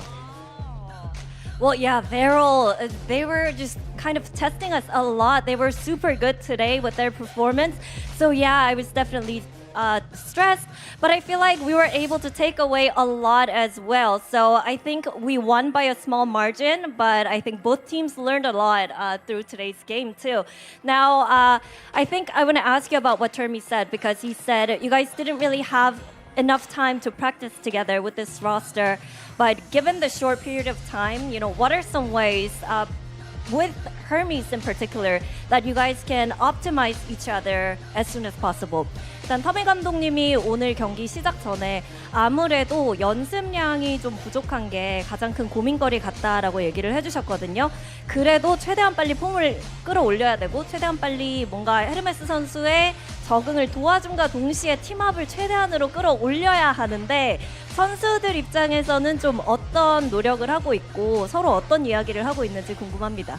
일단 얘기 들어봤을 때 정말 좀 불가능한 거를 하고 있지 않나 싶긴 한데요. 그래도 병욱이랑 제가 2부 때 마루란 팀에서 같이 했던 경험도 있고 그래서 제가 최대한 챙겨주려 하고 있고 병욱이도 성격이 참 좋아서 빨리 저희 팀원들이랑 친해지고 적응하고 있고요. 물론 연습량이 부족한 건 어쩔 수 없지만 그래도 선수들이 최선을 항상 감독 코치들 형들도 그렇고 다들 최선을 다해서 연습하고 해서 오늘 이길 수 있었던 것 같습니다.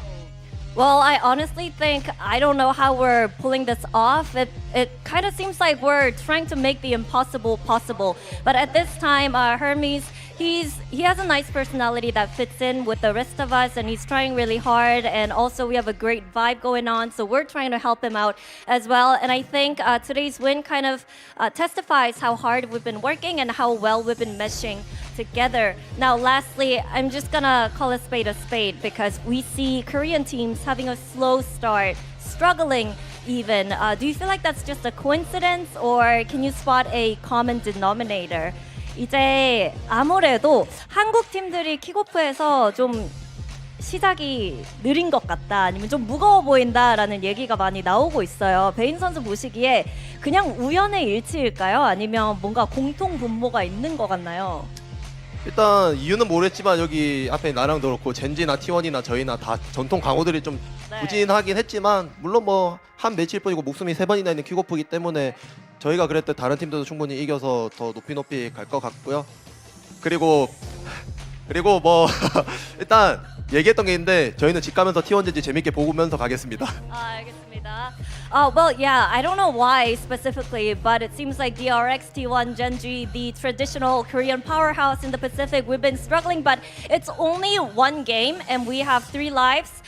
In Kickoff, it's triple elimination, so I think we have plenty of time to bounce back.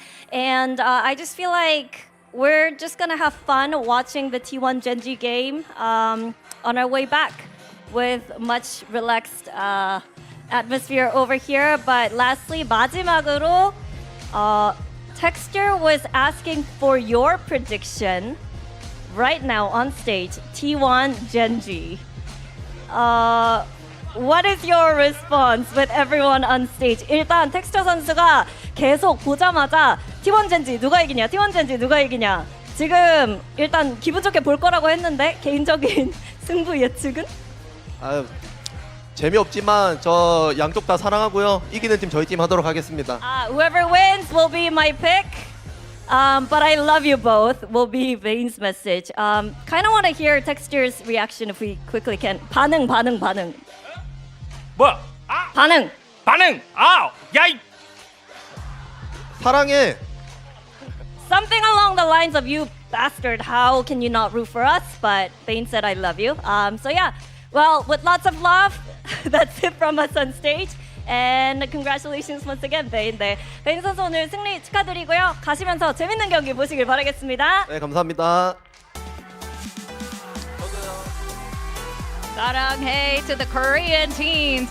There's a lot of love for the Korean teams right now, and I'm liking the happy energy. Now we're looking at Bane right now, switching onto the IGL role for DRX and really fitting into it very well. We were talking about this earlier, you know, how, to me, honestly, he seemed more of a vibes guy, but to see him actually in that role as a leader, I think it makes a big difference. Yeah, I mean, I've been very impressed with him today. Honestly, this is kind of his breakout game for me in this IGL role. I do think there were questions. We know Mako can do it, but I think this shift for Bane has sort of helped him open up. It's unlocked a new level to his play. Clearly got him talking a lot more, so he should take away a lot of positives from today's game. DRX do get it done in 3. We were a little bit worried for Varrel with it going to bind, and DRX showed us exactly why. Yeah, for sure. I think, look, a better day from Varrel today, but I think they kind of cooked themselves in the Veto, I'm not going to lie. You know, a lot of shifts in terms of agent comps as well. Some good switch-ups, some switch-ups that maybe didn't work as consistently as they wanted to. I think DRX is the team that has shown us time and time again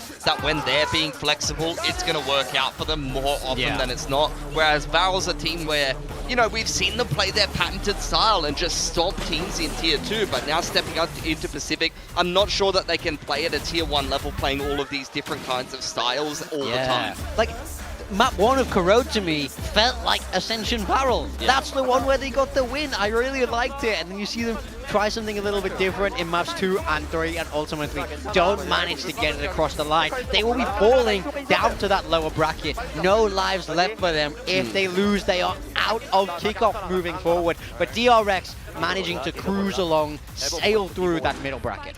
It's something about, especially the younger teams, about finding sort of that team identity, and then, you know, you make it to the big league and you feel a little bit unsure, like, okay, you got to change things to keep up with the rest. But like you guys are saying, sometimes, like, just use what works.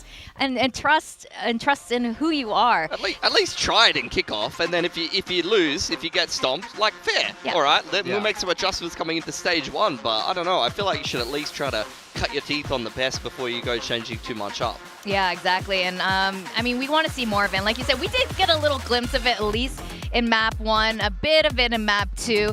But DRX definitely showed us, you know, why they got third at champs last year. This is such an experienced squad, and I think, you know, getting Hermes in wasn't, you know, a huge change compared to the other teams. Yeah, I mean, they've managed to fit him in well, and I think that's full credit to the coaching staff. And of course, the new IGL of Bane, he will be our match MVP. I feel like he called a fantastic game. He shot hard throughout. I feel like this was a really big performance from him. Yeah, for sure. Bane, really good stuff, not only in terms of fragging, but it looked like DRX was a well-drilled unit. in this series. He's well within his comfort role in terms of playing that info Enir and IGLing from that position. He's already a vocal player, so I can't wait to see what DRX will be able to do. Once they get more and more comfortable with him as the IGL, you're already seeing Marco being freed up a little bit more. I still think there's more in the tank for DRX, to be honest. I've got my eye on them in the middle bracket. Yeah, I think so too. I think this is just a preview of what is to come. And, you know, like Bane was saying, you know, the Korean teams are all in the middle bracket right now, but they only played one match. There's more to go. They got 2 more lives left.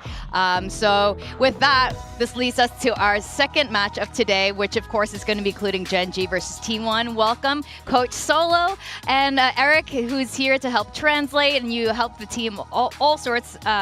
So first of all, Solo, I want to say congrats on your wedding.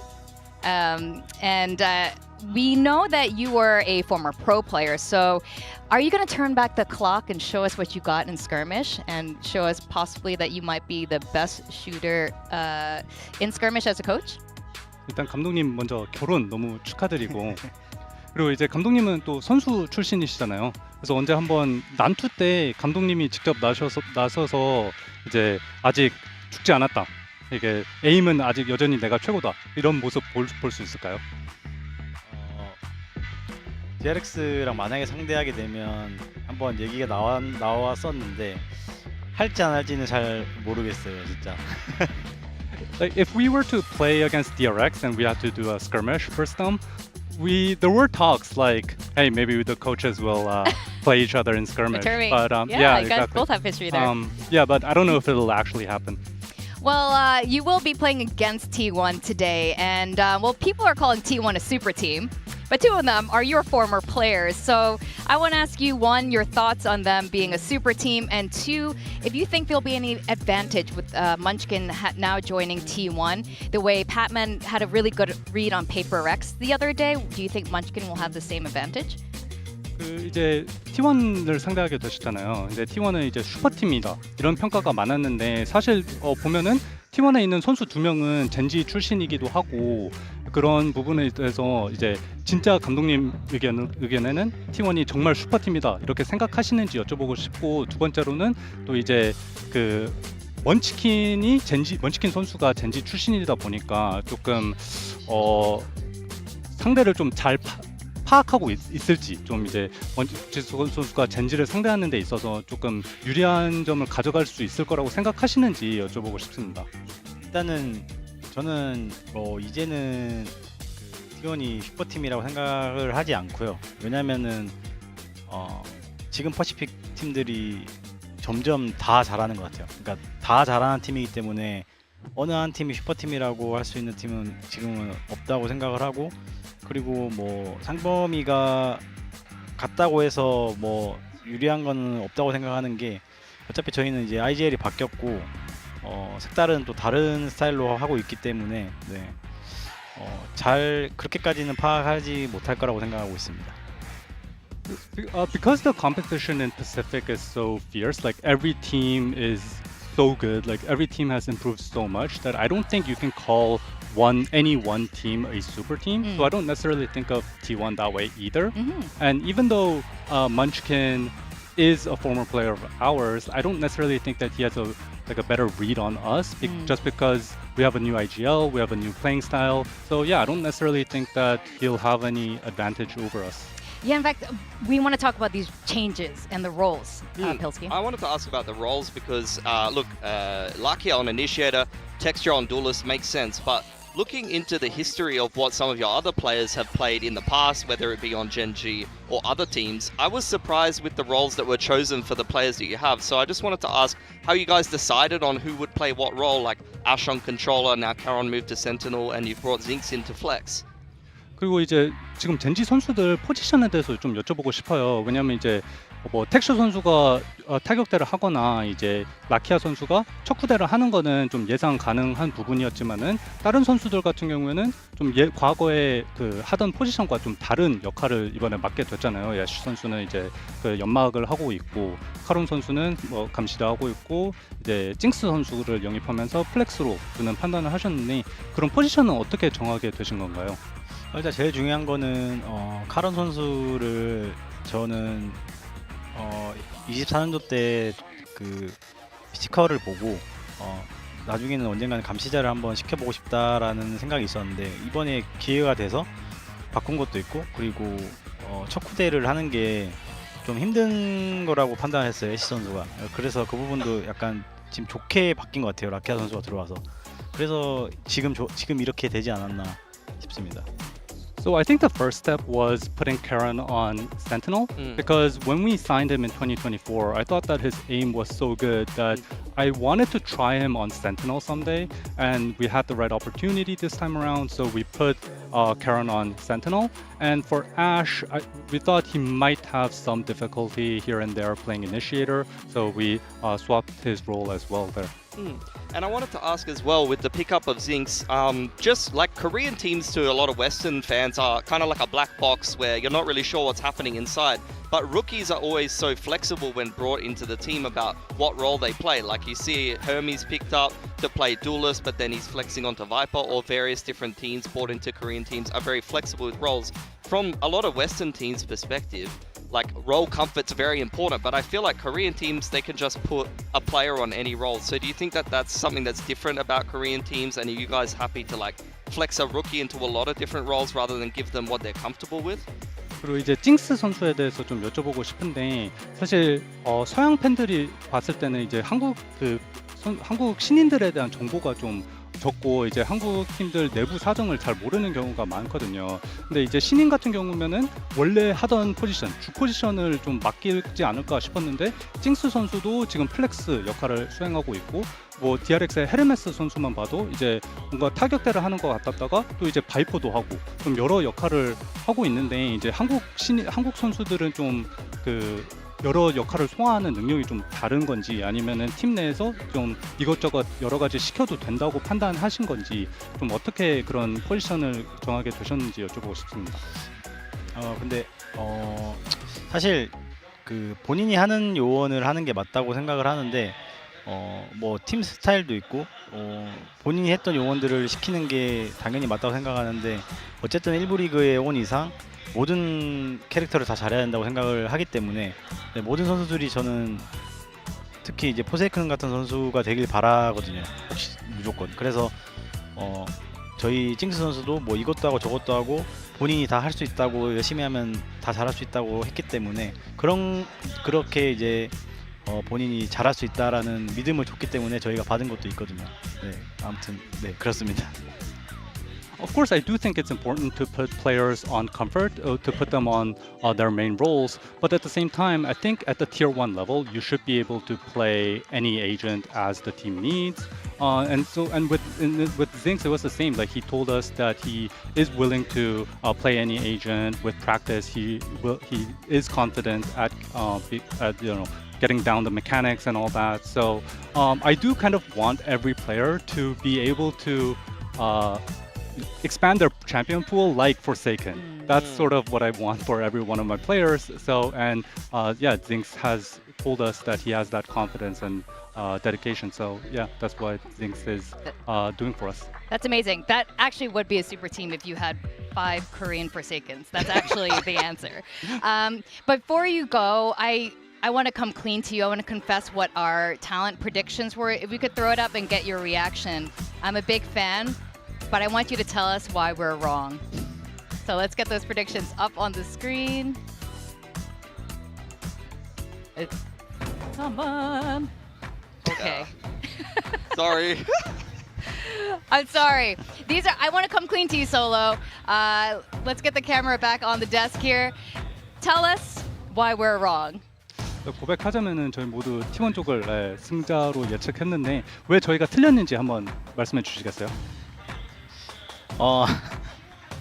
일단은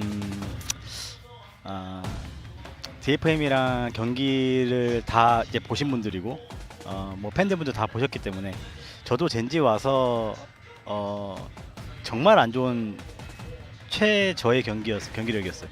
그렇기 때문에 저 결과에 대해서 인정을 하는 부분이 있고 뭐 다만 저희가 이제 라키아 선수도 너무 긴장을 좀 했고 그리고 징스 선수도 너무 이제 퍼시픽 차오니까 못하기도 했기 때문에 이번에는 좀 그럴 거라고 생각을 하기 때문에 네, 저 결과를 부수도록 하겠습니다.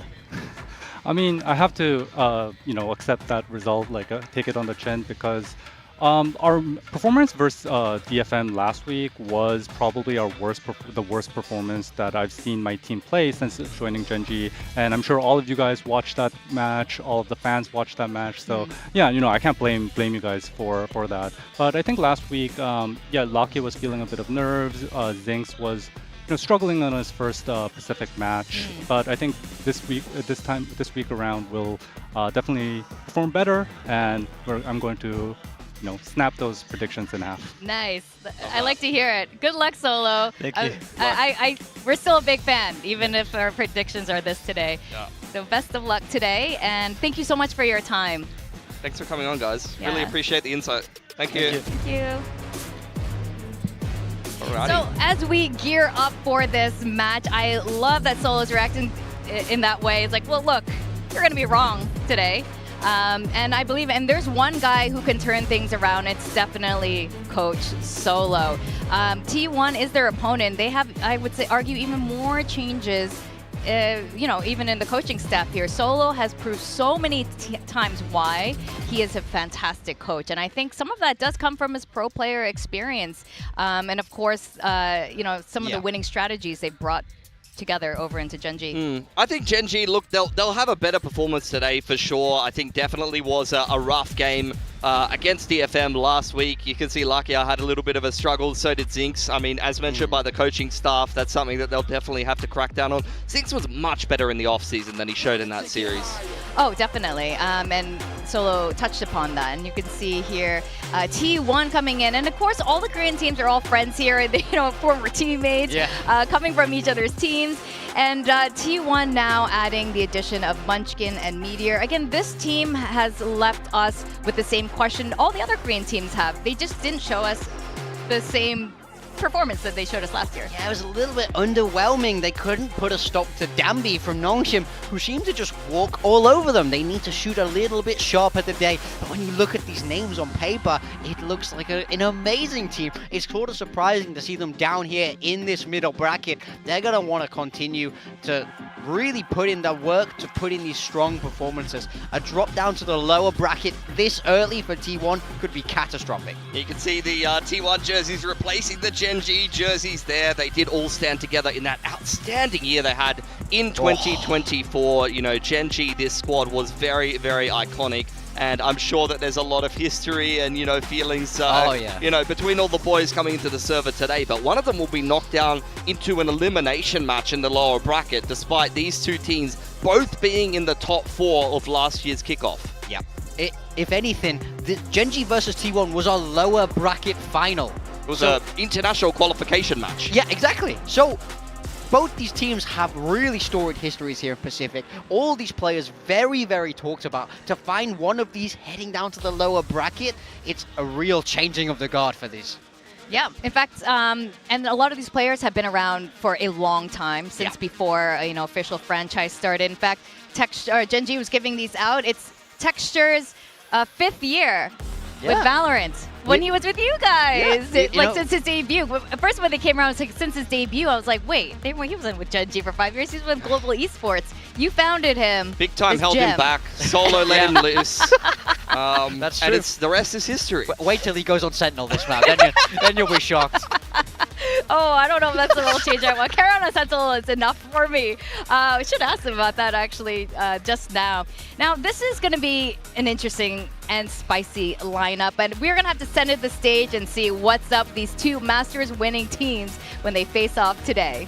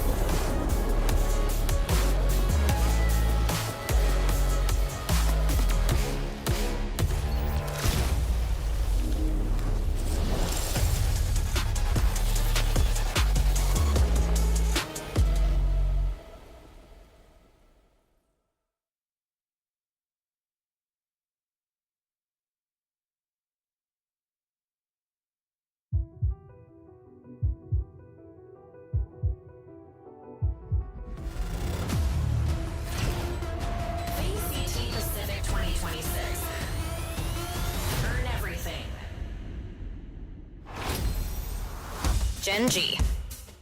It's Pacific's very first Masters Trophy winning team, Gen.G. And today they are showcasing hopefully a better performance than last week. We just spoke to Solo just now and he said they're working through a couple of kinks and they were not showing top form. But right now they're looking a lot more confident coming into today's match against T1. Yeah, at the end of the day, they still have the core of the 2024 team that achieved so much. They've got the star duelist, they've got their info init player that was able to give them so many good plays. They've got the rookie of the year, so they really need to prove that that core was the winning core that gave them all of that success and prove that Munchkin's IGLing and Meteor's late rounds were not what defined the team back then. Yeah, exactly. This is something they will have to overcome because Munchkin is on the opponent's side for today. Now, Solo did mention he's not worried about Munchkin having all that knowledge from all those, all those time together with Gen.G. T1. But T1 definitely has something to prove. Now, this is Pacific's second Masters winning trophy team facing against Gen.G today, but something's a little bit different, of course. Coaching staff has changed here. Yeah, I mean, to me it seems crazy to say you're not afraid of Munchkin. I'm always a little bit afraid of him. This guy's a demon in the server, and he's coming in with a point to prove today. T1 have found themselves in that middle bracket after being seeded ahead, yet to get a win here in Kickoff, so looking to open that up today, stay in that middle bracket, and avoid heading straight down to an elimination game. Now, this is fantastic. There are some moments, glimpses of T1's former glory here. You know, we saw a little bit of a downturn after they won that Masters trophy. And Buzz in particular, he was someone that, wasn't performing to the same level he was in Kickoff last year. But last week, I would say he was doing pretty well. Yeah, his split game was phenomenal. So if he's bringing that kind of form, then he can be definitely relied upon to go head-to-head with the consistent beast that is Texture. We'll see the map draft here. I love this already for Gen.G. Picking straight into Breeze, no nonsense, flexing the map pool, doing something a little bit different. T1 goes straight back towards Bind, the map where Buzz and Izu basically just rolled the entire enemy team on the double duelist. Yeah, I mean, they played great there. No surprises to see them go back to Bind. I'm very excited about Breeze as an opener. I mean, I'm loving the new Breeze anyway, and the ability to take these long-range fights. We're going to get to see Texture against Buzz. We get to see what agents they're going to be playing, but that's a highlight head-to-head duelist matchup that I can't wait to see. Oh, absolutely. I think Breeze might bring out some classic roles, some of our favorite roles from these players if they don't change too much. And I know Korean teams don't get a little, they don't go a little too crazy and not too experimental on shifting roles too much. So I'm hoping we're seeing that, especially a nice Texture Buzz head-to-head would be fantastic. Yeah, I think for Gen.G though, the eyes definitely drift towards Zinx and Lakia. I think Zinx in particular needs to be the player that needs to have that pop-off performance and showcase that rookie potential he was picked up for. He is a very sharp player when he's on his game. He can flex into this double duelist and do some serious damage, and he needs to be toe-to-toe with Izu in this series. Yeah, absolutely. We know how sharp Izu has been in the past, so, Izu's rookie year was massive. Zinx wants to replicate that in almost every way possible, and we still have a lot of questions about him coming into T1. He was very strong in the offseason, but now here in Pacific, he was weak last week, and he can't afford to have that if you want to take down the Goliaths that are T1. I do wonder how the calling is different for T1 with the IGL role going to Munchkin instead of Stacks. There you go, you get a mirror matchup, 100%. So at the end of the day, it really is roll for roll, pound for pound, both of these teams showing what they're made of. Eyes on Zinx, particularly on defense, to have some impact and cause some problems with the off angles on the Yoru. Yeah, absolutely. I want to talk about the Vipers. We spoke about Munchkin's Viper a lot, and Karen now trying to replicate that on the other side. Two players who know each other very well. That's a head-to-head Viper v Viper matchup that I am pumped for. Oh, I can't wait to break down this particular map after, especially exactly that with Karen. I mean, can he fill the shoes that Munchkin, the void that Munchkin left on Gen.G? But Karen, he is a magnificent player. Yeah, he had a big week last week. He was the one I was most impressed with. So is he going to play Meteor's style? Sorry, is he going to play Munchkin's style? Sorry, is he going to be a little bit more reserved, a little bit calm on that Viper? Who knows? But he had a fantastic rookie year. He wants to continue that legacy. No, I want to see him channel Munchkin. I want two Vipers, brain dead, dry swinging. on their own. Walking at each other. When their whole team is on the other side of the map, just try peeking into the A site. That's what I want to see. All right, we're going to send it over to our casters, Quack and Komodo, for the first map of Breeze. Thank you very much, Desk. Oh, what a wonderful day this is. This is a fantastic matchup. We've got trophy winners, we've got ex-teammates, we've got a mirror matchup as well. I mean, what more can you ask for, Komodo? Just hopefully good Valorant between these two teams, It's to gotta be good honest with Valorant. you, because you look at this map pool as well. I'm kind of glad we started off with Breeze, because it's actually going to show a bit of this new ingenuity that these now mixed up rosters are going to have to come out with, because you're not going to have massive tendencies come out from a map that you guys haven't played in over half a year, where things have changed, metas have changed. You're kind of deploying the same agent set, but you've got, you know, new blood in the rosters. You've got change-ups, you've got role swaps, you've got a map that is back and has had some good adoption globally so far. So I am very excited to see how this map of Breeze is going to look for both of these teams. Oh, yes. One will go down to the elimination stage to play Varrel. That is huge. There could be a world in which T1 or Gen.G are eliminated first. What script is this? Who wrote this? But alas, this is where we are once again. And of course, it will be Gen.G starting out on the defensive side, having picked the map as well. I mean, just so much to think about already. Pistols are going to be a required item, as it's a bit of a problematic position for both of these teams so far in Kickoff. And, well, we're just going to have a massive fight over in B main off the get-go. One of the things you mentioned, the new players, the ones we got to keep our eyes out for, but right now it's just Texture going for the wide swing, Zinx, Karon finding one apiece themselves too!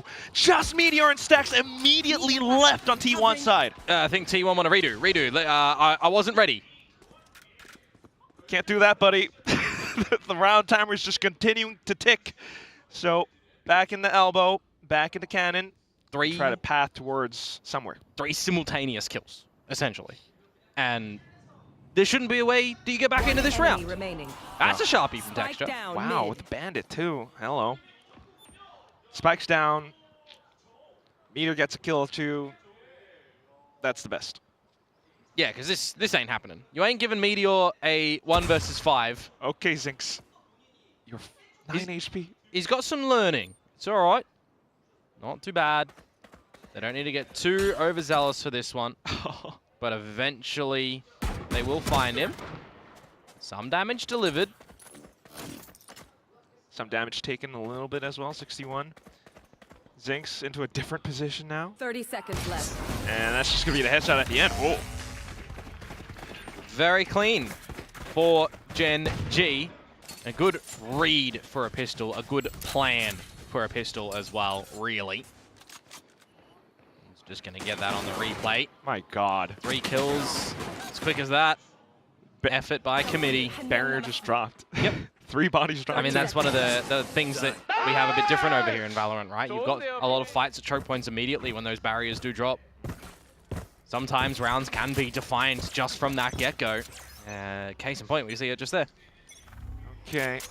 Full classic sparring Meteor on the Bandit. Munchkin rocking the foot classic. The footballist. Big time says. For Bambino. Right now, also, trying to get their way into sight. Got Easy. Ash. Easy into the site. Double duelists, drop in. Get a plant, 5 versus 5. You get any damage here, it could be good. Otherwise, it's just a slight exchange here or there, trying to take on the pistol duels as a team, closing in the distance. Ash hears it, wants to back away from the wall, calls for a pop flash, but oh, hello, Munchkin and Meteor, what's happening? Maybe Lightning striking down in this one. Karon and Lakia, see if they can bring this back. Last player standing. There they go, finding 2 kills, 1 each. Just Meteor left. Last player standing. Marking the angles, Karon crouching down. Almost let that one go, boys. Very close in the end. Karon, the only survivor for Gen.G, means that this next round is going to look a little bit weaker in the purchase field. Let's see if they can get a cheeky round or not. It's the time for T1 to start to activate in towards this map with confidence that they're getting plants, they're getting kills, they're off to the get-go in this one. And they got the favorite Bane. Just close, but otherwise should alert you as to how these upcoming rounds could play out. Gen.G still needs to kind of wake up. As it was Solo who mentioned that perhaps Zinx and Lakia do need to warm back up to the stage. Oh, for sure. I mean, there's always going to be some teething issues just like that in the very beginning. Getting out with 2 rounds, though, for the very beginning in quite convincing fashion for the first, sloppy in the second, but you get the job done. Set yourselves up to shake off some of those stage nerves, hopefully. This round is going to be the good test, especially for Ash over at this B site by his loads himself. Trying to stay hidden inside of the smokes, marked on to the gate crash. Not quite finding kill just yet, though, but it will stay alive long enough for the rest of the team to get here. Unfortunately, the effects of the previous round now can be felt. But 2 players with shares down. It is, yeah, the rifles that are still going to remain, right? So this is going to be a maybe workable scenario. Keep an eye on what Meteor might come in with a little bit later too, mind you. As he's still in mid, looking to see if there's any little stragglers from Gen.G. Spotting Lakia for now. He's been playing this lurk position, so Gen.G now aware. Lakia trying to take him head on. We'll spot him out, but with the Guardian, unfortunately, not quite finding the duel instead. So just Karen and Texture. It just buys so much time away from the workable spot that you're trying to get in towards this retake. It just can't come into fruition. And everybody on T1 is going to get a kill in the rounds together.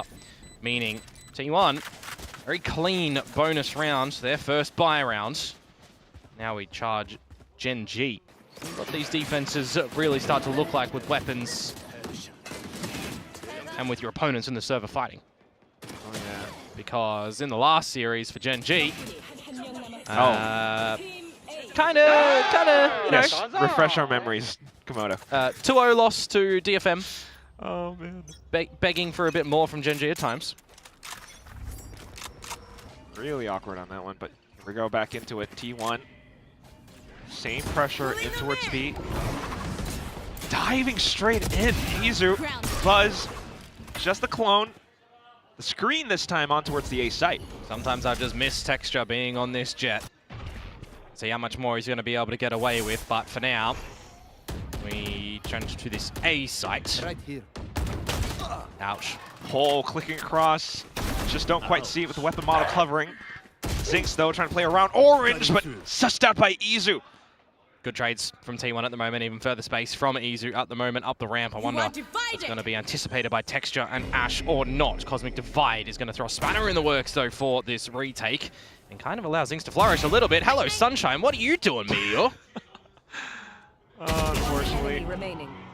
Not Sunshine for long for Texture now, as Ash finally makes his way across, back into Cave. Perhaps a position least expected, but Stax does have it marked down. Ooh, I thought that Ash would have finished Stax off there, but only brings him quite low. 1 versus 2, both of them pretty low. You need those kills really quick, though. You don't have a lot of time to work with, and smoke's coming up. He looks to get the spike down halfway. A stray bullet from Stax's barrel will get him at the end.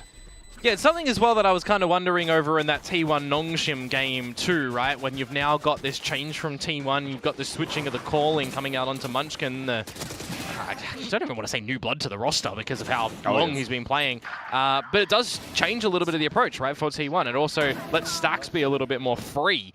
And I look towards that series and I'm thinking to myself, all right, there's times that Stax is able to get, you know, just more focused on towards the crosshair, more focused on towards the utility. And it's definitely going to be a different beast that they don't have to contend with the likes of Darby that was just ripping you a new one.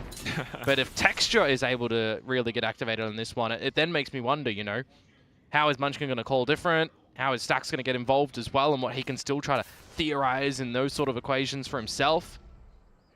All these different little conditions for both teams. Yeah, for sure. Buzz, don't forget too. He was certainly getting dirty on a lot of the duels in that series on the duelist. The Neon, the Yoru, the Raze, now we get the Jet. Because despite it being a loss to Nongshim, yeah, T1 still made it quite the fight. Yeah.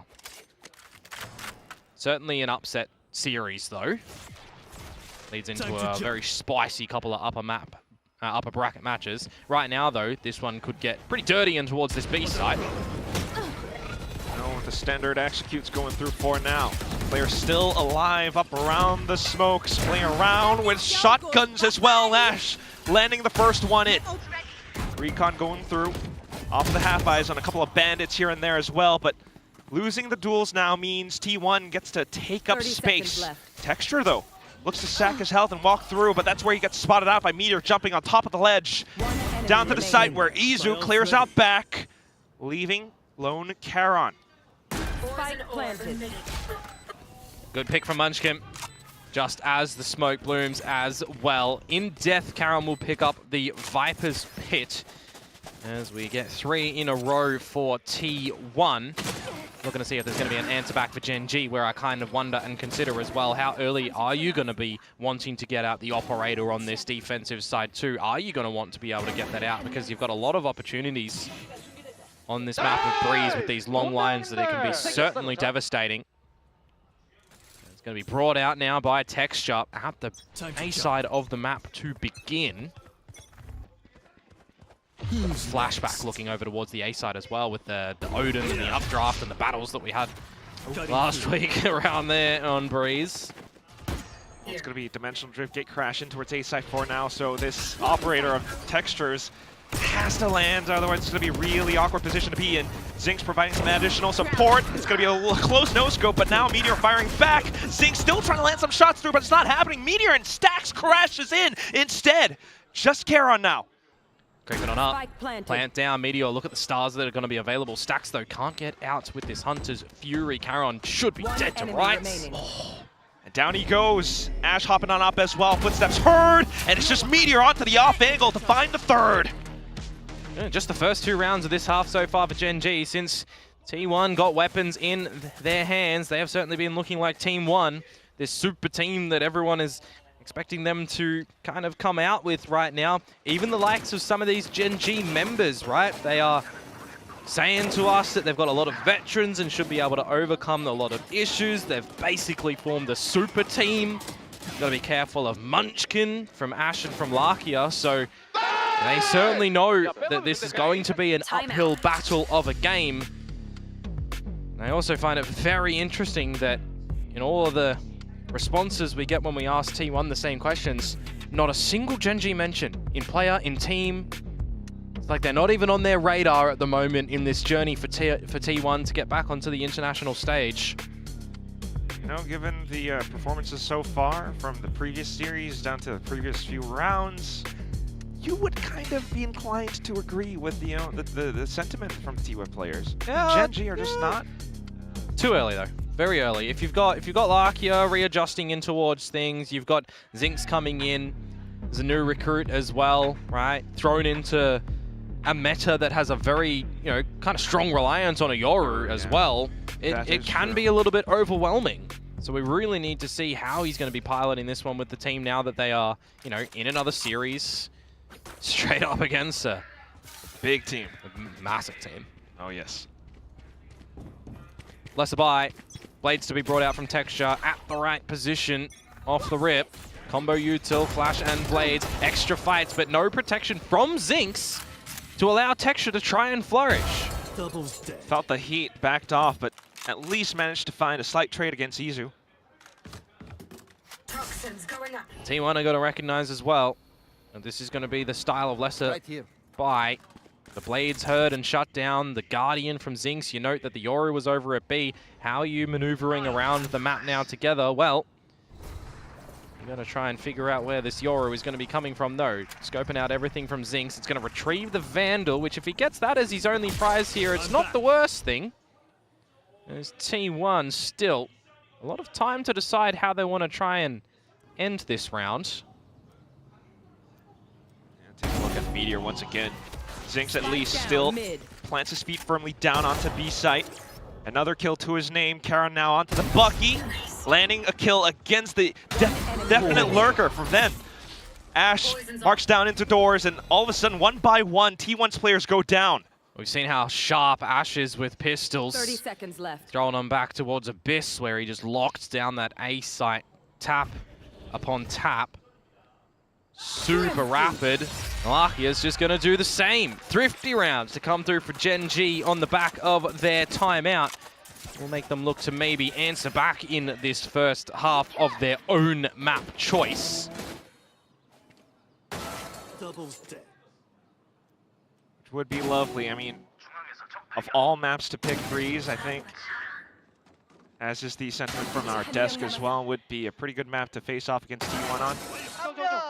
Would have been spicy if it was the last map in the series. I think as the opener, though, you're kind of on the playing field that for Gen.G, it's got to be a 2-1 maybe. Try and seal the deal in this one. 2-0 would be, well, tall ask, I think. I think a tall ask is, yeah, an apt way to put it. T1, it would be a slap in the face for sure to fall over again. Let's see how this one goes. Overwhelming forces in towards the B side again. Alt and Cosmic Divide, but Ash staying tucked inside of the smoke alongside Zinx towards the back. Will be able to find a little bit more. Meteor getting taken down. Ash then killing off the spike carrier who was trying to find safe passage in. Now it makes things really sticky for T1. Buzz trying to unstick himself, but Texture goes through.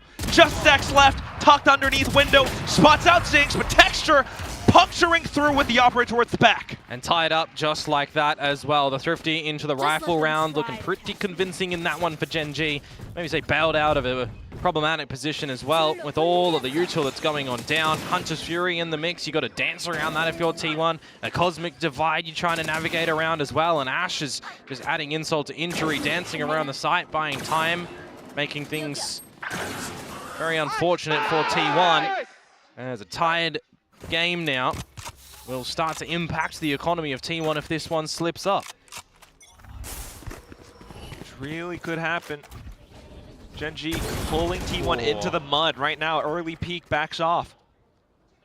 Looks to re-get on the line though, and a bit of a power play too. Whichever way T1 want to try and play this one, you'd need to have a flash on this line to off-put Texture, but it's even a to and fro with Lakia playing up at the nest. There's going to be some good mid-round decision-making for both of these squads. A little bit with Zinx marking down the door as well, but also keeping in mind that Meteor has been lurking. Stacks, though, now just going through with the spam. The dash as well really bypasses and throws off Texture's crosshair placement. Just Ash on the B site. Can't quite hold on to it. Now making a move, swapping back onto Meteor. And he's just got to fall out of that fight. You don't want to be playing it, and neither did Gen.G, you feel like, in this current situation. Plant going down. Maximize who gets the ult off the back of that. Izu, one away from Dimensional Drift in towards the next round. I'm just kind of waltzing my way through this map, seeing how the players are, spotting util and everything like this. For our Vipers, that Big Time was kind of highlighting a little bit earlier as a duel that he's very excited for, as Meteor loses his life there. Munchkin, yes, right, on the attacking side, seeing in international play at the moment overseas, a lot of teams on this map for the Vipers throwing in their their poison orbs in towards Nest, right, to open up an avenue in towards some B splits, to have that refresher. Not seeing that too much here. Just a couple of different plays that teams are opting for, right? Double controller, double initiators versus double duelists, which is the latter seemingly more adopted at the moment. It was interesting how singular agents can be played so differently as well with teams. It's T1 will come away and break that double streak that Gen.G did manage to find. Nice. Just going through with the fights, but going back on into it, T1. This time angling towards A. And Texture is here with the operator. Zinx with all the util and a close TP as well that will go up the ramp for a quick rotate towards B if required. I really am waiting for Buzz to see what sort of activations he can come out with on this Jet, on this attacking side, because so far at the bottom for T1, now the Drift coming on through to spot out all the information. Izu trying to help the team as Buzz falls first. There goes the pop flash from Zinx, trying to get out of dodge. Izu will jump on in with the shorty. Lakia with additional support towards the back site. Still though, with the pit up now, makes things a lot more troublesome. Yeah, you feel like Lakia might have to try and use the drone in this situation to figure out what's happening inside that pit. Doesn't feel safe enough to do it though. Just goes for the wide swing against Meteor, a known quantity. Stacks now Playing off towards the back of Cubbies. A couple of shock darts and everything. Then goes the drone just to try and suss out Munchkin. Who Got him. Should have been spotted, and there he goes. In for the kills, in for the sprays, but Stax and Munchkin answer back. Munchkin still alive, swaps weapons, but sussed out at the end thanks to him being surrounded by Texture and Ash. In the chaos, trying to figure out everything and keep a level head there as well. Very well could have been a scenario where we see some players try and overheat in those moments as well, right? If Lakia doesn't play that together with his teammate coming in through the wood doors, if he goes by himself in that situation, it's a pretty paramount duel that he wins against Izu as well to keep things in a workable state. He falls, you don't get the drone in towards the pit, you maybe see the world in which it just does go very nicely towards Munchkin's favor. We tie up yet again. Things closer once more. Oh. We've always seen a bit of a lurk in through mid, right? In through Munchkin, in through Meteor. See how they're going to play that one. Stax, rather. Gonna pay some tax in this round. Obscuring vision. Can't quite evade that for now. He's just losing all his money for free. At least investment's gone. We'll be able to pick up that rifle while still having the blades, trying to get the rotations across on the A site. And Toxic Screen is just going to stall everything for T1 and not let them get anywhere. The mid-deep line from Zinx too. Gotta wait and see what the timing does look like for Meteor popping that Nebula as well. You still got a pretty good crossfire of sorts over at the A site and a tucked wall that Caron can play with when that Toxic Screen is up. Portal closed. Portal's just closed, so he has to make a decision, and he decides to go right at this moment. Catches him square in the back. Munchkin goes down, the rest of the team trying to pick up the pace, but still you gotta watch out for Lakia, who just took down Meteor, and there he goes again. Meteor managing to sneak through alongside his opponent's Cosmic Divide. He's put himself in a pretty sneaky position here, to be honest with you. Do they read it? Warning signals on the mini-map. Trying to jiggle back and forth, and there he goes. Gets off the first at least, but Texture answering back with this operator of his, continuing to wreak havoc. He dives forward, forcing Izu away. Tries to find some safe space. Allows for his opponents to get the tap off at least, and then makes the move. Looks for a couple of taps, but there goes Texture! This operator is starting to really become a nuisance for T1, that's for sure. When Texture gets on these lines, you're seeing that name in the kill feed, you're seeing trades from the rest of the team on the back of those shots as well. Opening things up onto Stax nicely, closing it in the end as well. There's good kind of tandem players coming through from Gen.G in that round. I mentioned that Toxic Screen little pocket that Caron had to play with as well. Unfortunately for him, the wall was down, not up for him to sneak in towards. Timeout for T1. Let's see what KDG has to talk about with the squad.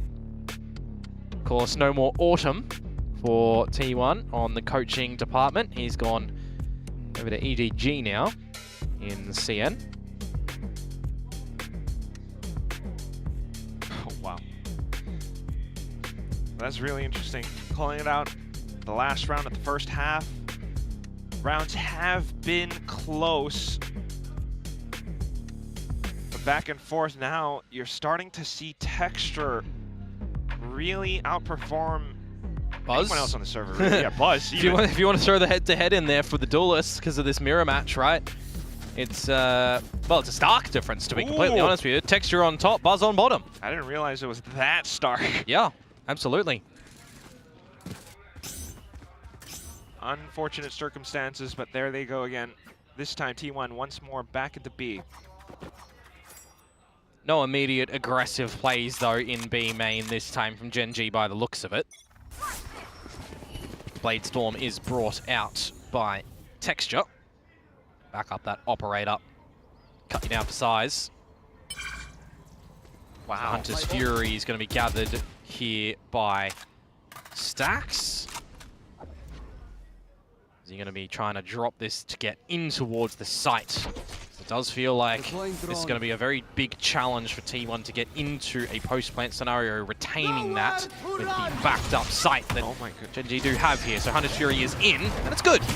Not too bad. Still gonna need a little bit more though, because Texture's still alive. Off with Karen onto this Judge Buzz. Managed to take him down, but there goes Texture once again. Lakia once more marking down Meteor as well. And what does Stax do now? 1 versus 2, knows that they're split. Doesn't want to go into Mr. Raid Boss in Texture at the moment, it seems. So Lakia for the Sova diff, perhaps. But where do you think he's just retreated in towards? He's standing on the corpse of his opponent. No way you expect that. In the halls, he's just going to have to retreat. Now the position's known. If you're Gen.G, you're playing this together. Hell, Lakia can even just rip the Hunter's Fury early here if he wants to when the plant goes down. And it can buy some good time. Right up for Texture to get into position, and there it is. Just as soon as he found a little safe spot. 7-5 at the end of the first half for Gen.G. And the argument's made, missed 4K in that round as well, as Texture picks up 4 kills, Operator for 2, Bladestorm for 2.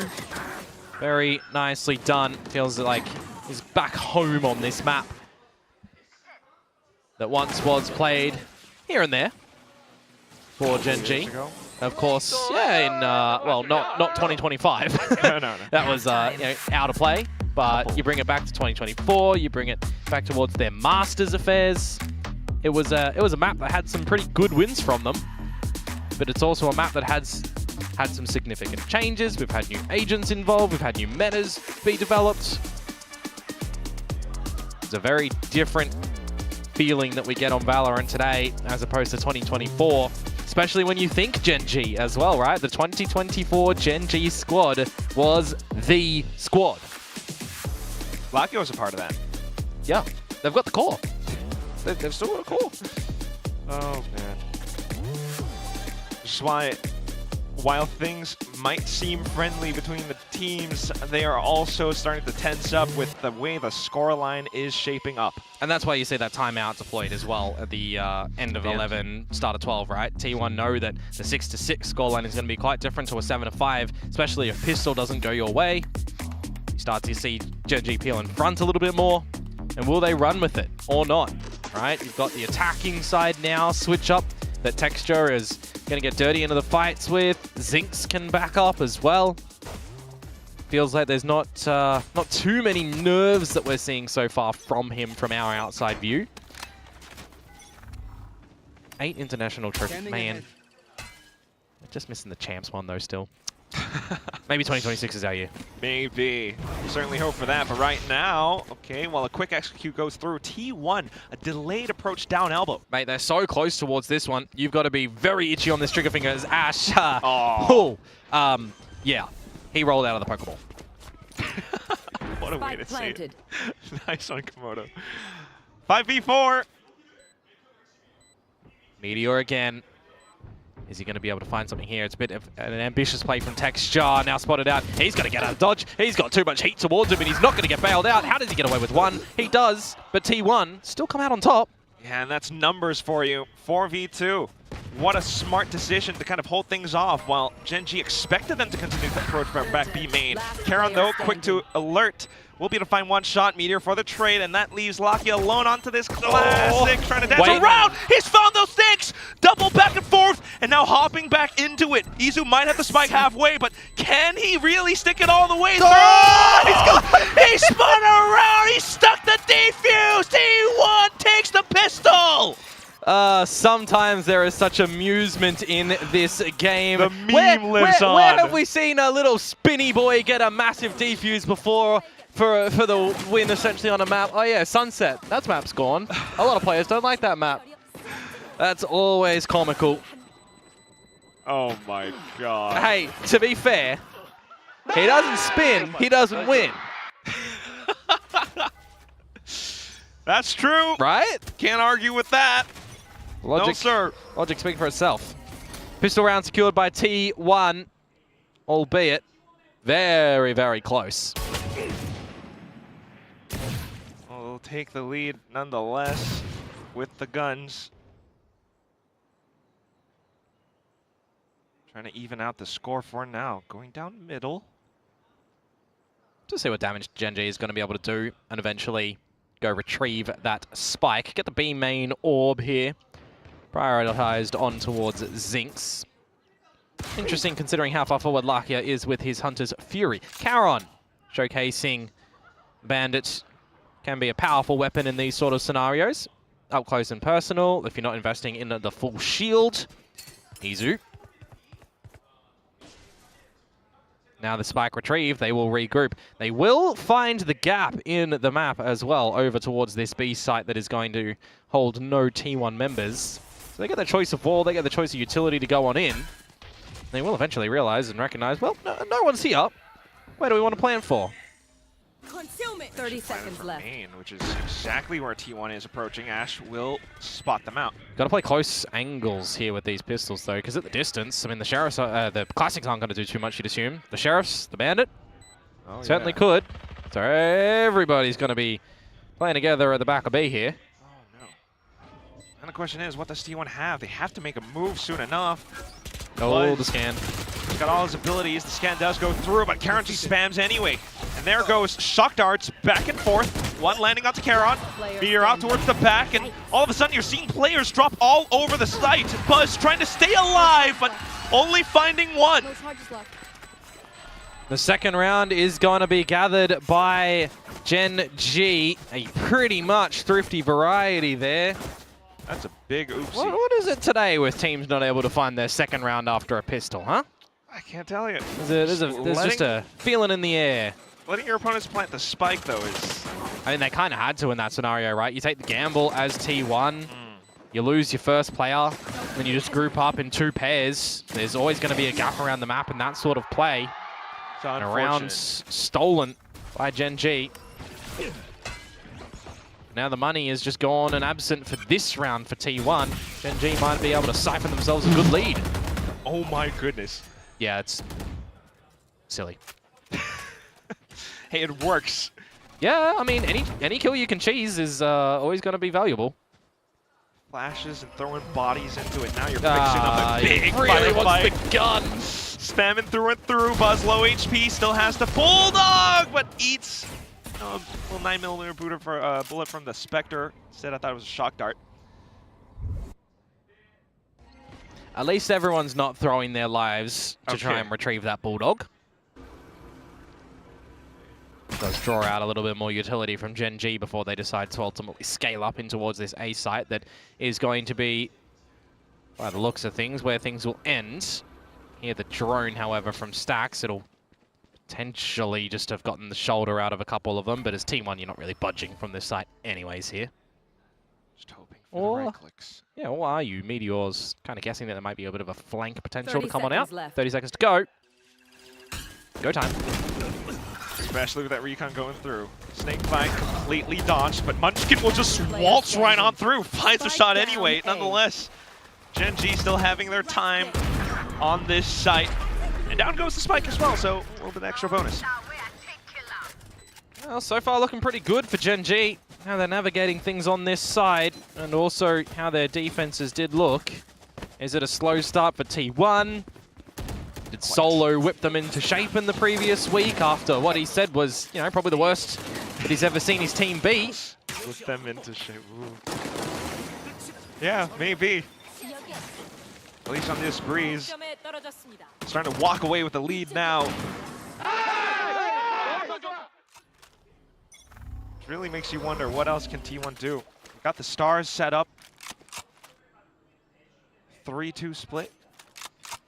That's all 5 in main for Gen.G. They are just going to double dive in towards this site, you would assume. There goes Texture to lead the charge, flashes and layering upon layering in. A little bit ill-advised for Zinx. Didn't have anyone else to assist him, nor did Texture. Uh-oh. Oh, and then it's just the domino effect. One by one, starting to dwindle. Karen trying to watch down to the angles, play it safe, tuck behind cover. But unfortunately, his team has fallen all around him. He finds a quick double just for himself. He's going to need so much more. Unfortunately, that's where Izu says, that's enough. Yeah, T1 going to answer back. A little bit of damage done to them, but they certainly gave it a good crack in the very beginning to win the round, swatting Texture and swatting Zinx. So you might want to see a little bit more further utility or further bodies as Gen.G before you hit that gate crash deep in towards the site. A bit too ambitious for him to just TP there. But hey, these are the things you'll learn. It's the first time we're seeing these teams play this map for Kickoff and together as these squads. Very is pack mentality though for Gen.G, isn't it? Multiple rounds, all 5 together. Yeah, stark difference towards how T1 play it, leaving Munchkin or Meteor to have a bit more autonomy. Well, it will help them in the split approach at the very least, in with the Hunter's Fury, but now Texture getting caught out by Izu. You mark out some of their positions, but you start to lose players left and right as well. Zinx and Charon working off information. Buzz still alive though. His opponents are pretty low, but Charon heads on. Now Meteor and Stax arriving on the crime scene. Shock dart in from Stax could finish Charon. It's going to tickle Lakia here for a bit of damage as Ash plays in mid and finds the right timing onto Meteor, not clearing corners. Stax, 1 versus 3. Steps into the Lion's Den. Steps out for a brief breather, but right around the corners as well. Everyone's spotting and marking him. He does get one at the very least. 11 HP. There's no way you're getting back in towards this one, though. Decay in the pit, timer ticking. You'd assume there's that star on the floor, which we can confirm by a radar. This is just a situation that you're not getting out of this one. He's heard the footsteps of Ash, so he's got to be a little bit careful that this kill might be coming to get him. He will dink him immediately. It's nicely done for Stax to hold on to this rifle. He'll also hold on to a little bit of this utility in towards the next round as Gen.G do manage to find double digits first in this map of Breeze to start off. You know, what last year stuff would be a massive, massive match. It still is a massive match this year. It just feels like it's got a little bit of a different aura around it for the middle bracket as opposed to something like a semi-final, a final. Timeout. Still got a long ways to go, exactly. Well, the timeout comes into effect. T1 definitely needing it. Yeah, they get the pistol round and they slip up. And they get one round a little bit later, and that's all she wrote so far for this defensive side. So definitely need a bit of stabilization. Otherwise, if Gen.G keep on pushing you and you're forced to capitulate, well, the rounds and the map could get away from you very, very quickly. And then every single person that predicted T1 on the desk and talents are going to make us look like fools. We'll take that. But, I mean, for now, just continuously trying to react to Gen.G's, complete pushes. Well, it's one of those things about being reactive versus proactive, right? Yeah. For a map like we've got a lot Breeze, of different IGLs that'll fall into different categories, fall into the different buckets, and I mean, even round by round, they can look a little bit different, right? Last series, for me, Lakia was definitely more in the reactive department, as opposed to being a little bit more, proactive initiative early on, making the clear decisions instead of just playing on the back of what your opponent's throwing your way. This time it is looking a little bit more decisive for Gen.G. While T1 tries to fish for something, anything around cave. No bites for Gen.G either. Happy to play further back. Poison orb emitting. As is how you would play after a timeout. Sustaining a bit of damage, though.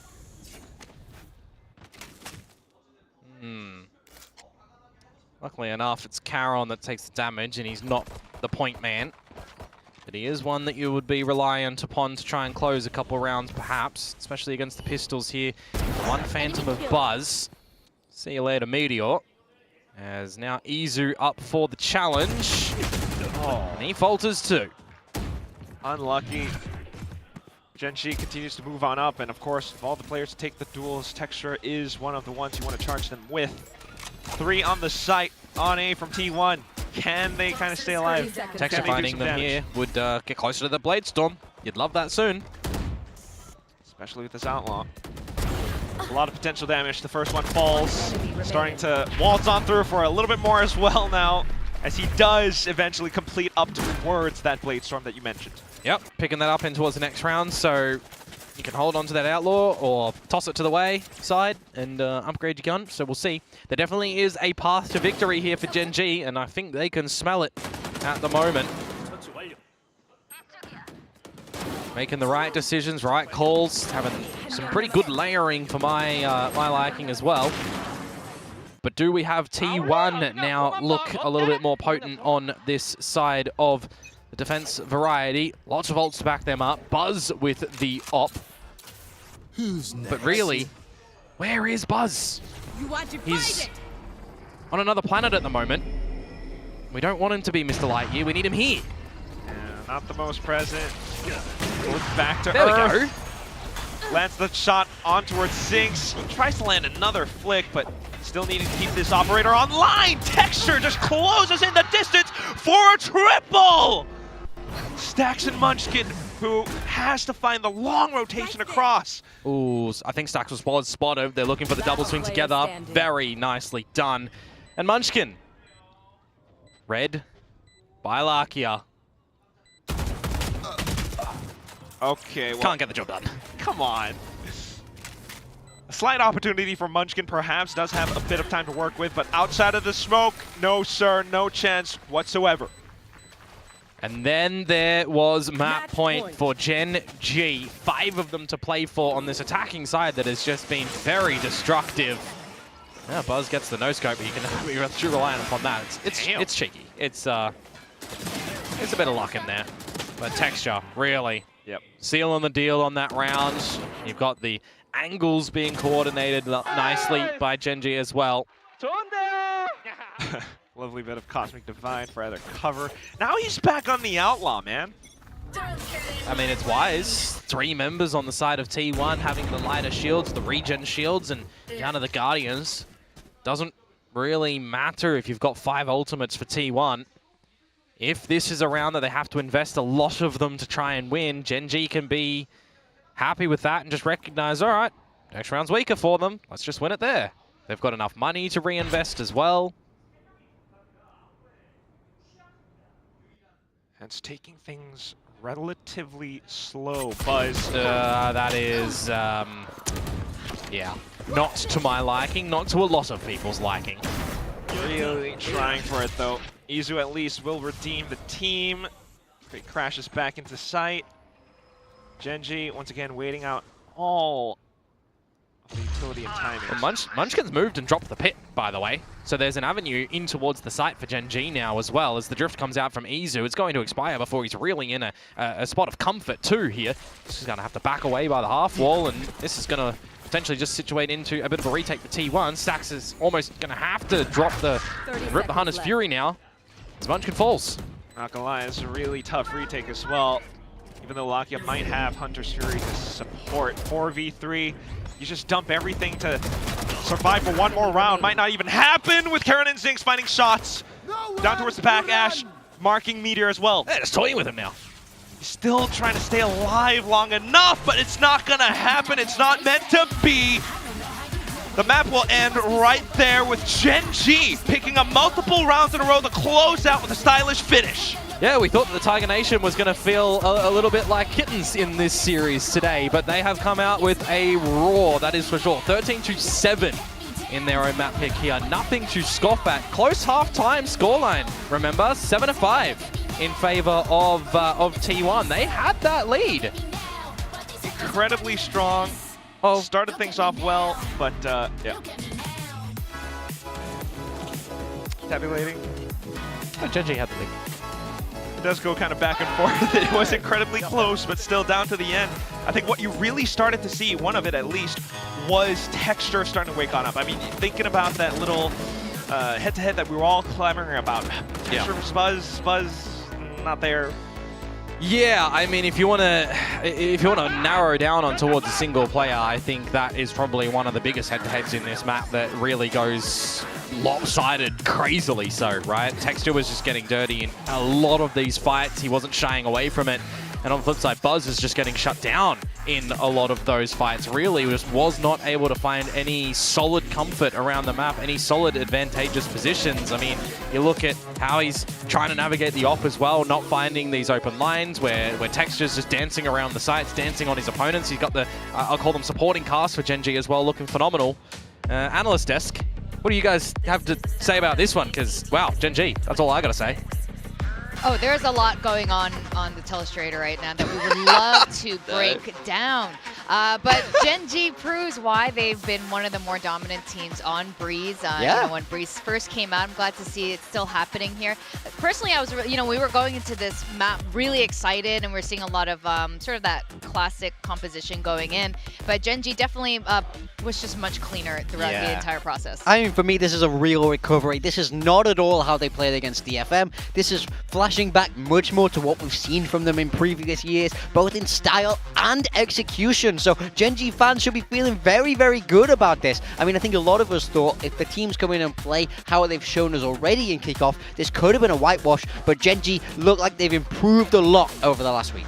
Yeah, I mean, they just had an off game, honestly. I mean, it was said by Solo on the interview previously.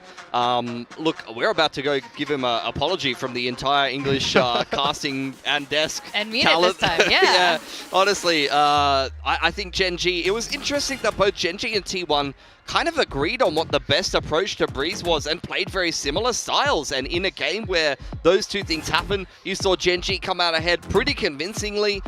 Texture, I mean, phenomenal game from him. Zinx, much better game. I think it was an effort by committee, really, from Gen.G to get it done here today. Yeah, Solo was mentioning last week the thing that they were working on most was, well, Lakia wasn't up to snuff. He wasn't feeling well. He was a little bit nervous about his return to Pacific, as you know, you would expect, especially when he made claims of being Lakia of Valorant and coming back to this team. And Zing's, of course, nervous and feeling a little bit unwell, but now they're definitely on form, and this is the Gen.G that we are expecting to see. The casters touch upon this as well. There was something a little bit lacking from T1.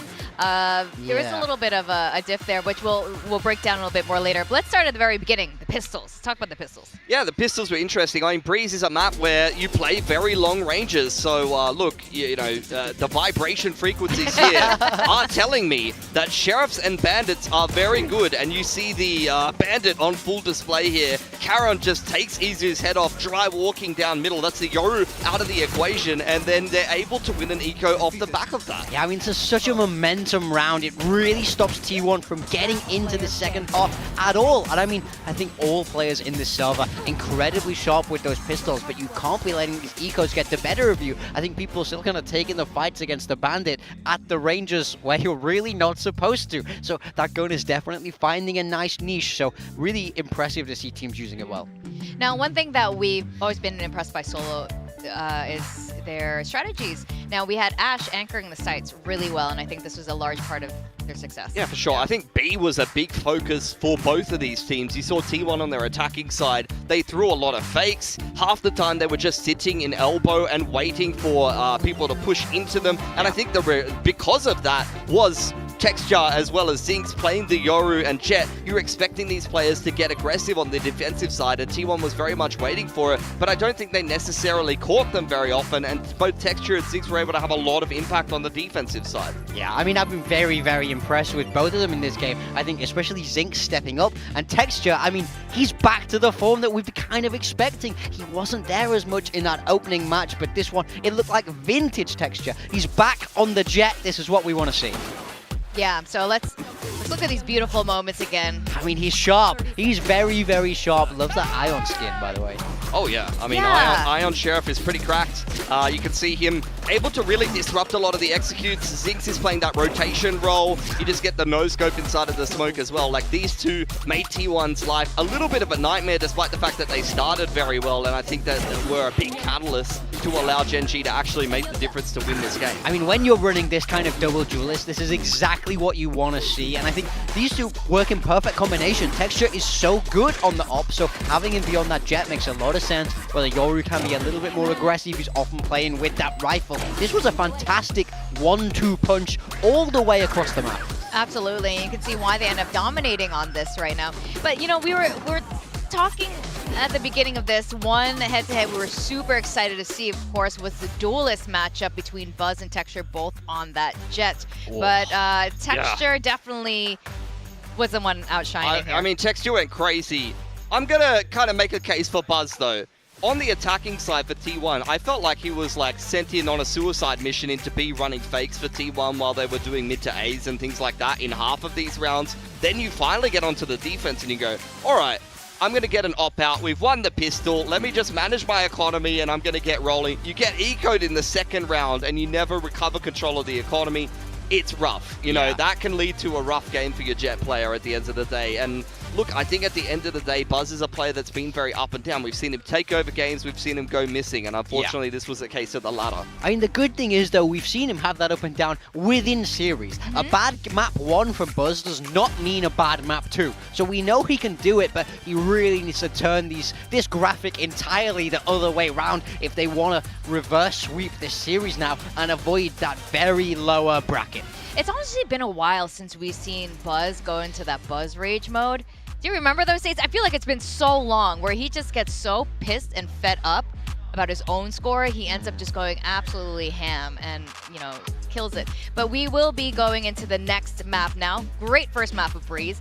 Now, we didn't get a chance to talk about our predictions. Yes, it was a clean sweep with T1, but why did you guys actually end up picking T1? So for me, it was just based on what we've seen already in Kickoff. I feel like T1 played Nongshim close. They just kind of couldn't manage Danby, but I felt like Gen.G, that opening game was pretty bad from them. I thought if both teams come in showing the level that they've already shown, T1 should be able to win this. But from that map 1, we've seen Gen.G level up already. T1, unfortunately, I haven't seen the week-on-week improvement. Yeah, I think Gen.G just kind of outplayed them on Breeze. They had a better read on the map. It felt like they were playing it much more comfortably. They did get fortunate enough to win that eco in the second half as well. Despite T1 getting off to a hot start on the attacking side, I think Gen.G was all over them for the last, 16 rounds of that game. Yeah. Bind for a pick here. It will be defense start here for T1, which means that Gen.G have opted to start attack, I can assume, which is an interesting one. I mean, for me, I gotta say, I really hope this gets to map 3. Haven, where Munchkin's gonna be on that Viper. Gen.G played that Viper comp for years. I mean, a map 3 would be fantastic, but that means T1 have to get binded up. Yeah, that's true. I think for T1 as well, you're going to put Buzz back on a Raze, I would imagine. I think they were playing Raze Yoru on that map. It's a style that really fits them at the moment. You saw them going crazy on Split just before, and I think if Buzz is going to have his Rage mode game, Bind is the perfect playground for it. Yeah, and we would like to see it here. This is not, top tier T1. We know there's more to it, and I think the reason that you gave for Buzz in that last map was interesting there. But as we go into Bind, we haven't seen them play at this Kickoff yet. I am curious how much changes they will make, or if Gen.G is sort of going to use the same game plan that they used to use, or are they going to switch it up? Because Gen.G is pretty famous for kind of using a similar strat book and then slotting new players in. Yeah, I mean, we don't normally see crazy innovation from the Korean teams. They very much like things to be a little bit more stock standard and play around with what they're familiar with. So we'll wait and see. We do have the Agent Select coming up now. And on the side of T1, they are keeping it very, very standard. With that double duelist, Buzz will be on the Waylay. Oh, he is on the Waylay. I thought he was on the Raze for some reason. But yeah, they've been playing Waylay Yoru lately. So that'll be an interesting one. We'll see if we're going to get any Buzz redemption. Munchkin once again playing the Brim. I think they very much started with Munchkin playing that. Over on the side of Gen.G, they've actually changed up quite a bit. They were playing some Teo previously, double E near Teo Sky. Now they've gone towards a double duelist once again. So it's Zinx flexing into that secondary duelist. That just worked out for them very, very well on Breeze. Well, we're definitely eating our words about Korean teams not being innovative here. We are seeing some mega changes happening on Bind. As we send it back to our casters, Quack and Komodo, tell us what you think. Oh my goodness, will we get an upset? Well, what do we think, Komodo? What do I think? There's been some learning for Gen.G in the past week, and since they last played this map in the off-season against Paper X, even more learning, and maybe going back to a little bit more of a comfort style for the likes of Texture. In the off-season, for those that might have missed it, Texture was on the Waylay, now onto the Raze. Zinx was on the Sky, now onto the Waylay. So those are some changes that feel like comfort to me. And as the desk highlighted, it was Lakia that was playing on the Teo. Now he's gone onto the Sky, which is an agent he's very comfortable with way back when. So we'll see how this is going to fare for Gen.G on their opponent's map pick, T1. Meaning Gen.G start on the attack. That's where they opt for. And see if they are going to dictate the pace of this map as well. Or if they're going to let T1 start to handle things here on their choice. Very beginning stages of the map. Straight down the guts of mid sands for Munchkin. He's going to be here super early, but Ash aware. And instantly dealing a headshot towards Munchkin. Well, that's going to be the slight move for Gen.G to then hop across into Bats. A lot of work for the T1 players to do. Munchkin, Meteor. They want to set up the snake bite, but not quite allowed to do that just yet. Buzz with an opening shot. Whee! All the way to the other side of the map to meet up with Stacks. And Gen.G going to pump the brakes a little bit as well. Still got 2 flashes available for Lakia, but no drone capabilities here. So they're going to wait for some overhand plays from their opponents. And, well, Meteor is going to swing and win the fight against Charon. So an opportunity now for T1 to try and take a pistol here in a position where I feel Gen.G maybe made the wrong call in going a bit slower to that A side. Wanted to keep things hidden, but T1 getting a good read for it. Checking just in case as well. Ability slowly coming back online. Almost turned the wrong way at the wrong time, but still alive, fortunately. Toxic Screen allowed to come back up as well, so a couple of players really decayed. Allows for Buzz to find another shot. And now you play this. You play this together. Absolutely so. 1 versus 2. No chance you let that go. Circling around the lone Ash like sharks in the water. He's trying to turn around, but unfortunately it's chopped at the end. That's Buzz with a triple to open things up. Yeah, I kind of feel like in that advantage that they did have, and they see the refrax come out from Buzz back over to the other side of the map because he hit the TP, I feel like that might have been go time. You had strength in numbers over to that A site no matter what, so you generally should be good for trades, right? Bit of a worrisome one for Gen.G, but a great one for T1 to pick up the pistol round from behind. A 5 versus 3 in the grand scheme of things that they managed to come back from playing on that 3 side. So you'll take that. Absolutely. We saw, you know, at the beginning of this series as well that the pistol rounds were pretty much absent for these teams. Well, coming in towards the start of the day, T1 were last in the Pacific League for picking up pistols. Really might be able to somewhat turn that around right now. Just trying to keep things rolling. Izu finding a shot, still having the option to TP, and there it goes.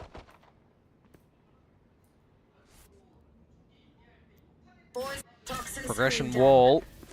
Get in towards lamps if you feel like you can with some timing. Almost just feels like the way Gen.G get anything here is seeing the slip-ups from T1. And they're not going to give them any situations like that. Trying to go dry into Hookah as well, going into the Judge. Definitely would be ill-advised, but even then some, in towards Long, into a Marshall. Just 1 minute left. Izu. Oh my goodness! Marshall collapse. Yeah, we've seen a couple of the collapse. It feels kind of inconsequential though in this scenario, given that it is just the full eco. It's not like it's a full-on buy in you. Yeah. Headshot collating your opponents on split, for example. 30 seconds left. Okay. You have absolutely nailed that ricochet of the paint shell's texture. Fortunately, it's not going to do too much in the round. 20 seconds. Karen's calling. He's on site. Yeah, they do need to die at the end of this round. That is something that Gen.G recognize, and T1 will as well. So they can go try and find Charon if they want. And they will do so nicely. Stacks to pick that one up. 2 for T1. All 5 alive, so they'll go into the next round with what they came into this one with. We'll see what the flip side for Gen.G looks like here. All rifles, all shields, util to boot. Now you're aware that there is a judge at play. Constantly having players all at all extremities of the map as well.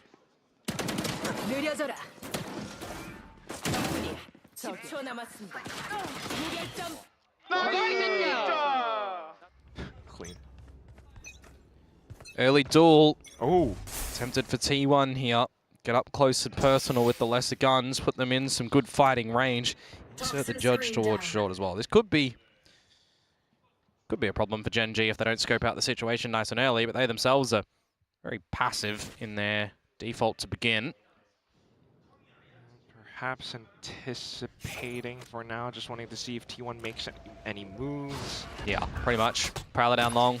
You exchange that with the boom bot, see how far forward you want to try and exercise your way here as Gen.G. Buzz claiming some further info to refract on out. It's just Lakia there for that little moment in time as Karon moves over and the rest of the team does as well. But Izu, oh, if he got 3 there, that would have been an absolute mockery of Gen.G's chances in investments in this round. Still kind of is, though. Ash down to half HP, you lose Texture, you lose Zing, so that's your double duelists swatted down. Yeah, big damage. Now you've got line of sight as well. Spike spotted. Down A. Buzz in such a prime position. Hops down, wants to hunt for the frag, tosses out the saturate, does connect, but just plays for time instead. Yeah, it doesn't give an advantage on the way for Lakia. Doesn't matter if you saturate him there or not. You've got numbers as T1. This is a bonus round. At the end of the day, if you come away with this one, you start your defense affairs in good order. Ash and Lakia just going to have to head for the hills and survive with these weapons into the next round. So to answer back, losing the first map pick and a bit of a, well, not even a bit, a very sloppy second half, coming out with a decent start to your own map pick. Got to feel a bit better. Really feeling it, especially with Buzz not dropping a single death just yet. Starting to build up towards the ultimates that are so crucial for both duelists. Especially thanks to this moment. Yeah, it certainly was a nail in the coffin moment. Timeout. Oh, really early. Early days for Gen.G. Let T1 take an inch. They'll take a further mile. They've already got that inch, so you want to stop that mile from happening, right? Definitely need to if you're trying to pull off the big upset, but at the same time trying to get as much as possible done. Which is also a crazy thing to think about, right? How lent the predictions were in this series towards T1. Okay, yeah. Maybe last week was just an off day for Gen.G. It's so early to tell. It is early. Would have been even earlier if it was just a double elim format. So, got the benefit of the triple. Loser of the series goes up against Varrel. Winner against DRX. Trade plans for a triple elim bracket. Yeah. Here we go back into it. Outlaw at hand now for Izu, recognizing his opponent's weaker shields. Just for 3 of them at least. Time to farm. That's what I'm seeing right now for T1. I mean, he is the one who has been farming. Well, your opponents are in a low supply. They're roundless. They've just taken a timeout. They need to change their own approach. You got the right weapon to get the job done. You also got a drift in the mix. Yeah, that Outlaw's not good at no-scoping. He's going to be forced out. Oh, Buzz as well, playing right around the edge, also forced out. Gen.G have made moves. They got 10 players on this bloody site. Still, though, some of these players are relatively low. I won't say that. Meteor just continuing to strafe across alongside Sniper over from Izu. Spots out 3 players from Gen.G. Lakia, you can't be getting caught out in the open like that.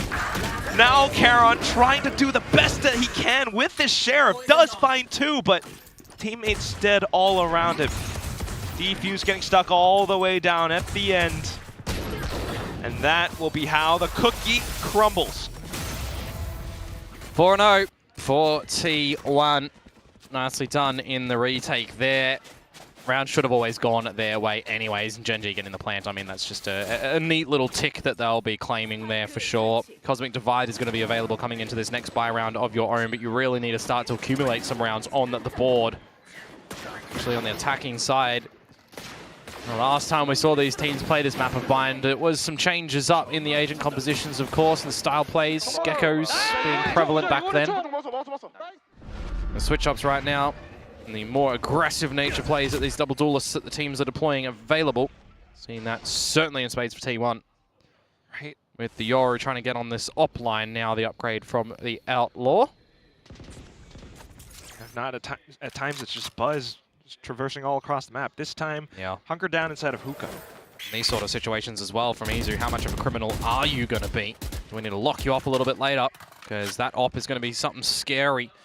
The strong side the B side of the map this time for T1. Both controllers very far back in towards the A side, as there's some pressure building around Hookah. T1 need to get out for a little bit of time there. 50 seconds to go. Gen.G going to rotate towards the A site, and that's very nicely done for Izu as well right here, Quack. He has taken that gate crash to back up this site with the operator now.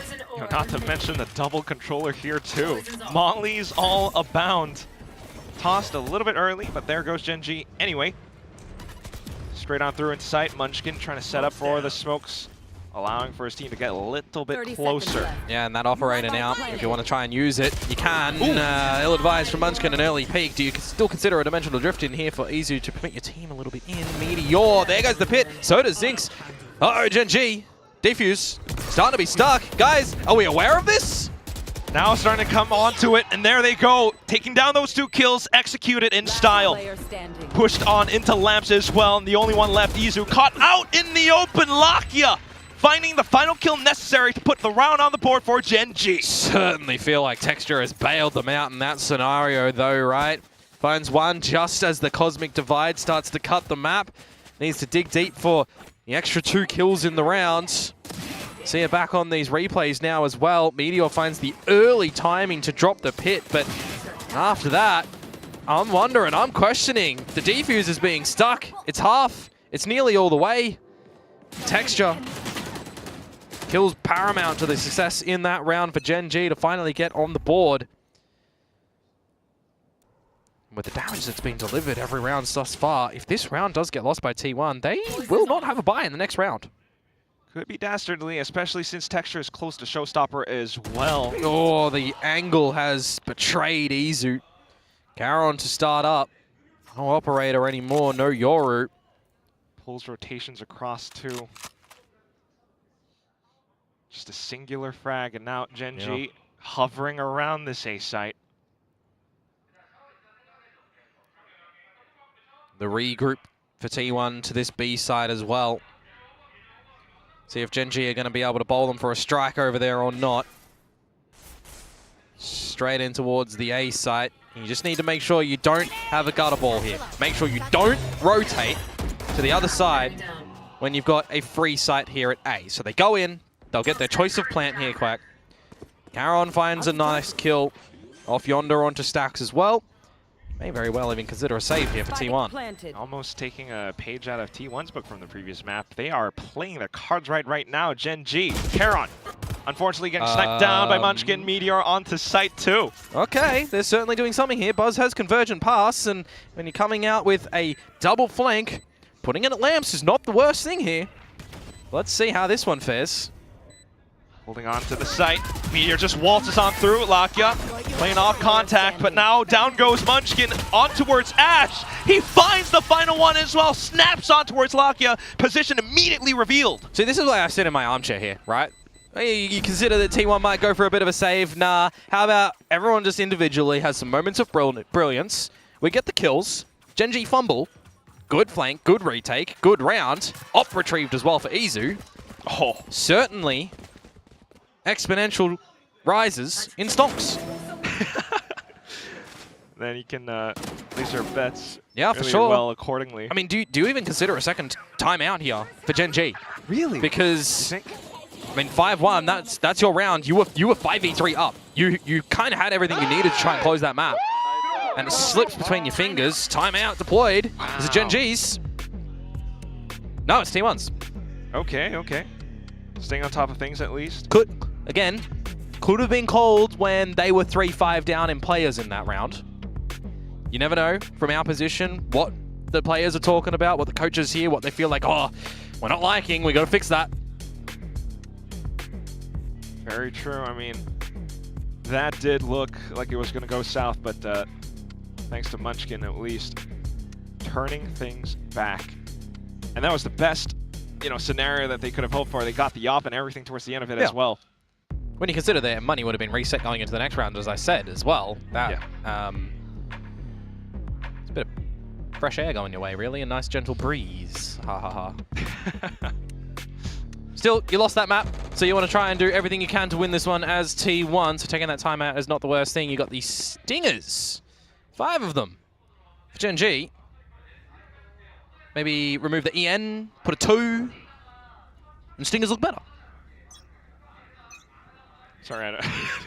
G2 Stingers, man. G2 Stingers. G2. Let's see. Up close and personal. No one in hookah to be met with. Hitting the brakes. Quick reactions for now, at least. Immediate with the saturate and the orbital strike. Zinc still close enough to find a kill onto Buzz, though. Nonetheless, it's a good assistance. And it's going to separate the spacing as well. No one from Gen.G can follow on the back of that one when the saturate came down. Munchkin's going to find his third in the round. Putting up another multi-frag moment. Now it's just Caron and Larky up. To twiddle thumbs. If anything, at least you've drawn out your opponent's ultimate, but yeah, you got to play with your I mean, they're fingers. going to be able to back it up again in the next one with Stax picking up the Nightfall, right? And you still got that Viper's Pit for Meteor. So in terms of ult recycling, it's not the worst, as Munchkin is going to layer down an ace for the 4th Pacific ace that we get. Predator ace, certainly hunting down his opponents in that round. Stingers in diddly squat. Amazing. The fact that he wasn't even truly hunting it, he was just holding the angle around Garden. Oh. I mean, to be fair, he's played the angles very nicely in every single engagement, right? It's coordination for the orbital on the back of the saturate that his teammate lobs in, spraying him down with the Spectre. Nicely done. He doesn't even, he's like, yeah, it's whatever, I did that, cool, let's just focus on the next round, we got a map to win.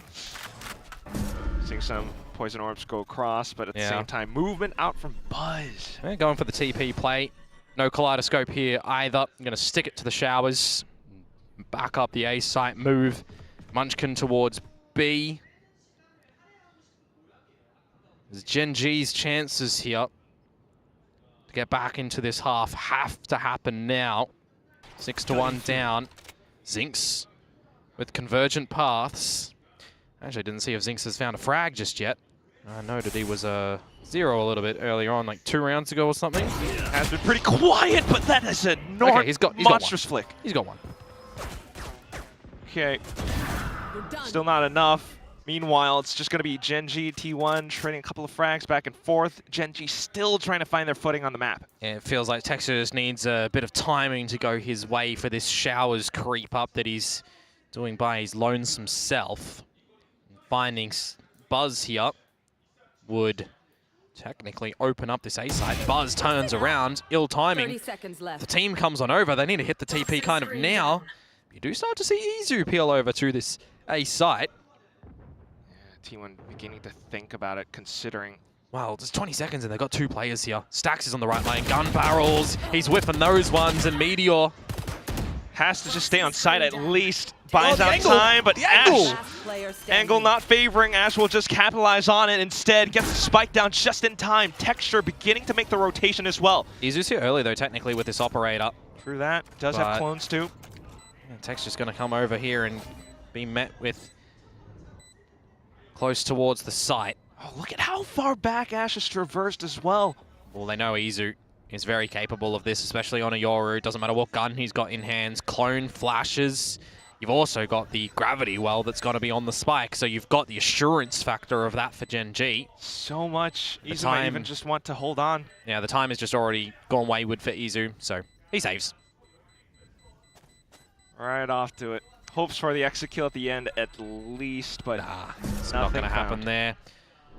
Very nicely done for Gen.G to come away with that round. A little bit sloppy in the mix, though, to be completely honest with you. And 2 scenarios that come to mind, and that one that T1 could have came out with, right? Had Stax found the double when they entry in towards the site later on, and by the timing at the end with the angle from the tube, even if you retreated a little bit deeper into the tube, because there was only, what, 10 seconds to go to get that spike plant down? It's a bit rough in the end. Ash taking the right angle against Meteor. Yeah. A player that you would usually associate with being, you know, very potent in those scenarios, Meteor. Turning things off this time, though, into the A site.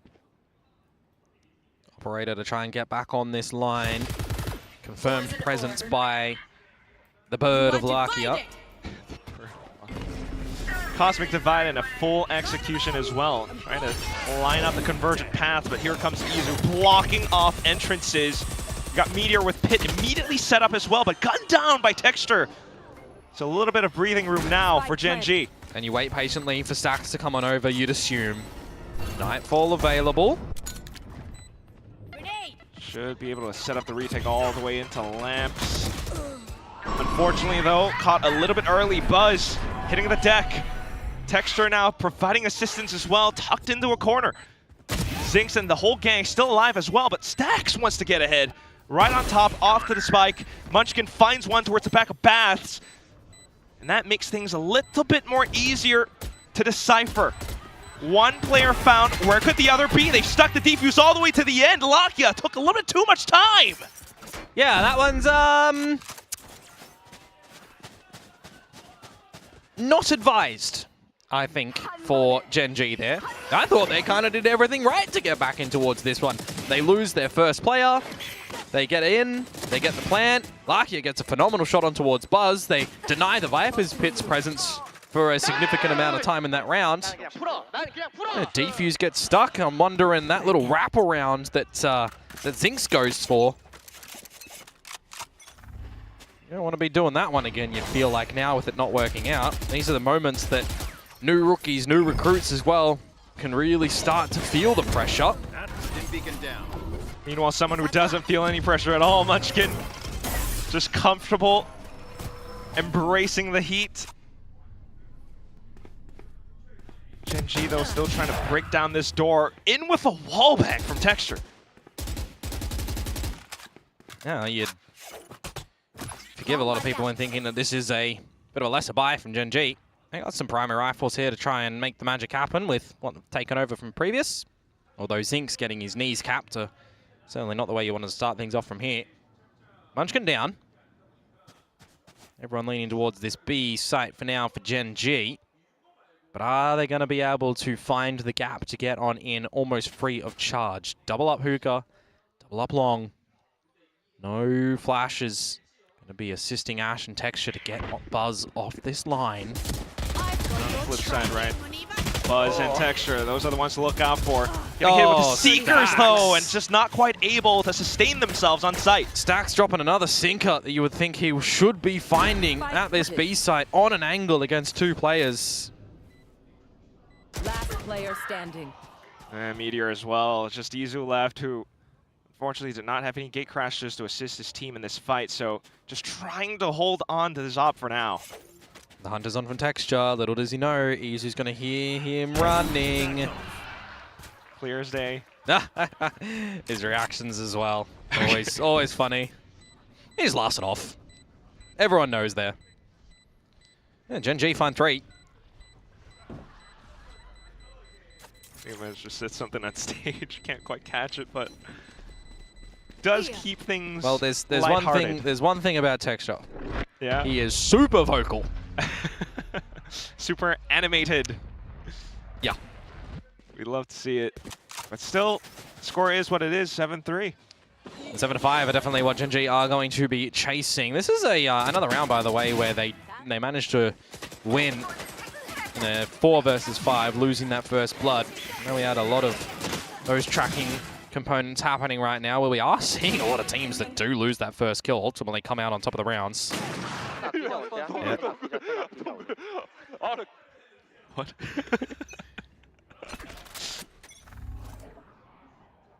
Okay, well, back into it again. Yeah, and it's broken the money of T1 here.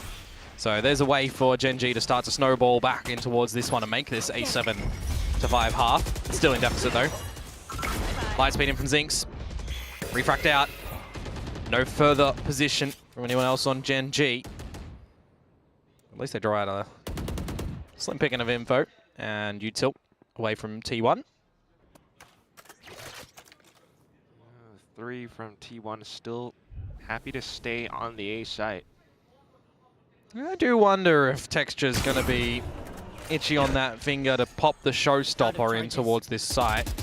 Because if you're T1, you kind of, this is the round that you want to draw that out. Make chances to make this the 8-4 at least better 45 seconds to go. The operator of Izu moving to the wrong side of the map. There's that showstopper, and there's the frag on a Buzz. Certainly still diffing him in that head-to-head. Buzz is just having an unlucky day, man. Pretty much. It's like magnet bullets. They all go his way.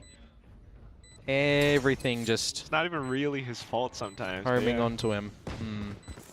Well, there's a plant here. Everyone's retreating from Gen.G outside the site. Will we see another save from Izu? Well, he's just going to be very narrow focused on body block. Oh, he got it off! Nah, they'll spray them just at the end. Munchkin did get on top of it, but there goes Lakia now pulling out the shorties. Karon managing to find out a couple more frags, and that got technically that got close. Like if you consider, they do the body block on the gravity well, they get it half, they get it a little bit further than that. There's some wayward sprays coming out from Gen.G. They do be kind of lucky as Izu finds texture for the tail end again. I think we need a tally for just that occurrence. Texture, deaths after round, essentially. 7-4. Gen.G. trying to get back into this. All right, here come the buys. Yep, orbital strike still being held for Munchkin. Immediate smokes down towards B long. Not going for anything Paper X-esque over there for the Haunt top and push on through. Izu though, going to be the first fallen soldier in this round. Dying with that ult, dying. Drift, no longer available. Buzz, meanwhile, picks up Convergent Paths. I believe Izu also got the Drift in Death, so we could only have gathered that with a kill. Stays alive though, could be a good combo with Munchkin's Orbital. Yeah, they need to make sure that within this, they don't fall over their own feet. Texture was trying for the reload. Does switch over with Buzz's audio cue. Finds Buzz as well, getting a bit too ambitious. Convergent Paths no longer usable in this round, and it's the overwhelming forces of Gen.G that start to already get in towards this site. They are looking for a plan. Just wanted to go for the challenge. At least Meteor will be able to suss out Texture, but down goes Karon's Viper's Pit, which makes things so much more difficult for T1 to retake against. And then they go for the sudden pull. Yeah, see you later. Orbital Strike as well from Munchkin, already dropped and deployed. Stacks though, the timing, 20 seconds to go. What can he do here? What can he do? He stays hidden, nothing. But unfortunately gets caught in the Ferrari swing. Karon, another kill! And down with Ash, lurking on the A side. That will be the end of the first half. Those 3 rounds in a row from Gen.G had some really good decision-making from me. A couple of slip-ups as well from the folks over at T1 that they're no longer going to be able to adjust, right? Half is done. The switch-up will happen now. That's 7-5 that we're chasing for Gen.G. They do manage to gather. So some nice bits of stability to bring that half back. Halftime. And you've just got some different looks on the players in the server as well, even though T1 are winning. And on top, technically, yeah, then not happy with the way that these rounds were kind of playing out at the tail end of that, and that kind of shifts a bit of the momentum, even though Gen.G are trailing. How much momentum goes over to their side now? Really have to wonder, and it all comes down to the upcoming pistol. I mean, really feel for Stacks. I mean, seeing that facial reaction off the kill at the end there, or the death rather. The fact that he had the opportunity, the fact that he was on the site, really feels like it does come down to some of the individual performances here and there. Again, the little head-to-heads with some of the players, the parallels drawn between both teams. It was really awkward to point out, but yeah, Gen.G really could catch up depending on how this pistol round goes. Well, so far we have seen the biggest turnaround from Gen.G in this series as opposed to T1, right? Gen.G gets slapped silly by DFM in the 2-0 loss. And Nongshim Red Force come away with a 2-1 victory over T1. So there was a taste of victory for T1 on that first map of Split, but then they get reverse swept. And Haven, I mean, they just want to knock out of their heads. They want to make sure that they do not remember that 4-round Haven map. We'll see what this pistol has in store now for both of these teams through the TP and the guiding light to be the shining light path your way in. Gather these orbs. Gen.G, see that no one is home there for T1 either. As it's going to be a bit of this B approach for T1 to start on off. Munchkin to drop these smokes. There. And you would assume for the team to all flood out. Rizu and for Buzz, specifically. Karen on the side, so Viper v Viper. First point of contact will be out long, however. Down goes Gen.G's numbers. T1 breaking on through. Well, plant goes down, player advantages for a split second. Larky up, removing Meteor. The plant actually hadn't even gone down just yet, so there's a bit of extra timing now. Given over to Gen.G to waltz on over. Big fight here. Just holding on to the angles for now. Oh, sudden peek out from Izu, and that could just be enough. Texture trying to close in the distance. Perhaps being able to utilize paint shells at some point, but spotted both. Up close, trying to split the angles. Zinx, where's he going? Trying to find the kill necessary, but unfortunately it's going to be Izu who gets him down instead. Unfortunately, Texture's way too low to be able to survive in this fight. T1 will take the pistol at the end. And that means that they're able to gather both in this map at the moment. So we'll see if that is going to propel them nicely onto this attacking side. It's, I don't know, a couple of these duels feeling a bit scrappy, to be honest with you, with those pistols. I thought that Lakia was a shoo-in to be able to find that elbow pick on towards Izu, but that just doesn't happen.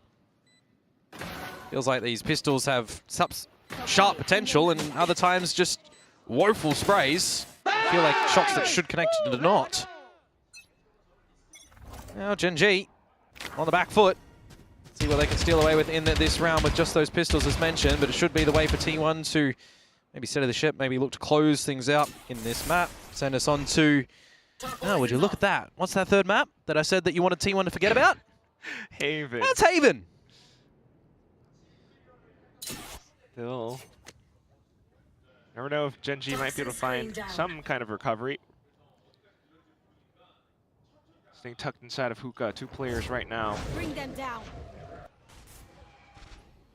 While T1 does their due diligence. Prowler across Garden. A couple of pokes across smokes. These are the sort of rounds that sometimes you can just let them play out, right? Gen.G, just see what the pistols can do. Because apparently we just waltz into toxic orbs. As Meteor does. Also, yes. A little bit of a self-blind here and there. Ash trying to find the right clicks. Will land one at least, but there goes Buzz. Texture. They know where Izu is. He's just shot at them. 20 seconds. He needs to jump into Hookah to retrieve the spike. Oh, lordy, lordy. You wish you were a fly on the wall for the comms in this situation, wouldn't you? 15 seconds. He can get the plane. He can win this. He can win this. No, he cannot. Caron gets over here, and the pistol presence for Gen.G gets the job done when it shouldn't. Love your enthusiasm coming out. I think this feels kind of like what we saw from the previous map. Yes, it does. And this previous series as well. Things that should not be happening have happened. This is why there's no merit to the script writers, because they can't predict this stuff, surely, right? 8-6. I don't think any of us can. A lifeline for Gen.G perhaps here. Flips the Skrilla as well. Bucky for Buzz. Oh. And I was going to say another gun for T1 as well, but Meteor and Izu, well, you just lose that one very, very swiftly. There's a nice TP play. Now it's just going to be Texture announcing his presence on the other end of that smoke. Off towards the A site. T1 have to respect this. They have won a 3 versus 5 before. They did do that. Fair enough, but I don't know about these guns though. Yeah, probably not, probably not. Zinx is having a good one here. He's going exploring off to the Vandal. Yep, going on a holiday. Having a fun time. Even finding some more for the 3K. Nicely done. Just Buzz. Someone that's not having a field day. Slightly more even KD this time at least, but we'll see how this plays out. Trying to get close off to the spike. Opponent should be close by as well. I mean, it's a 1 versus 5, mate. And you've only got a Bucky. Doesn't happen. Texture will pick up the rocket with that kill as well. Gen.G bring it within 1.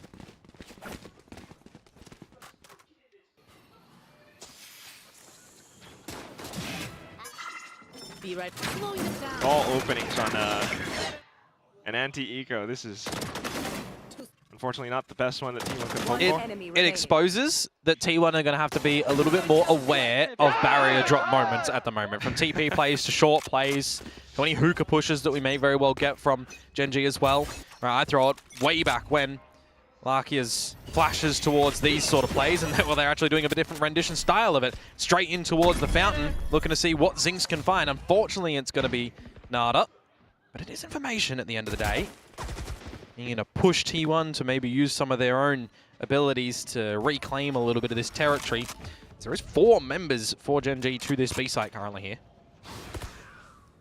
All on separate angles, different elevations as well. Saturate out from Buzz, though, trying to kick down the doors, and he's going to find it refracting back into safety. Now it's just Texture left to go turret mode. Eats a flash, though, and unfortunately that's where he will fall alongside Lakia, completely taking apart the defenses on the site. It doesn't matter if there's 4 members there for Gen.G. That is what the saturate in through hookah that puts you in a bit of a bothersome spot. Ash re-jumps up, immediately dead. Texture overwhelmed. Lakia scanned by the haunt as well. Taking down a 1 HP in all of that chaos as well, by the way. Couldn't really see much retaliation from Gen.G there, unfortunately. And that does happen sometimes. Just Charon now. See if he can have any impact on the economy of T1, perhaps. And the answer is going to be no. Buzz through the wall will find him. T1 will not be met with equalization here. They will now try and find double digits as they go at it again, but it is going to be met by another buy from Gen.G, so we'll see what their adjustments do look like when ultimates now start to come online in this half. Yeah, give me this T1. I want to see this T1.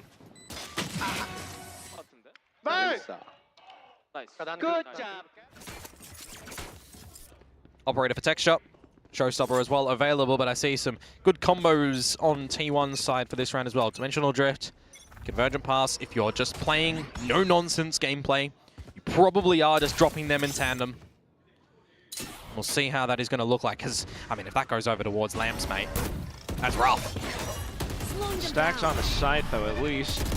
Buzz lovely. Electing to just dive right on top. Now setting up Convergent paths to go straight in towards Bats. Ash, though, will be able to pop on through. Unsuspecting, finding 2 frags. Meteor answers back. Texture's the only one left. And it's the op in a 1 versus 2, so you might be more incentivized to try and deploy the Showstopper early on. He does to the bench. It's a long haul, but it's met with a wall. And the rocket don't go through that one, does it? So now he's just going to hold on to the gun for dear life. Able to find the shot, but down to low HP. Both sides.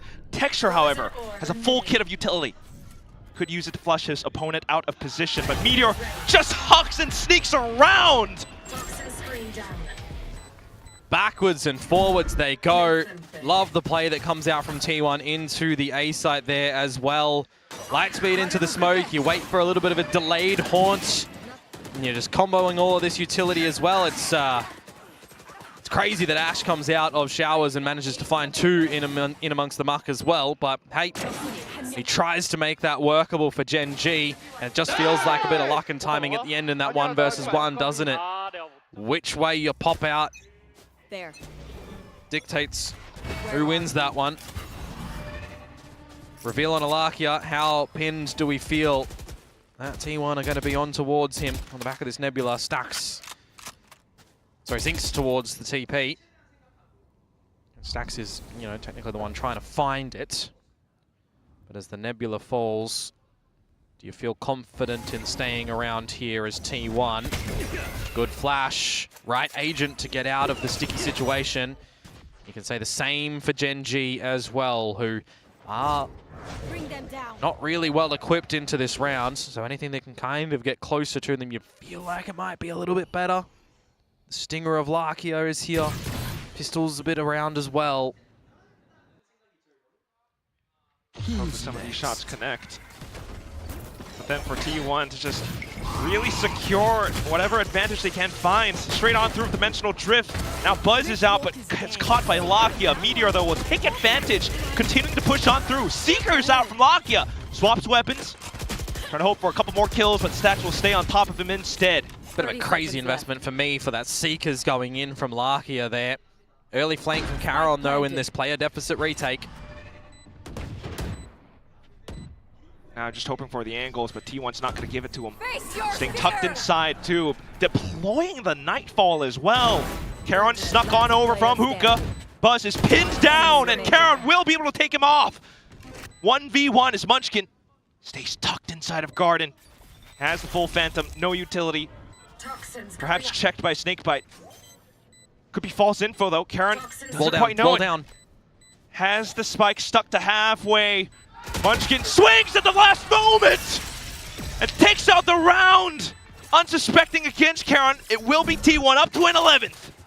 Had to be seeing the spike defuse to half there, and not enough toxins in the bank to have the full wall there. Really patiently played by Munchkin.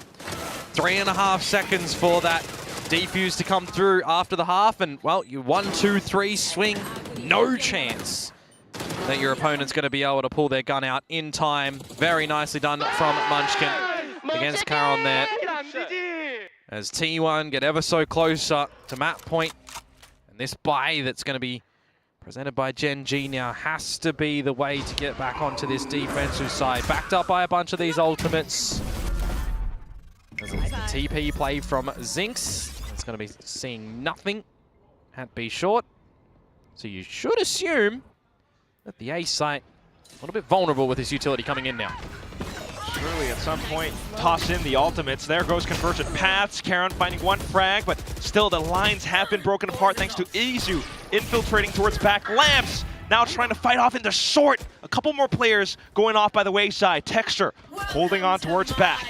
Noting Munchkin there is actually massive for Texture. Doesn't need to take that fight. Can still prioritize with the rest of the team on the side itself. Sneaky beaky Meteor comes out of the pit and strikes. And Munchkin will find Ash as well. Bingo. 12-7. T1 looking to find the same scoreline that Gen.G just did on their own map pick. It's completely throwing things off all around. The Viper's pick coming off online. Even with Texture just spotting so much of it, gives him so much assistance. Just catches them completely looking the wrong way. And there's not much you can do there as Ash as well, right? Very tricky situation to try and get back in towards. The timeout comes forward for Gen.G now. And what do you have to speak about here when the momentum that you feel like they maybe started to establish on the change of halves and successfully finding 3 to close is now met with kind of nothing, right? Dropping the pistol from Gen.G, answering back in the next round with the nil investment, the nothing.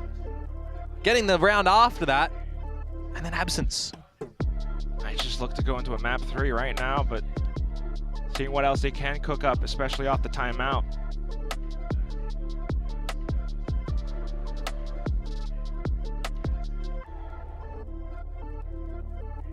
It's an important one for Gen.G if they want to try and close this one 2-0, right?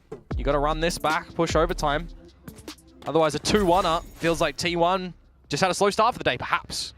Or maybe Haven looks, you know, really good for Gen.G. Have to wait and see what the changes look like if we do get there, because we've still got more depth and more legs in this one. Perhaps T1, quick as he does it, forward in towards the A side.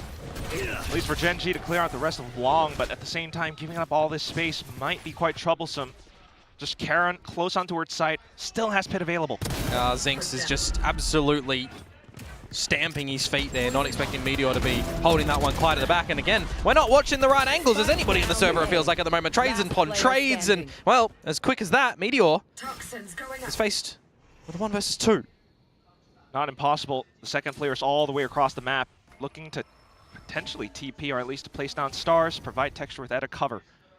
Showstopper available as well. Yeah, but you don't really want to do it. If you've got a 2 versus 1 and you hear the tap on the spike as Meteor, as Texture here rather, probably just wait a little bit for Ash to come on through. You try and find the timing. You don't deploy your own massive util. You play the 2 versus 1. Or maybe you do use the rocket, and maybe you do find him. You get your 3K and you get the round. That works too. I guess that works too. Simple as that, yeah, sometimes. Just hold on long enough to perhaps retrieve some weapons and... I mean, they went into it with anything and there wasn't an op, right? So this 12-8. is letting your opponent know. I did that. Now do it 4 more times. I mean, would we count, put it out of Gen.G? Is it impossible? It's not impossible, it's just improbable. Yeah, it was play With the way that T1 have been playing this half so far, and the 5 rounds that they have to try and close out this map, percentages are certainly in their favor to be able to do so. Unless that timeout that is deployed from Gen.G is just impeccable. They had every single read going forward and what to do to completely change the style of Gen.G's defenses. A lot of it did need to change. Coming in towards this little run streak that they need to be finding.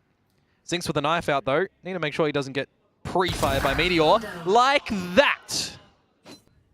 Right on cue. You will only learn in these moments by your, maybe I'll call them predecessors.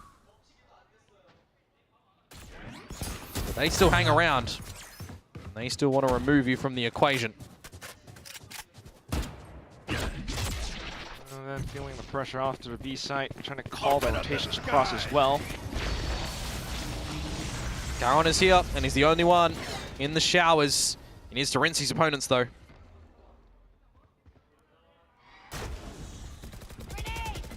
Trying to listen for the tap. Meanwhile, Meteor slowly inching forwards.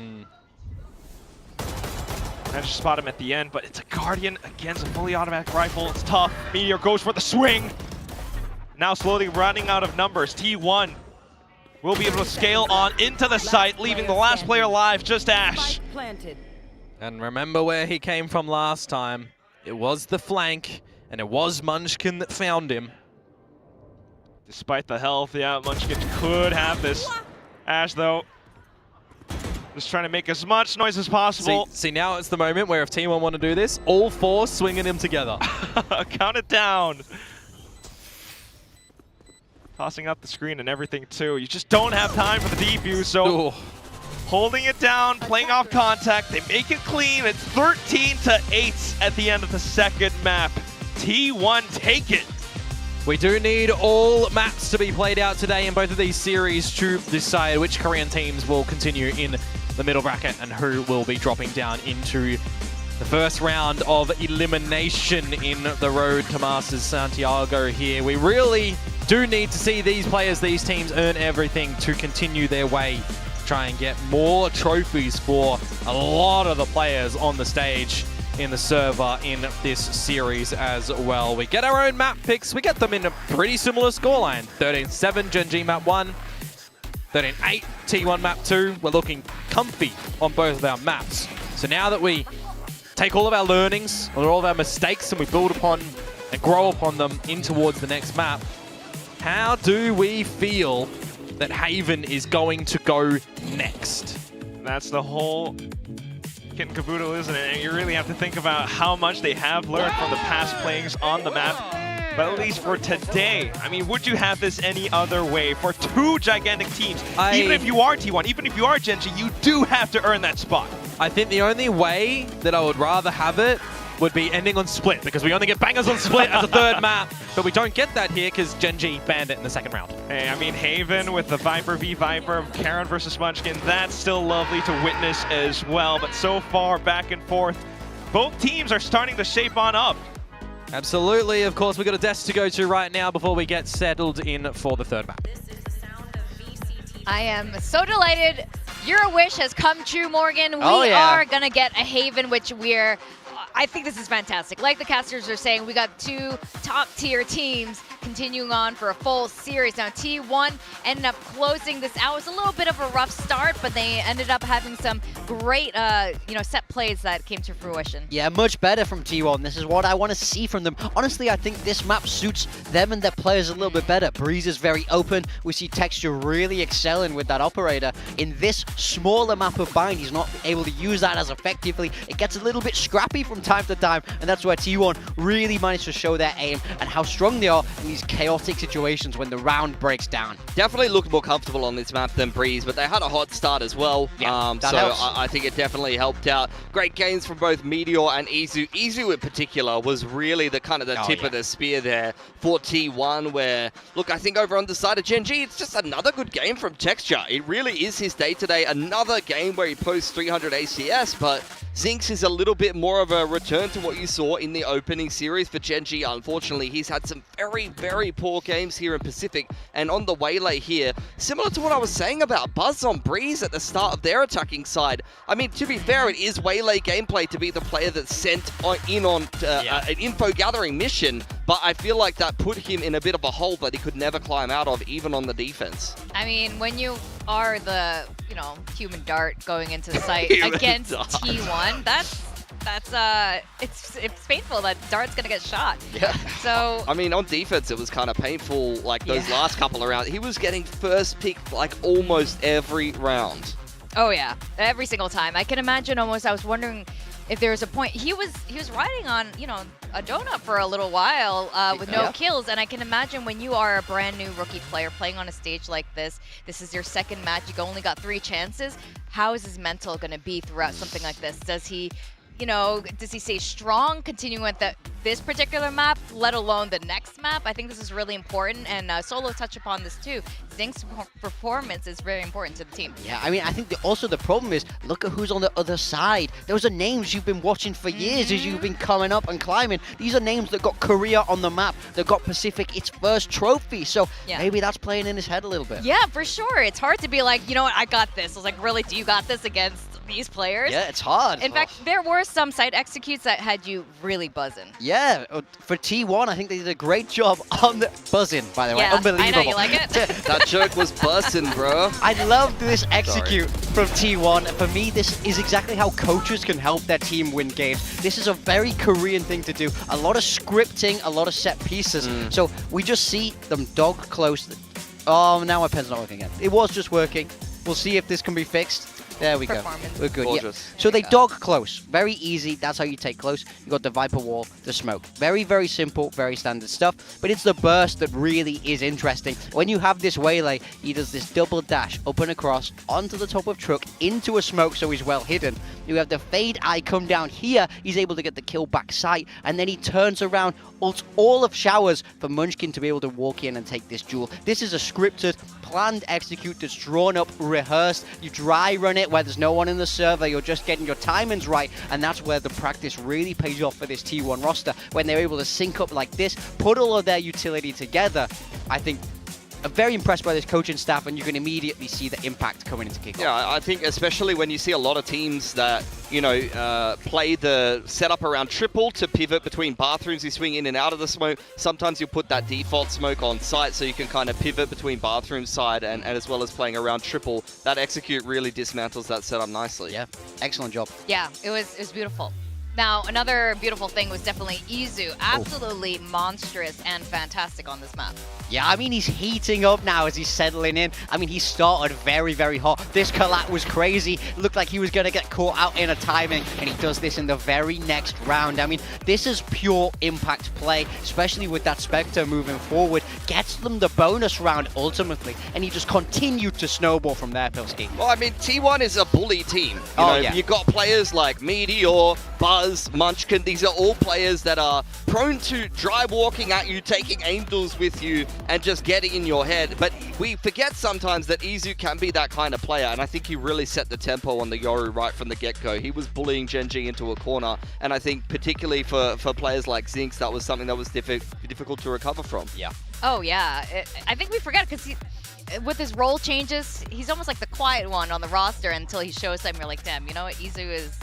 He's really freaking good, and it's the reason why he's still on T1 right now. In that old T1 with like Xcura and like the mixed team, I remember him playing like Yoru on Breeze and things like that. This guy can be a terror on that agent. Yeah, and he's definitely proven it. But I am curious as we go into Haven. Now, they looks like both these teams didn't change too much since the off-season. So I'm curious.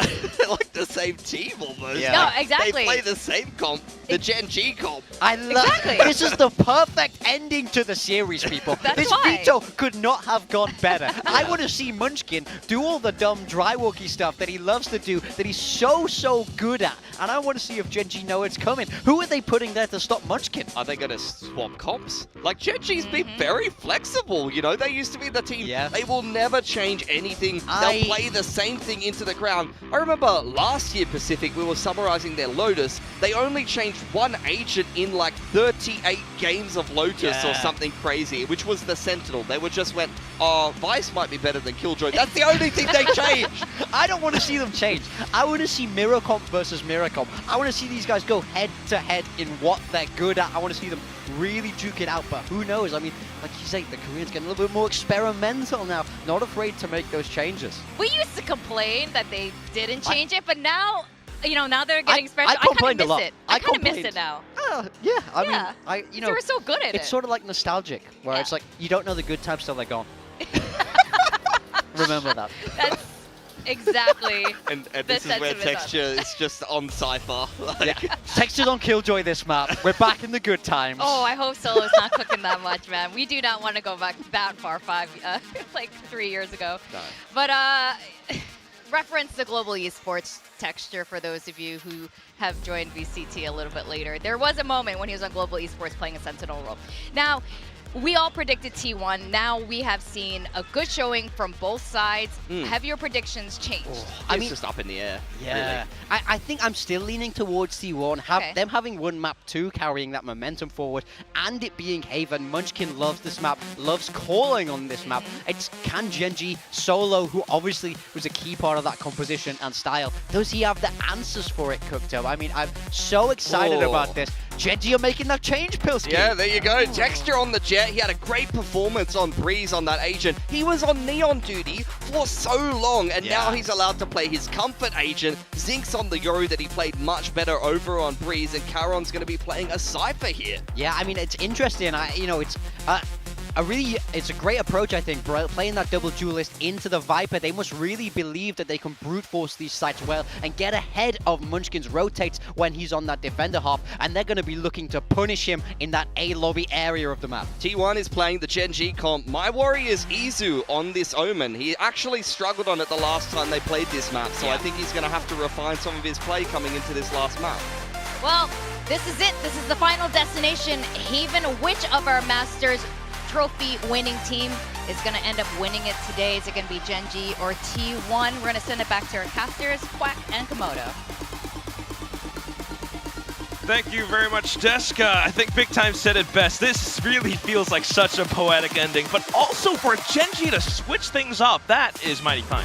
Yeah, absolutely. I mean, I look towards where they might be drawing inspiration from with this composition, and it's Varrel in the off-season. Varrel, SLT previously, absolutely bloody destroyed them, 13-3 with this composition. In the SVL, it was also the agent set that they were running in Ascension that they managed to really get some strength out of. They were, 4-0 currently running this agent comp, and Gen.G maybe feeling like with what they need to change and give some good confidence and consistency to the roster. Zinx on the Yoru, Texture on the Jet could be a good recipe here. Questions though, can the rest of the squad also do well with it, as Ash might be the first casualty here. No, never mind. Texture's just going to save his boy. Oh, yeah, with the Sheriff. Instant taps going through. Now Ash, thanks to the smoke, gets to stay alive a little bit more as well. Paranoia does go off towards Texture, but he just sidesteps it. Unfortunately, though, it's going to be that ghost from Izu that does it. Nanoswarm's now holding the rest of Gen.G at bay, so even though they've managed to break it on through, they can only hold on for just so long until Izu comes in with the quad. Well, I think Pilski has immediately had an answer just in this pistol round right now. In this pistol round? How about Izu don't smoke and just shoot? Because if he's got his gun up, then it's fine. Yeah, I mean, to be fair, right, against Dongxin, that's a completely different thing as well. But right now, he's just holding on to the angles. He's just going for it at the end. That's very nicely done. A 3 versus 5 converted at the end there when you got a bit of a bait set up. Ash finding the wrong timing to try and shoot to that dark cover. Izu pops out of. Off to the next round as well, trying to work around this toxic screen as always. Yeah, this is, if there was ever a toxic screen in the game of Valorant, I would probably hazard a guess that this is the most common toxic screen ever. We see a lot from old Gen.G now onto Munchkin. Yeah, do we call this comp like still the Gen.G comp, or do we now call it the T1 comp because they've like become new Gen.G? Yeah, you know, for now, just stick with what is. Yeah. When as time goes on, for now though, the actual Gen.G on the server trying to play off close around do we then sewer. say that that's the Varrel comp? okay, let's not lose our heads, just like Karen just did. Take flight. Yeah, 50 seconds to go. T1 looking to angle towards the B side of the map now. Lovely little one-way smokes. It's coming on through, getting spike planted. What's Gen.G trying to do here? Find damage or die with the spike and not give away any ulti orbs because they will lose their lives to it in the sewers. The whole team was just so aware. Zink's going off yonder, looking for some fights. Here's the child kind of sent away, but Ash and Lakia just gonna stare into each other's eyes. Give a little smooch, a little bit. Oh, no, we'll just inspect the weapon. Trophies. That as well. Yes. Trophies on the classic. Two of these teams. Oh, potential chance for a slight hunt, but nah. Spike beats him to it, and he doesn't want to lose his life to it. 5 alive for T1. Doubling down, and if you missed it as well for the pistol count, there is a lot over towards T1. It's currently 4-1 in their favor. So the team that started in 12th spot, climbing the leaderboards with them. Lakia. Lakia. It's the third round. It's the first buy round, and the Odin spam is here. Okay. And Munchkin's going to hear that and wants none of it. Or just do his whole thing of dry walking. Or maybe he wants all of it. He might find the timing right here on Ash, which he absolutely will. Guys, we've got to remember, Munchkin on this map of Haven. You know, this might be the Lakia of Valorant, but that's also the Munchkin right now. The Munchkin of Haven. Rotate off to regroup on towards this A site. And it's currently only got Zinx. If there was ever a challenge that you need to be tested upon, it would be trying to anchor a site in the middle of the round. Lakia is going to rotate over to the site correctly as well. Odin spam through this A site. Dart available. Can reveal a bunch. It's going to come down to the timing, hearing the opponent's utility starting to come on out, and now Zinx has been noted as well. Buzz, seeing that it's not safe at all, tries to get away. The gap. Getting delivered over to B. Munchkin's found the gap yet again. We need to be keeping this in check if you are Gen.G. Plant to go down. Where do you think the Munchkin might have repositioned towards? Well, Texture finds that within death. Smoked off as well around the link.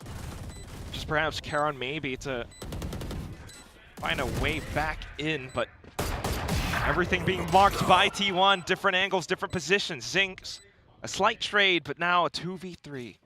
And you're really unavailable to go in for a retake now as Gen.G as well. You got no smokes, you got no cages, you got no flashes. Oh, you just got really nothing. Run away, tail between your legs here. Job done, T1, find the bonus. Shut down that Odin technically, or, all right. Stax is gonna, I was gonna say maybe wanted to use it towards the next round, which would be very interesting, but hey, we'll lose his life. And that third, that's an important one for T1. Wonder if we're gonna get an early timeout again from Gen.G. They called a timeout on the back of losing the third round in the last map. It didn't really work out too crash hot for them. So do you just throw this one up to a bit of a false start? I guess it might depend on what they see as well. Yeah. They also just lost that Odin heavy purchase. Timeout. And they do use the timeout. Okay, I was actually wondering. Called it very late. So a lot of decisions, I guess, in the coaching staff before deploying this one. It's like thinking, how is T1 operating? Okay, yeah, this is exactly it. So we know Munchkin's about to do these little antics. The thing is, with this composition, Gen.G should know how they're playing it. Yeah. They've seen this for the longest time. They've operated this way the longest time. And it's still getting the better of them. There is just something a little bit magic when it comes to Munchkin on this map. Munchkin magic. Fortunate timings, getting caught here and there. Buzz selling some fakes with the neon movement. These are all the things that they have to consider. Wouldn't mind seeing a little bit of further space garnished by Gen.G, to be honest with you. Double duelist, extremity positions. It's not like you're playing the Neon, however, where we're seeing, you know, the commonalities of teams going for the relay bolt in towards A lobbies and such. Getting that further space certainly will play a little bit differently, as there's going to potentially be a fast one into the A site already from T1. Arkia had no idea. No idea. Oh, no chance at all. Despite Zinx sending that early gate crash down C lobby, it's just not going to eventuate to much. No, it might even just be another scenario where Zinx and Charon hold on to these guns for the next round. Any damage is going to be inconsequential. With looking at the money of T1, you gift over a kill or two as well, and maybe you're giving Munchkin a Viper's Pit. You're getting a bit closer towards some powerful ultimates as well. Well, I mentioned Munchkin, that's why. One away now. There that goes. Zinx might even be pinned down now thanks to this. I mean, he's got the TP. He can technically get out of here, but it's all the bait to switch. One and traded. Munchkin now has the pit going into the 5th round. Which is such a big boon to how T1 would want to operate. I mean, for a team with this composition on this map, generally they're going to be able to get into a lot of these sites unless we see some massive fragging, crossfires, and potential come out from Gen.G. Likes of Zinx around this A site, right? How's he using the blind sides? How is Texas shooting now with an operator in play? What is the squad doing? You know, if they get into the sites, the pit is going to be the perfect protector. You've got a lockdown that'll eventually come as well. I mean, they coined this composition for a reason so long ago, and it has been adopted the most. So a team definitely feels like they do not need to change it whatsoever. Okay, Arkia. Buzz. Theoretically, it should be good, but he's managed to slip past. Izu gets damaged the most in that one, but we're already at the choke point, so I do like the change-up of the Cypher utility, completely stopping Buzz in his tracks. Both of those traps getting the better of him. And they're continuing to drone as well, just to check and make sure. Also making sure that you are leaving somebody towards the B site and not giving an opportunity for Munchkin to lurk on in. So the 1-1-3, very well deployed for Gen.G. Especially when you got that operator for Texture that should be self-sufficient on the C long line as well. Meteor, dead to rights, down to Zinx. And T1 left to pick up the scraps in this round now, 3 versus 5. Yeah, Ash and Glock get an answer the call, just continuing to spam on through. Everyone who walks on completely decimated, which means Munchkin has to back off. Unfortunately, not able to retrieve the spike either. So it's just going to be Texture to find the finishing flick. 5 alive is super important as well for Gen.G in this one. Would have been reset had that one gone awry. And it really just comes down to the change of player positions, to be honest with you, isn't it? Also having a fundamental understanding of if we are rotating, make sure we're having someone at C, make sure we're having someone at B. You generally see the Sentinels on this map kind of be a little bit more autonomous for the lockdowns of the sites themselves. That round, change up from Charon, put the Cypher util at A, and also having the extra bodies there. Working a treat. Back towards C this time though. Texture trying to do a little bit too much outside of garage window, and now allows for T1 to sneak on in. Charon, however, trying to find the taps. He managed to get down 3, a 4th! Just Meteor left, and he might as well be pinned down inside of this corner. Charon moves on up. Meteor deals with him, But there goes Zinx, marking the exits at the end. Oh, that is a massive valiant attempt of getting the ace. It gets the job done, though, for Gen.G to get another one on the board. And mind you, Caron as well, right? The player that we know to be of the controller variety, right? The Omens, the Vipers and the Astras in there with the Brims. Sentinels for him, a bit of a dime a dozen. The Killjoy has more play than the Cypher. This is his 4th Cypher play. But in these moments, it doesn't really matter what agent you're playing. When you got the aim like that, getting the job done. Time to jump. Definitely see what Solo is cooking up. Still, though, similar approach once again from T1. The front of Garage. Nothing there to be serviced. But to the C site, the traps that you need to make sure you are figuring out as Buzz here. If you're the first one to go in.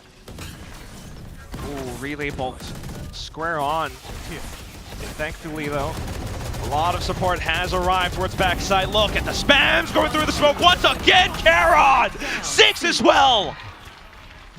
Just feels like the C site is going to be a non-adventurous playground for T1, really. They cannot frolic in there. Just being met by the bully of Caron.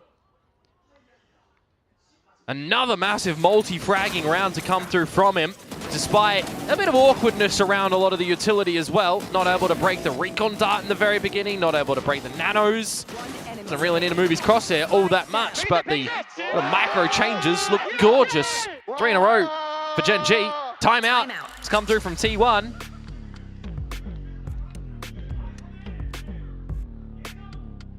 I understood that.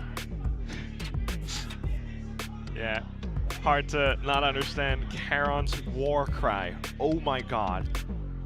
Well, the coaching stuff. You gotta be happy with how you've just got those 3 rounds on the board, I guess. Happy to put him on this role as well, Caron, that is. Well, I guess it all depends if Caron's happy too. I think with how those rounds have gone, I think it'd be kind of okay. I mean, there's always going to be give and take when you're coming into new metas and you're getting new teammates and such, right? I think new metas is probably the big one, going on this double duelist meta. Essentially right now, like what are you looking to give up? I think you would say on Gen.G's side, right? You can run double doors, double smokes and an init, or you still want to get the Senti on this map. You know, are you playing in towards the Killjoy that's more common, or are you deploying on towards the Cypher? And as a natural smokes player, I think Caron's mentality playing on the Cypher can be deployed as a pseudo controller. So it's kind of neat. Oh, what's not neat is this bloody Odin, man. I thought we fixed this. Yeah, you would think, even with the panels inserted through in there, it's still going to be Zinx towards the back end of that little moment too. Well, if you get value by not seeing your opponents and spamming them down, pushing them into oblivion, then sure. Value where value is. Abuse it to your heart's content. 2-player advantage now for Gen.G. Operator for Texture to watch the A-line. Trap in the sewers as well to stop Munchkin from getting on up, as Larkia does get pressured. Garage just a little bit. He will push T1 back for a couple of seconds. Yeah, just a little. The whole team pretty much still intact. Watching out the angles. And Munchkin breaks the trap wire down in towards the sewers. I almost feel like now in this 2 versus 5, may as well have just left it there, so you could play with the mind games of Gen.G a little bit later on if they felt confident in that trap. Now they know. Well, now Gen.G know that T1 are aware of that trap wire. You're going to have to change up the approach on that. 20 seconds to go. T1 in Garage to go to the C site where Zinx currently is. Don't shoot the clone. Let it go past. Zinx, he's going to see the shoulder of Munchkin. He's going to pepper him down. And then there was Stax, who with Plant will get one to the Fury. With Death will definitely get the Fury, but... Yes. The but comes out that he's still on a donut. And Buzz hasn't really been off to a good start here either as well. Tied scoreline now, 4-4. Timeout from T1 does not come into good fashion here, as it is flawless for Gen.G. And Lockout completing his ultimate as well. That is going to be quite painful for T1 in the upcoming rounds. At the same time, to your earlier point, I do think Karen on this Cypher is a lovely little counter towards Buzz's Neon as well. Yeah, absolutely. If you're coming in towards the expectation of compositions here, it's a nice counter. You know, we talk about what we saw previously, where you're building a composition against your opponents and they also change. It's like, oh, well, that's Valorant for you. More Odin spam at the right spot. Lakia, are you going to get away with murder once again? No shot. Hugging the left wall. Texture, when the toxic screen goes down, Texture will spot that they have skied on by. Were the toes spotted there by Ash? Ah, doesn't matter. Buzz reads that one. Gives him a free haircut. Getting a little bit too hot now, though. Texture will still be able to find the opening shot, but Meteor comes back in with the double. Zinx holding the angles, but not quite able to stand tall. And all of a sudden, the entire round handed over to T1. Good wide swing from Izu there with strength in numbers. Doesn't matter who gets the plant right now for T1. As Karon will go towards Heaven. See what damage he's going to be able to do here. Imagine a world in which Karon comes out with the 1 versus 4. Munchkin low, Meteor as well. Drawn even lower. That's pretty much all you're going to be able to find here potentially. I was just looking back onto some things for our Jet head-to-head here, Quack from Breeze, right? Texture and Buzz. Before this map started, Texture was 16-5 against Buzz in this best of 3. That's an He just killed him there, so that's 17-5. Didn't track the previous couple of kills in this map, but it is certainly a head-to-head ever so in Texture's favor. Still T1 with the round though. Able to use Buzz as the sacrificial lamb somewhat. Yeah, but he does well to find the opener onto Ash. Just sees him before the smoke comes into play, so that's experience. Nice crosshair towards the face. And now both teams with all ultimates online. Yeah, I can't remember the last time I've seen 10 ults in the server, to be honest with you. Maybe Stax needs to deploy that Hunter's Fury to get on the board. We'll have to wait and see on this attacking side. The team get past go, first and foremost. Texture with the operator, as Munchkin has snuck on by. He's aware of the fact and the possibility, but how far forward does he want to try and approach? There's a dark cover that just fades at the top of the sewers now that gives him an avenue to get back down in towards there as well. He really is relying on the team maybe doing something to give him some space to make this lurk activate. And already, remember, Gen.G aware that these possibilities come into play. Yeah, getting a little bit investigative, and that's where the double headshot collat goes through Zinx. In with a Vandal. Flash goes out, meets Munchkin as well! And instantly the round is done. Pretty much. Great paranoia for that 1 versus 1, but Zinx, some would call that very ambitious to go through mid-dry.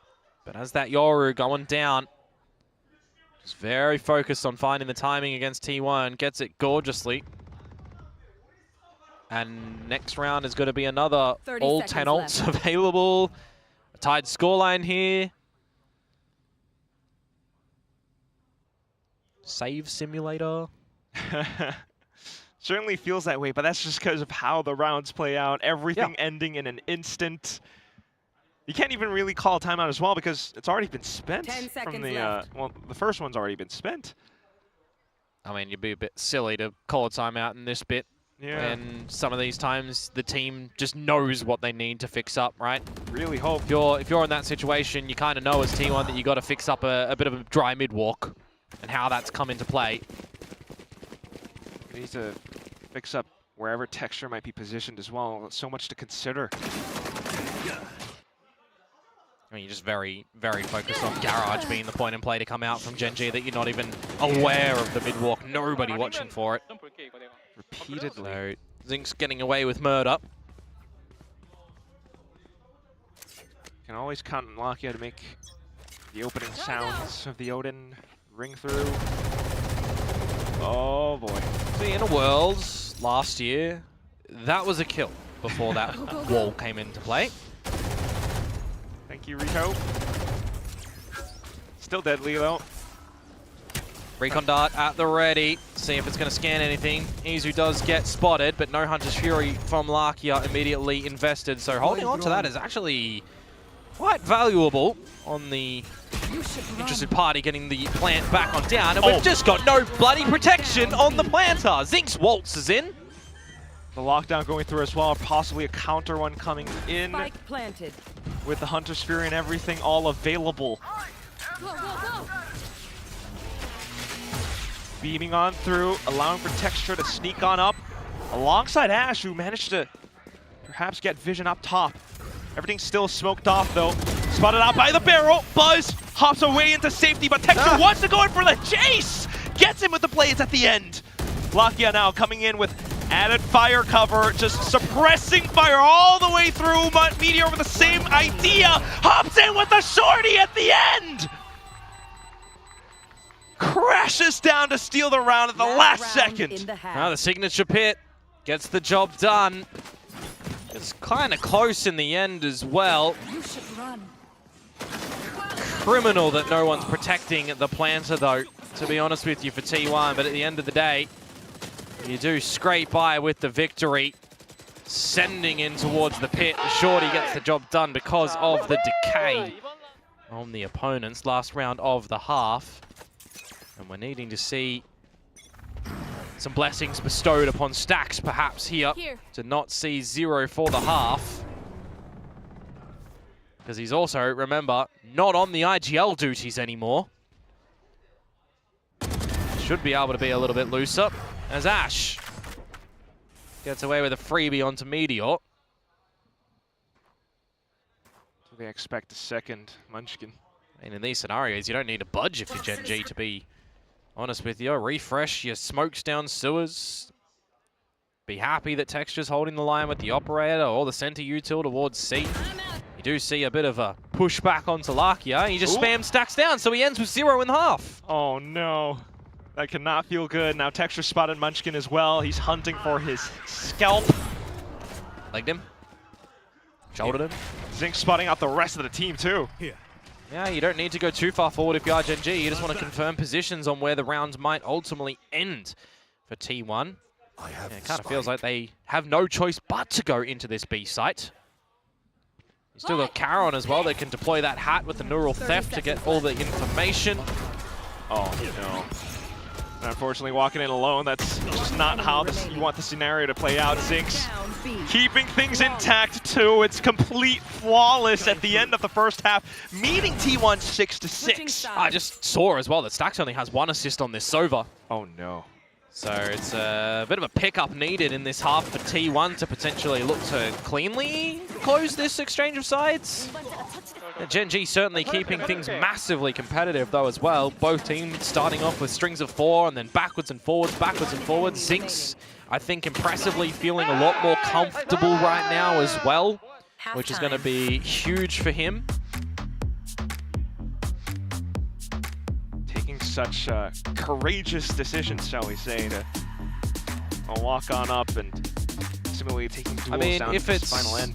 If it's the recognition of, you know, your team to allow you to frolic on down, right? If Lakia's deciding and seeing that there is that gap and coming for Zinx to do that, it's great. If Zinx is taking the initiative to do it himself as well because the team is allowing him to go for these, I'll call them measured risks, it's also great, right? Sometimes you do need to take a little bit of these positions to catch your opponents off guard and really ingrain yourself within the roster and feel like a part of the team. So it'll only get better with time.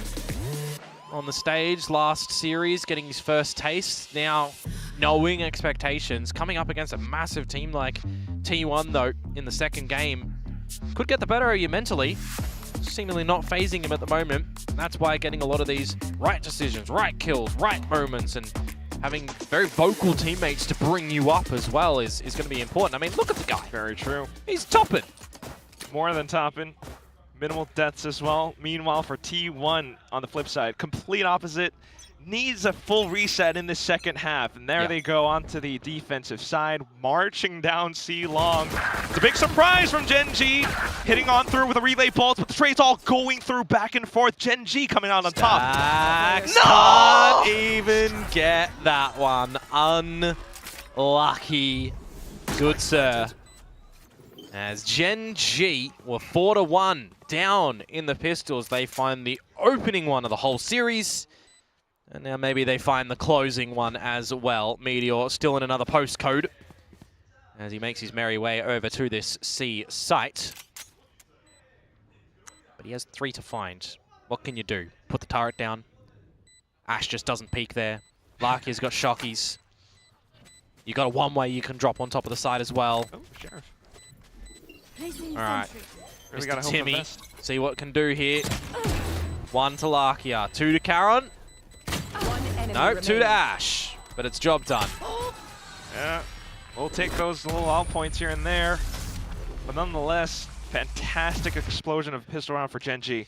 Yeah, it's just kind of like the Breeze one, isn't it? When the barrier drops, you've got everyone trying to engage in a fight, but it's not 3 convincing kills that come through from Gen.G this time. It is 3 kills, but there's some presence back from T1's camp. Getting out them trades. End of the day, though, a little bit too overwhelming. Mate. Which does kind of remind me of your earlier point. T1 needing to be aware of the barrier drop plays that Gen.G can deploy. It's interesting for me when you've got a neon on play that you aren't sending it with the neon. All right, it's more silent. Like this round, they're sending it with the neon. Deep insert. Texture on a buzz. Scales in the favor of the former.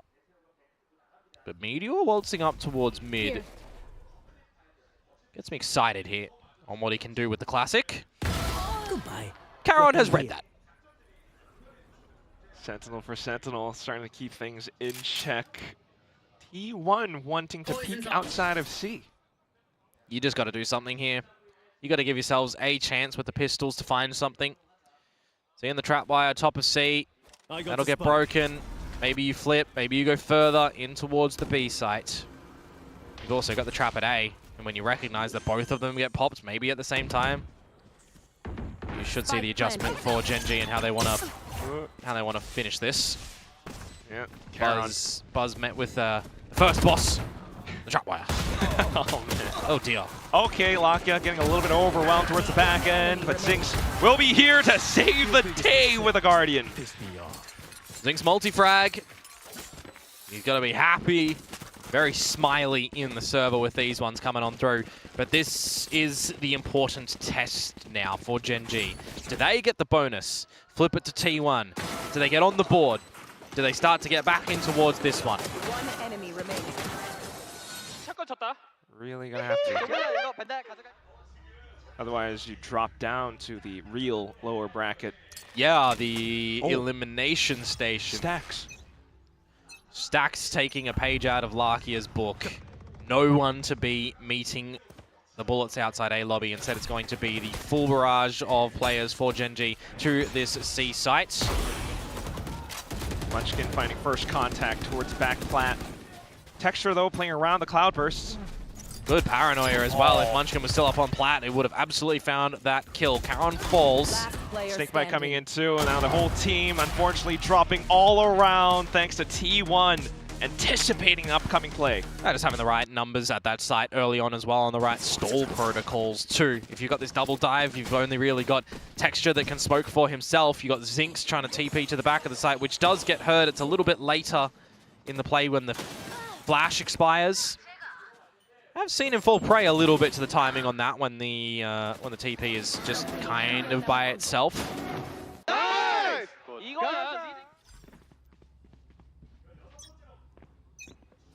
See, now the Odin would be better placed for the spam towards A lobby, because it's by its lonesome self for Stacks at this A site currently. Needs some good timing from the controllers to bail him out if Gen.G decide to hang around. Because they'll make some presence known, they'll get some forward space towards A long, which the drone may very well betray Stacks here.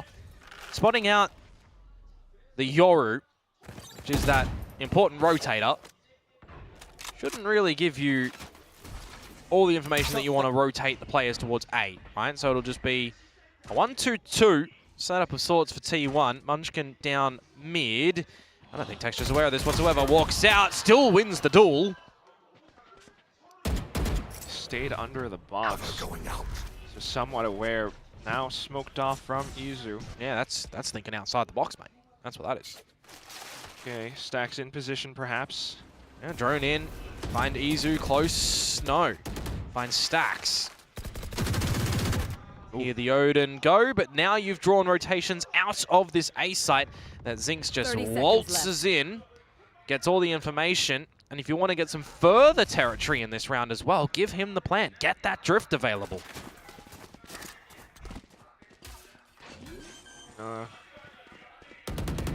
Handing it over to Ash instead, but it's a 5 versus 4. If you want some protocols for a retake at the moment, you've got Dart, you've got Paranoia, you've got Buzz with Relay, Bolt, and Wall. These are bread and butter retakes that you practice. Going in with the wall at least. Recon towards the back as well, but Gen.G also aware. Plus, you still have that Odin, unfortunately not able to come online. Yeah, the problem with that one as well is the refresh time on Gen.G's utility was ready as soon as the spike went down. So it was a couple of seconds separating that one, and it just comes online at the right time for Gen.G to seal the deal. Take out Buzz. That's all she wrote. Meteor falls as well, on for a hunt. This is a hurtful round for T1. They will hold on to some guns. Stacks is on the board! Doubling. Only up from here. Let's go. No, but truthfully though, I mean, that's really what you do need. Mental reset coming in. Still though, the way the rounds are going, Gen.G have been able to pretty much waltz all across. If Stacks again alone on the A side. If this round goes Gen.G's way, definitely need to see a timeout from T1 to fix things on this defensive side. There's a lockdown available from Meteor. You got the first and foremost drift from Zinx to get towards this A side, and immediate rotations or immediate relinquishing of the site actually from Stacks. Wow. There's all a ruse. Immediately heard by T1. Just look at this. T1 out of the A site, no one home, reading a potential fake towards this C site. They've read it right, but for a small amount of time, because now Charon does get in towards the A site. That is such a dirty play. I mean, it gives a little bit of time for the penny to drop for T1. Oh yeah. Coming A. But of course they don't know that just yet. Haven't heard anything. No. Here we go. See what happens when the plant goes down. Valakia. You got Karen who's one away with this hat as well. Texture lurking to find the time. Lockdown in. I mentioned it earlier. Are there any pieces of utility to go towards long though for the combo or not? Zinx gonna have to take the TP to get out. Problem is, there's no TP. No. Falling down at least. And then comes the relays. Texture marked down by Munchkin as well. But there goes Heron, as well as Ash in for the swing. A couple back and forth. Unfortunately, Defuse stuck all the way through. In the midst of all that chaos. Yeah. And Charon did invest in Neural Theft, so you don't have that available anymore. The timing betrays Gen.G, not opting to hunt for a couple of kills before trying to get that plant down, knowing that the lockdown is available. And something that I was going to highlight in amongst the chaos is the alarm bot that was at the front of B to assist as well for Munchkin, but he hangs around when the toxic screen is up, making sure that there is absolutely no flank to come through, because how do you take out the lockdown? You have to flank. It's nice protocols there for T1. Now we bring it within one. Gen.G. And if we force up a little bit here, Texture hoping to bring out the Blade Storm with the Stinger, perhaps. Minus Fury available as well for Valakia. He finds something. Time to jump. Quickly marked and checked. Buzz continuing to peek outside. Oh, he's seen the gate crash. Munchkin gonna opt to destroy it instead of letting it play on the map and potentially catch Zinx. It's T1 is already fully aware of what Gen.G's plans are about to be. Everyone hovering around these choke points. Stuck in Garage, very susceptible to this Odin spam of stacks. Drone, I believe, only spawning out the one. But again, it's still dirty territory that you're going to keep a keen eye on if you are T1 and kind of be happy that the A side is covered with Buzz's forward line, so you know it's B or it's C. Absolutely. It's just a full firing squad on the other end of the door, and unfortunately at that range, the Stingers will not be able to perform. It's Munchkin instead. There's very good information gathering from T1 in that round, making sure that they're giving themselves some options if need be. Having the right pieces on the board as well on the eventual finish spot of Gen.G's attempts. Meteor shutting things down with Munchkin. Tied game. Jump them. Still holding on to timeouts for now, but these rounds going T1's way. Gen.G trying to go a little bit faster, pacier towards the A site. Oh, they'll get the space. Put Ash a little bit further forward. Progression smoke as well in a heavy lean for T1 here. 4 players immediately on this site. The expectation it might look to be faster for Gen.G. They're going to regroup down towards long to potentially gain the space for themselves. Zinc, sorry, should be okay to get out of dodge. He's still got half of this time on the gate crash. Super early. Take flight. Keep T1 invested as much as possible. Meanwhile, trying to get the spike over onto this B site, perhaps TP'd across. Texture marking down a link. 2 blades to go. He's only got a classic to back this one up, so he definitely needs to find a swift headshot, you'd assume. Oh, he's TP'd in towards the spawn, but just gets the read. Enough for Veto to get onto the spike. Unfortunately, no vision. It's going to be the Hunter's Fury from Lakia to hold it safe instead. Texture goes in, retrieves the Phantom, swings on out. Stax managed to hold it close with the Odin. Now Pop Flash is at the ready, but Munchkin springs out from Garage. And then here come the hailfire of bullets. Lakia able to deal against it. Spike diffuser killed. Shorty at hand. Munchkin wants to take him out. Just enough, but does he have to defuse? I don't think so, Chief. It's already half defused. It does get technically close a little bit, but he's got enough time. 2 seconds. Wouldn't have been enough for a full defuse, but the fact that it was halved already in the chaos, you'll be okay to be the sacrificial lamb in that moment in time to get it half defused, to draw out the Hunter's Fury, make that one workable for T1. But you got to admit, Lakia gave that a good crack. So did Texture. When the blades expire, looking to try and find it. Had he navigated onto stacks first, could have been a different scenario. We see some good plays as well from teams now, learning on this map again. Learning in 2026 that when it's planted on the B site, you've got your opponents playing Hunter's Fury, playing window angles, tap it early, draw focus away from a Garage play, because you can get the timing to peek out there to make things work on this defensive side. T1 do nicely there. Incredible working with that now, taking the lead, also drawing out the ultimates from the previous round against Gen.G. This is fantastic, poised to possibly close out the series right here, with the kills coming through as well. Early calls for that one though, Mr. Quack. A little bit early. Double digits, come on.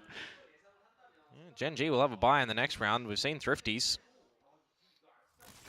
Don't call it over. Till it do be over. Saints good position nonetheless. Gen.G still trying to draw it as much as possible. Snuck on through. Running out of ammo, but will be able to take down Munchkin at the end. And the problem is Izu now still at the top of the site. You could find Charon. Flank as well. Starting to come on out. Lakia falls.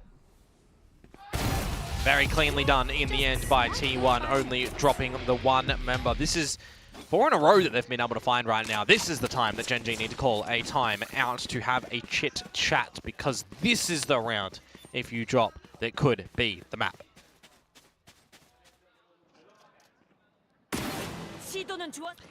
Keeping my eyes on the timer at the moment, folks. Are we going to have a timeout or not from Gen.G? We're not seeing a pause just yet. We will not be having a pause.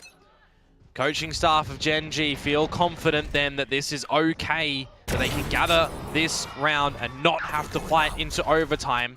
They lose texture first and foremost. Tough to recover now. Window smoked off.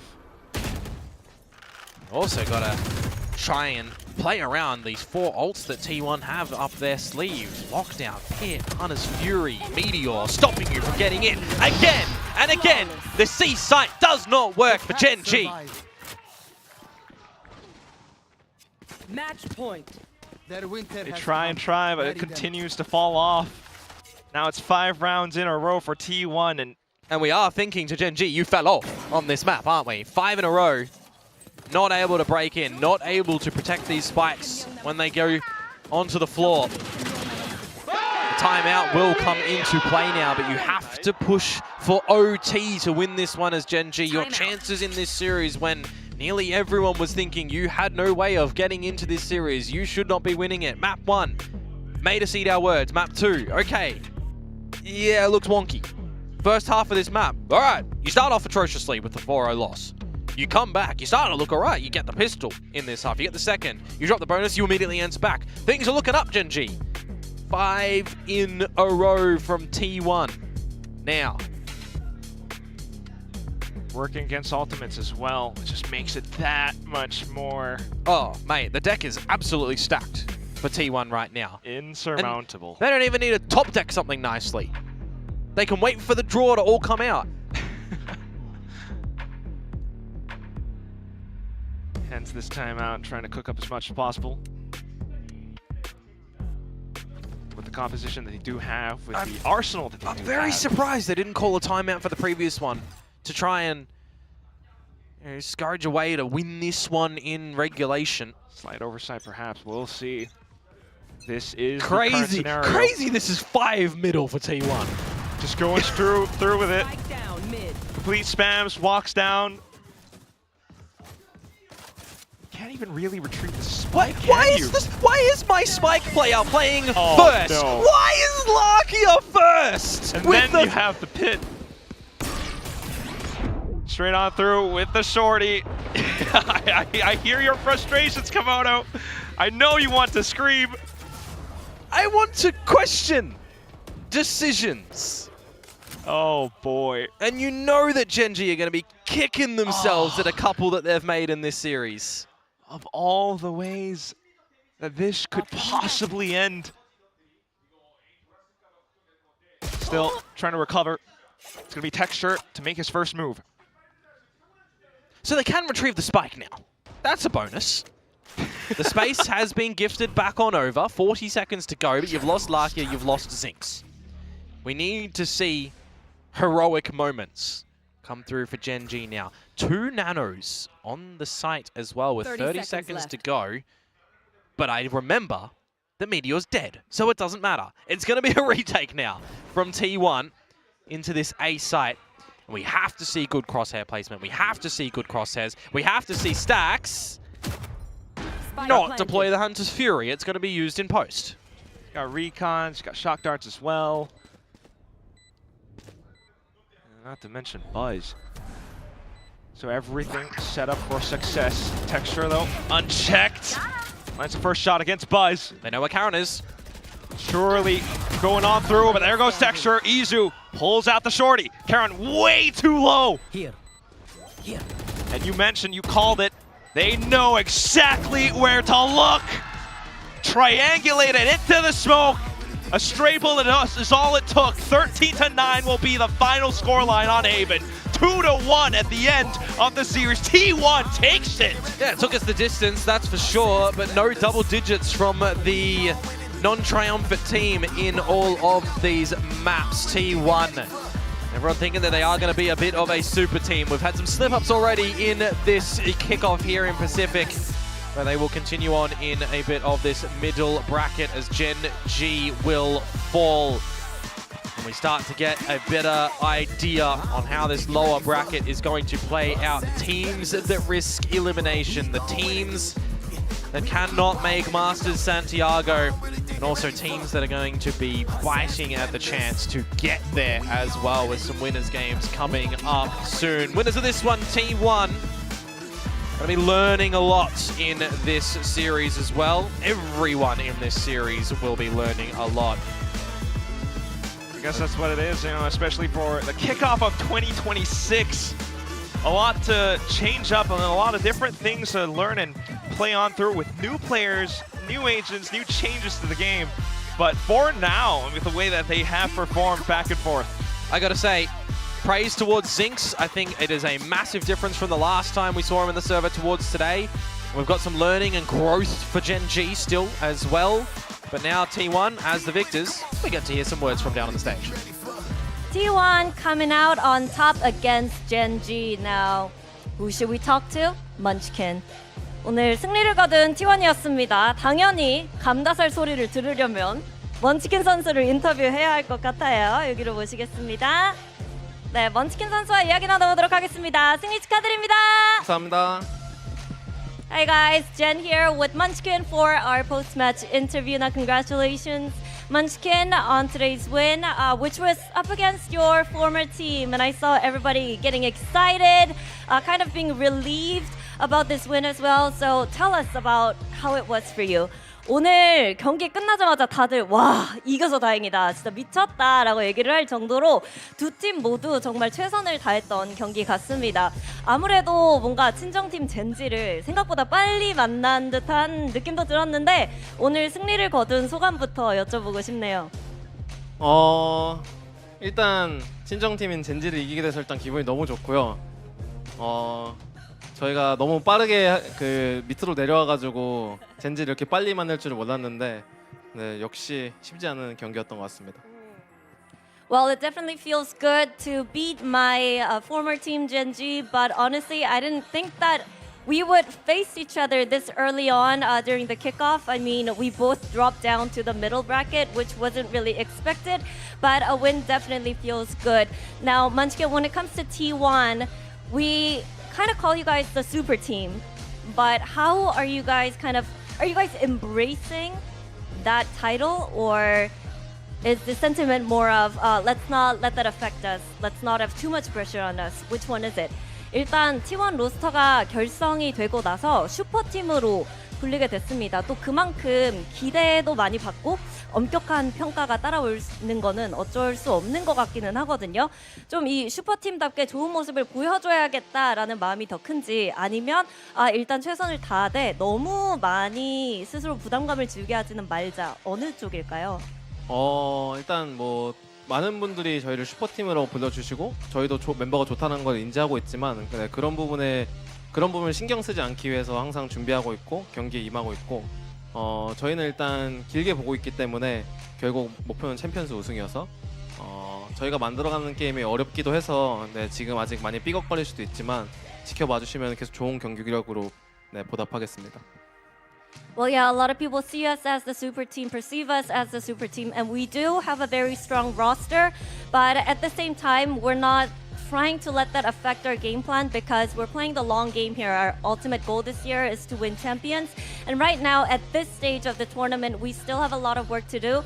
But please have faith in us because we're trying really hard and we will deliver and ultimately show you guys what a super team should look like. Now, I think the biggest question when it came to today's match against Gen.G was, hey, was Munchkin the key to Gen.G's haven for the last couple of years?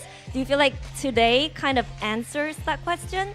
일단 오늘 경기 헤이븐이 뜨자마자 드디어 알 수 있겠다. 그동안 젠지의 헤이븐 본체는 먼치킨이었을까? 라는 질문이 떠오르기도 했었거든요. 오늘의 경기 결과가 조금 그거에 대한 대답이 될 수 있다고 보시나요? 뭐 그렇지 않을까요? 아무래도 저희가 이겼기 때문에. 하지만 뭐 그 젠지 형들도 이 조합에 대해서 너무 잘 알고 있고, 하지만 이 바이퍼 플레이하는 사람의 경험치가 가장 중요하기 때문에 그렇다고 생각합니다.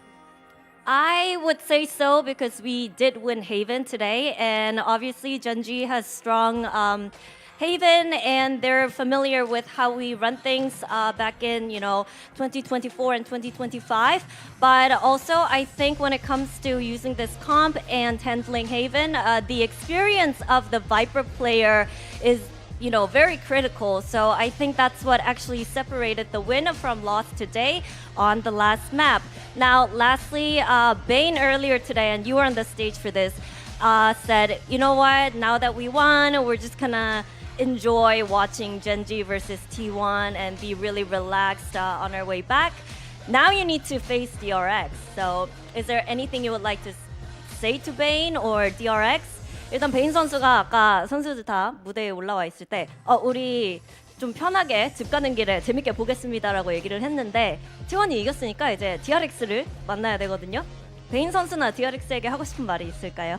아니 아까 하빈이한테 저희가 그 무대에서 어느 팀 응원하냐고 물어봤잖아요. 근데 저희를 선택 안 하더라고요. 네. 하빈이가 줄을 잘못 썼기 때문에 네, 저희가 경기에서 아주 혼쭐 내주기로 하겠습니다. Hey, when Bane was on stage doing the interview, he didn't really predict T1 win, and I feel like he just didn't really pull the right strings here. So we're just gonna teach him a lesson and make sure who to support the next time the same question is asked. Well, thank you, Munchkin, and best of luck. 네, 이렇게 해서 먼치킨 선수 만나봤고요. 저희는 내일 다시 돌아오도록 하겠습니다. What a day for Korean Valorant. T1 ended up closing it out there, but it was a close one. And a little bit of shade there from Munchkin saying the Haven diff was the Viper diff.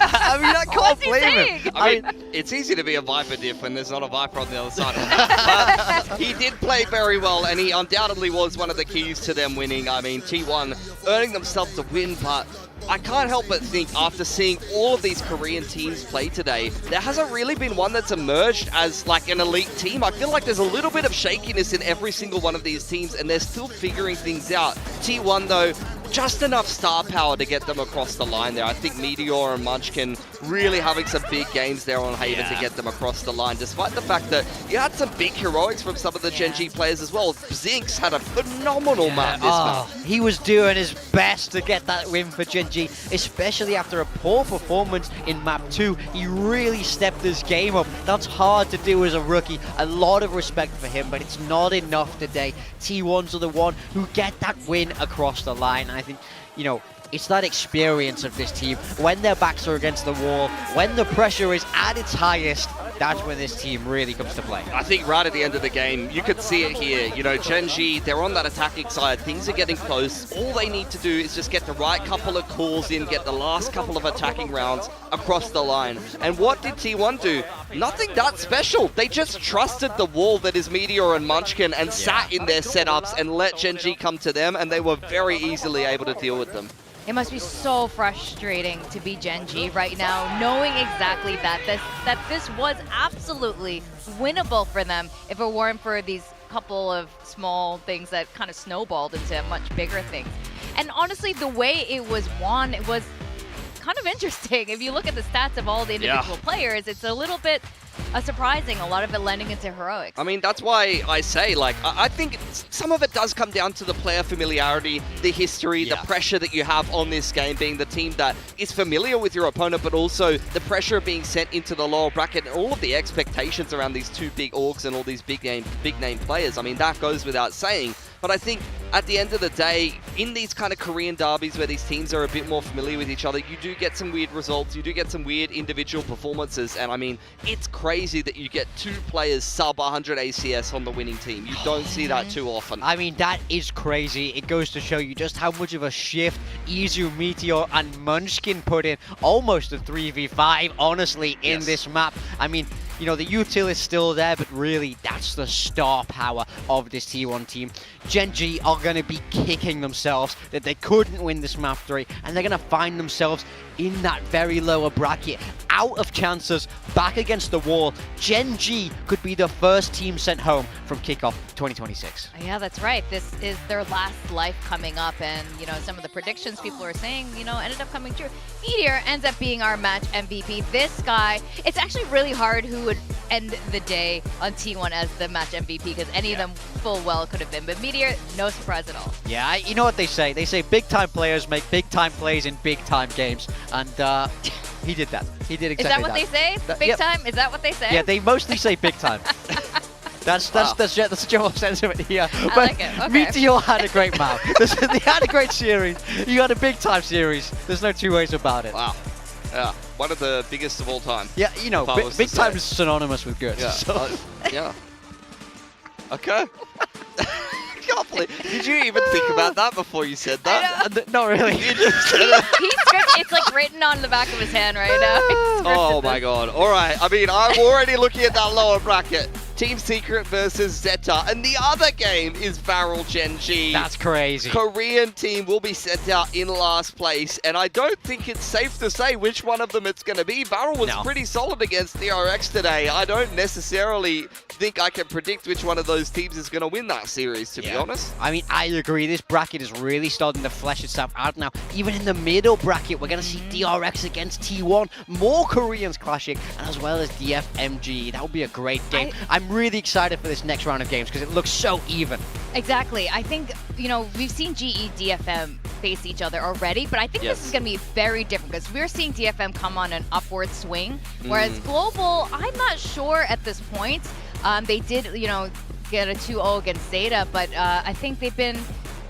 things are changing. There's like a vibe shift on that squad, so I'm very curious how their second matchup will be. And of course, tomorrow is going to be very exciting as well. We've got the upper bracket with RQ and PaperX, but apparently, first, the most important game of all, it's Build Diff. And we had Buzz. I should have known I'm going to be screwed when I have the same roster as Big Time. Yeah, that's rude. That's a big time mistake if you ask me. You couldn't even get your logo right on Buzz. Like, what are you doing? Yeah. He was never on Gen.G. Buzz plays on Gen.G. No, but I mean, I was really backing on my team today. It was a big time. No, I think I don't know who's got this today. I think you don't want Buzz, but I think it could be Ewok. You've got Gen.G Buzz there, which is kind of crazy. It's got to be Ewok. Gen.G Buzz would have been interesting. It could be Ewok. I think. And Mika. And Ewok. Mika's going crazy right now. Wow. I mean, she might be winning. You know Mika what's might really be winning right now. So Mika picked Izu, which looked like a kind of a crazy pick when you had all those options. None of us picked Izu. She got -3 multiple times. Yeah. It's still just diffed But us. Izu freaking popped off. He did. On every single map today. I think Mika's on top. Yeah. This might be a first. Hold on. We're tabulating. We're No, it's calculating not as the first Quack time. says. It's not the first time. It's not the first time. She's gone before. This is not the Ewok. first time. Okay, He's Ewok. locked in. He's locked in. Look, he's actually got a good 10 This points guy- on like the rest of the competition. This guy knows how to put together a roster. This guy That's coming on surprising. to our You desk. never would have guessed. I've never seen him assemble a roster before. I'm actually quite surprised he's been able to put together a winning teams. Yeah, well, Quack and Komodo also, let's give them a good shout out for continuing to be our favorite bottom casters. So There was a pause there.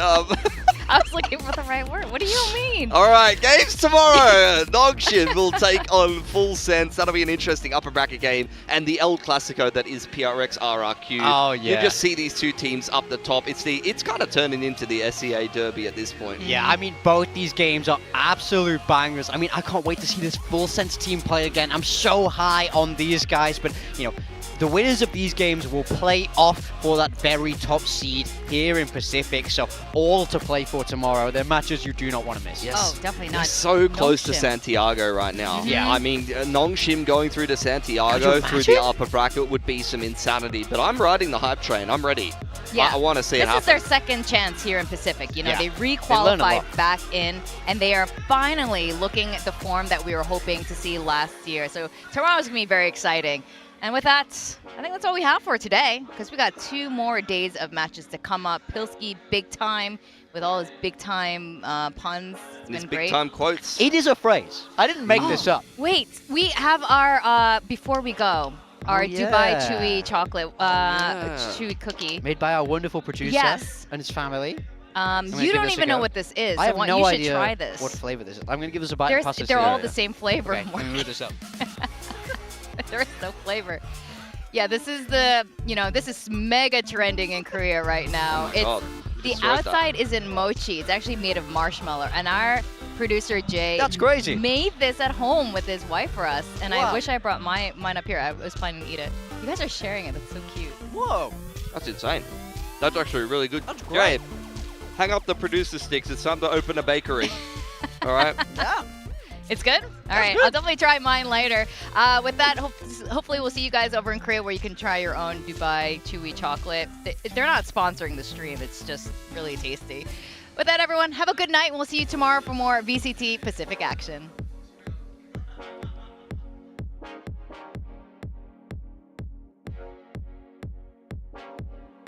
It's Corrode, and only B exists for Varrel. Yeah, it's been working so well for them. They're just gonna do it.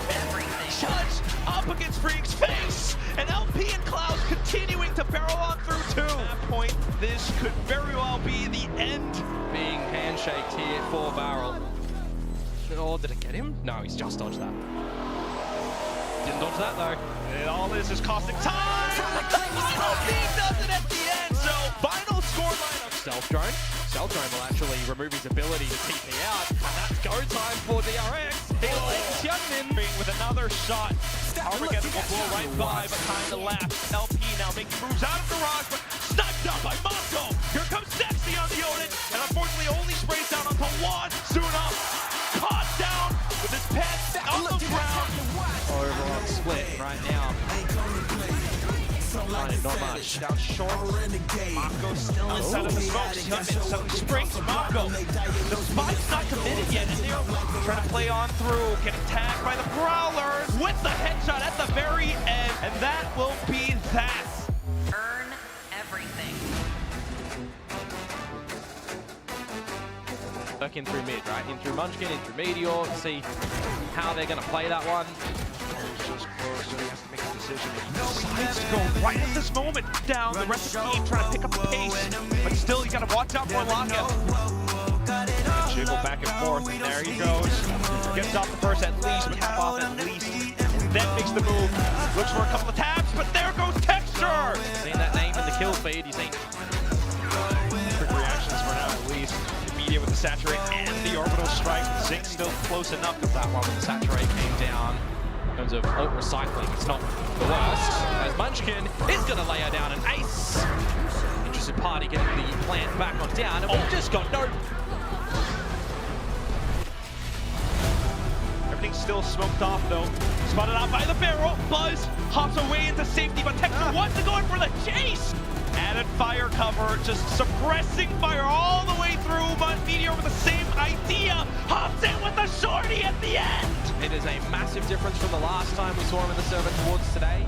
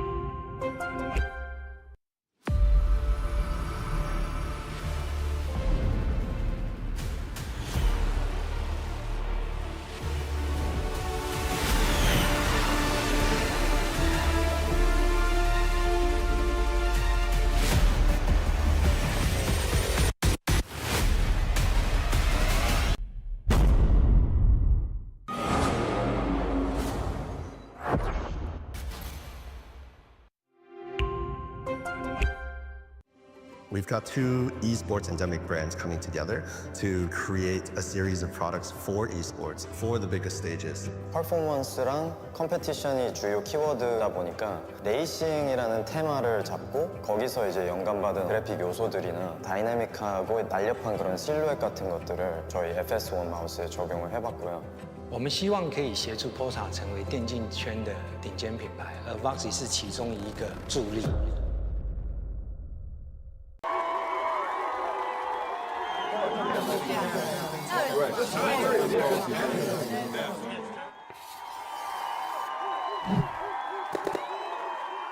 Red Bull gives you wings.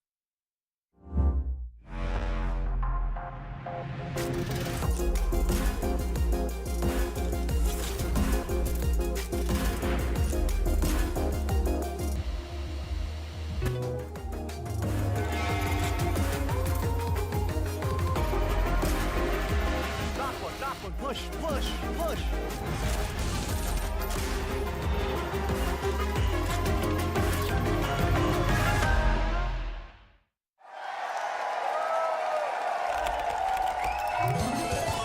Red Bull gives you wings. Red Bull gives you wings.